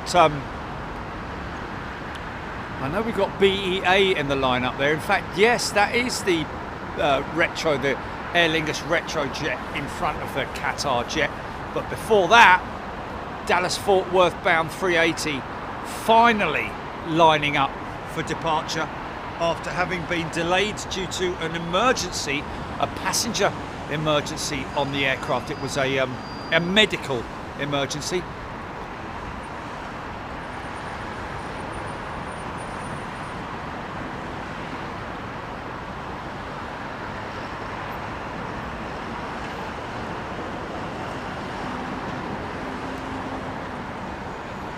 Gonna let this one depart and then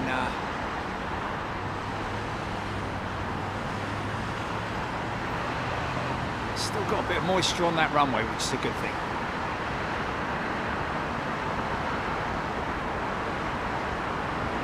No messing for this 380, I'm guessing. Not messing, I'm guessing.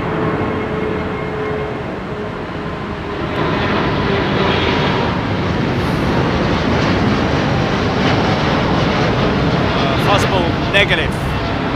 Passengers on that 380 would have remained on the aircraft. Once you are on an aeroplane, you cannot leave it. If you leave it, you cannot get back on. That's airport rules and regulations around the world, I think. Unless, of course, it is arranged because of any extensive delay on the aircraft.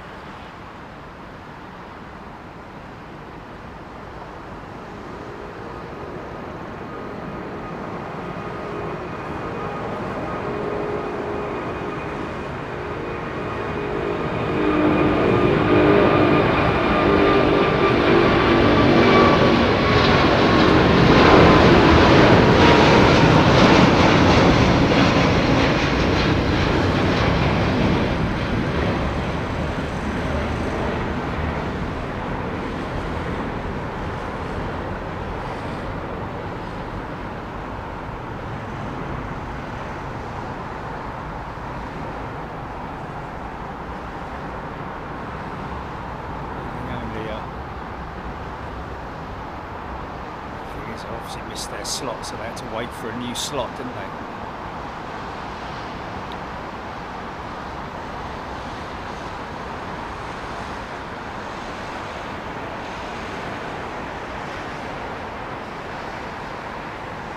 Nice fade.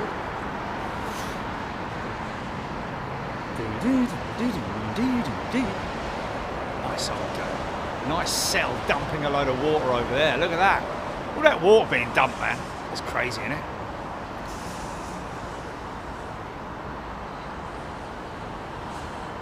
Gary D.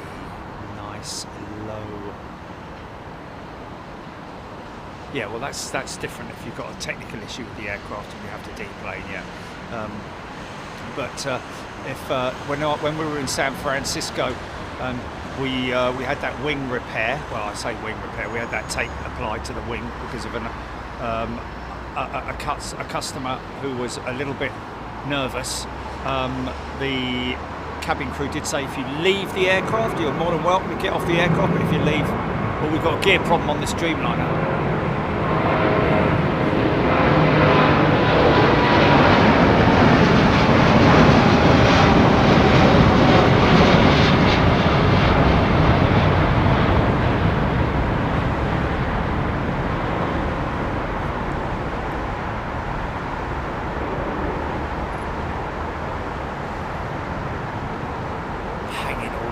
Underneath it, all that heavy weight dragging the aircraft, putting the engines under extra strain. It's perfectly capable, and there's obviously nothing at all to be worried about. It's perfectly normal. They when they certify these aeroplanes, they have to certify them with the gear down, for specifically for these episodes. Well, yeah, that gear will go up in about another minute or so. Don't worry, we're not missing anything, folks.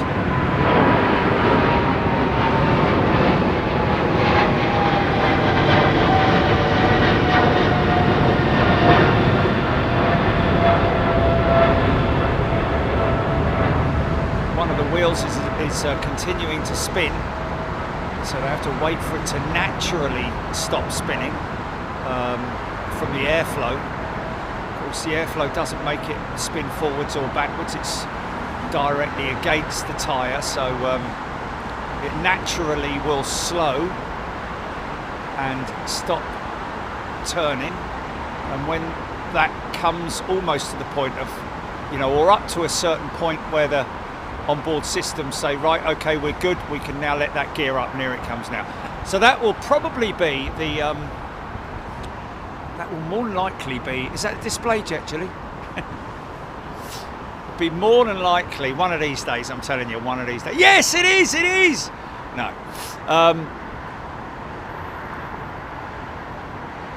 But Mark Bar, yes, a dirty configuration indeed. That's what the pilots call it. LA girl. Steward and crew.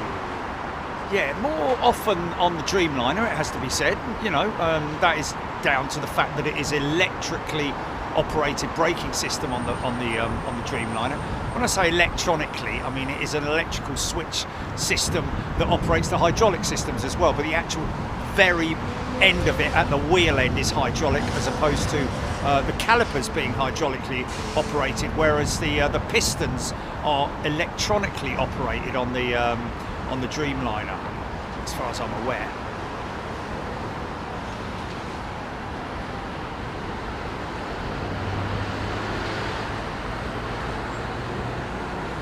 Luby Lou, see you Sunday. Thank you, Luby Lou.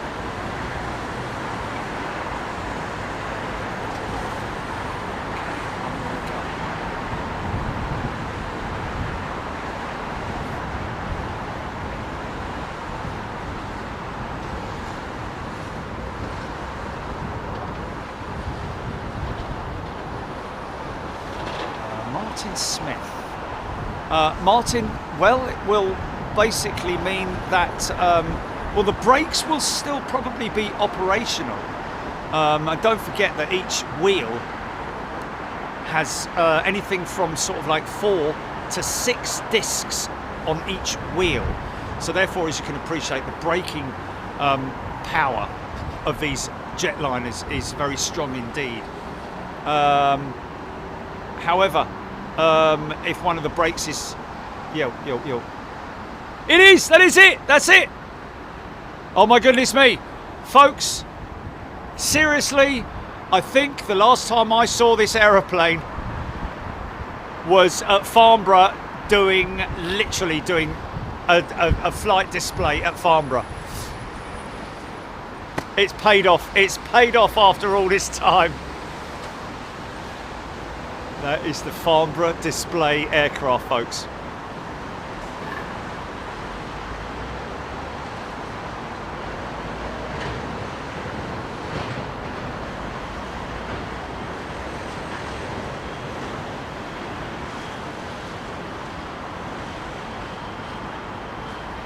Fantastic.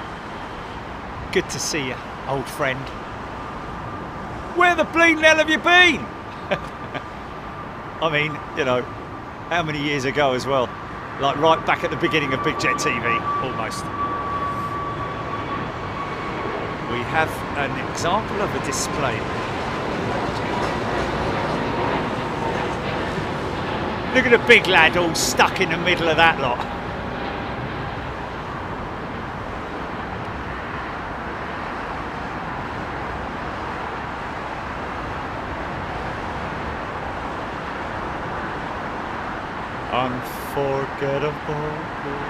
Unforgettable Fire is a brand new, no, a returning member, and Unforgettable Fire. Oh, I remember Unforgettable Fire's emoji though. Look at the emoji with the little cockapoo, and it's a cockapoo with a with a pair of sunglasses on. Brilliant. Sail moving off to the south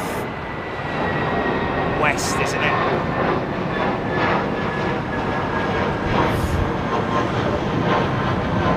Thank you, Steffi. Transport King Cola.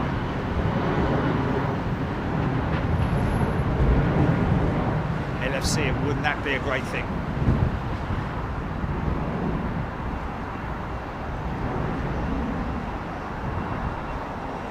Craig Russell, indeed. Big Bim and Bangladesh do operate the 777s, but not in Heathrow, unfortunately.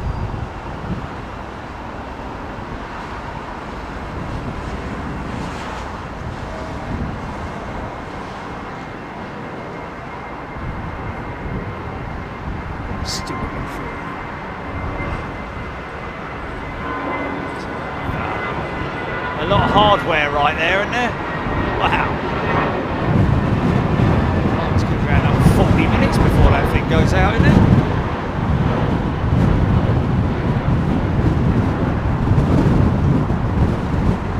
In that liner. he's. I mean, if he gets the right positioning, yeah, we've got in front of him.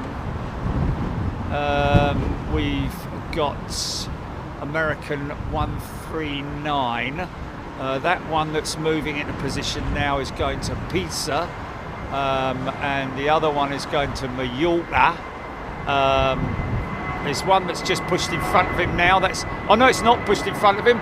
BEA is in front of the Qatar jet as well. Oh, and look, a little friend.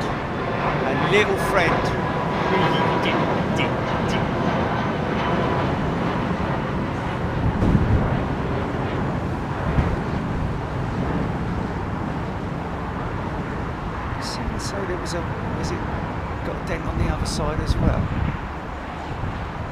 No, I think that's an optical illusion. I think I know what you're saying from the engine cowl. It's more or less right in the front of the nose, isn't it?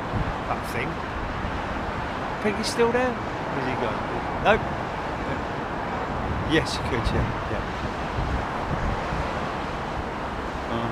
Unforgettable. That's what you are.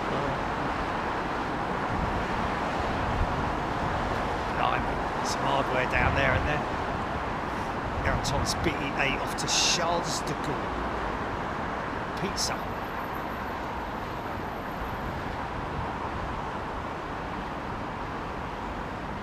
Yes, laughing up some funky music on the 787.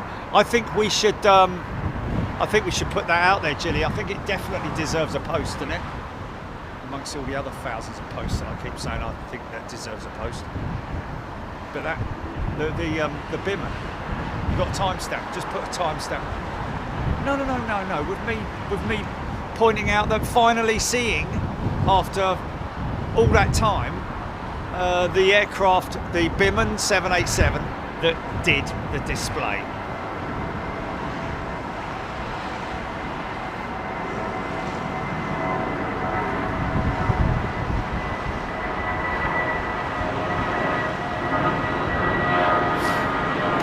That display then, are people watching it? Oh, you dropped the link, right? Okay.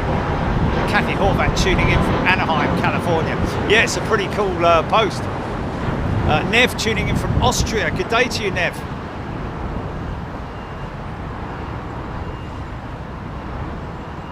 Runway details are bottom left of the screen, ladies and gentlemen.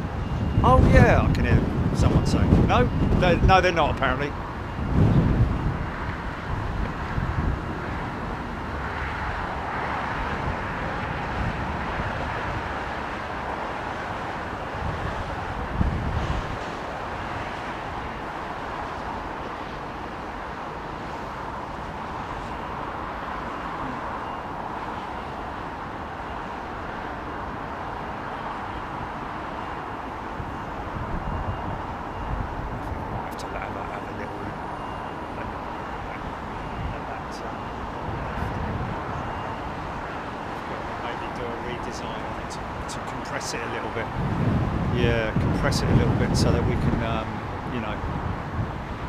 So that we can do that, so that we can add the other stuff. An overhaul, yeah.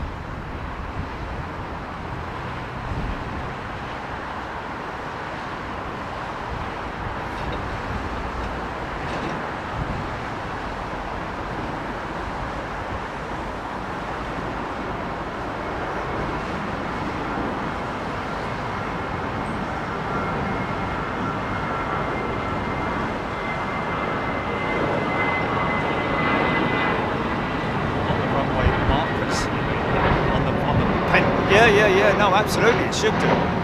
As an overlay on it, Yeah, totally.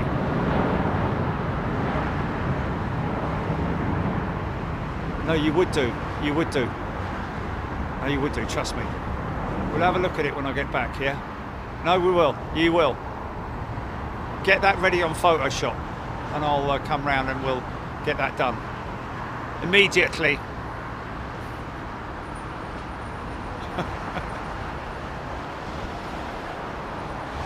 Aer Lingus gave up. Oh, did I miss Aer Lingus? Oh, sorry, mate. Or is he still down there?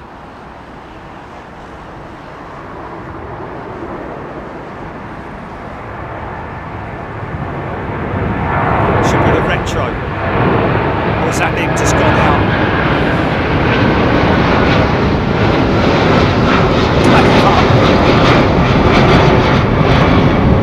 Oh, bless him.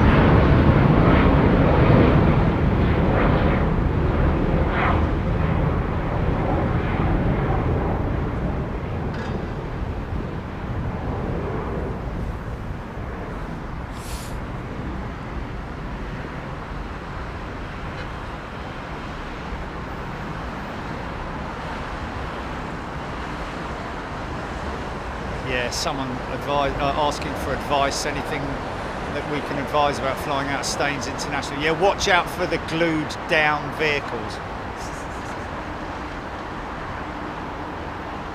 Works though, mate. All I have to do is a light dusting with the old light blow with the old hairdryer and all the dust's gone.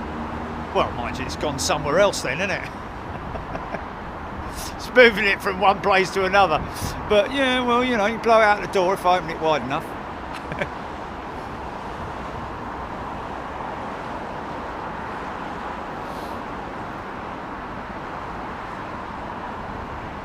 No, this is BEA.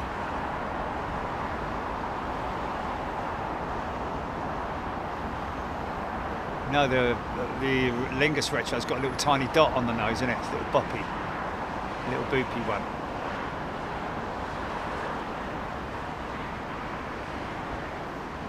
See, when I started Big Jet TV, I don't know if it is the filming, but he's definitely off course. He's definitely left the centre line.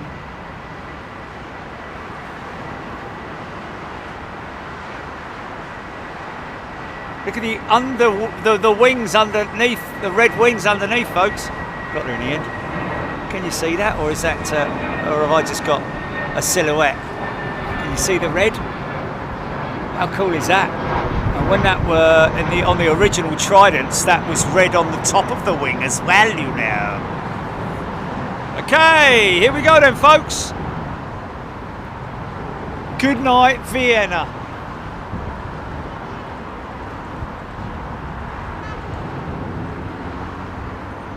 We will see you on Sunday, ladies and gentlemen.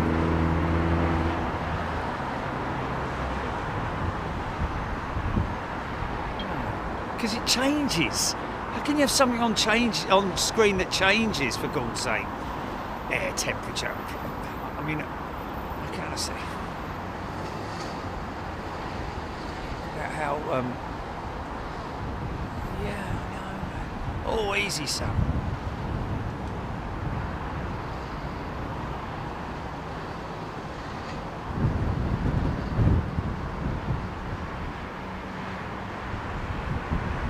Prey mantis, look.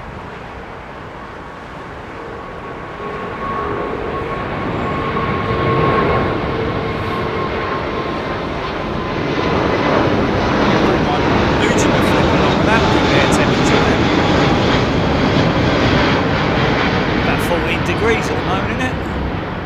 Is that really important though?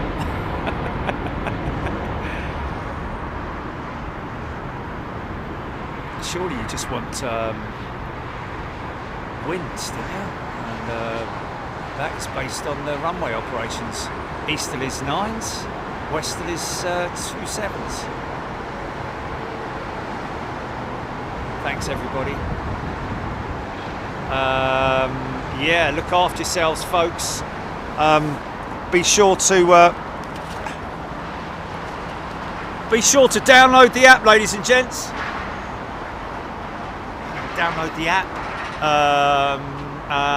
On your way out, before you shut the door, hit the like button if you want. Don't have to, but if you do, we appreciate it.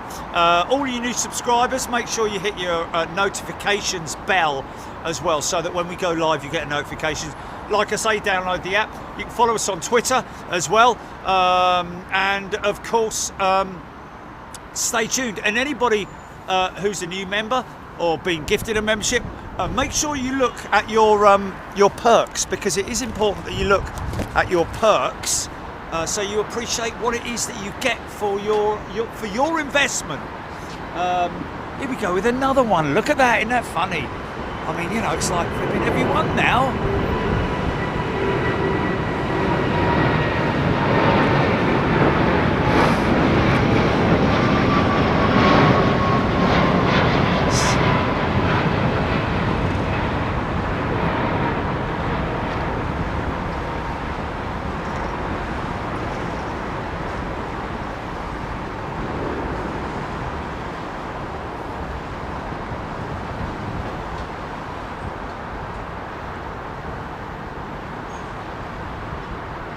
Dirty config. Look after your folks. Well, sorry, look after yourselves, folks. And look after your folks as well. We'll see you next time. Be happy, be safe. And for all our friends out in the Carolinas and anywhere else affected in any way, stay strong. See you next time.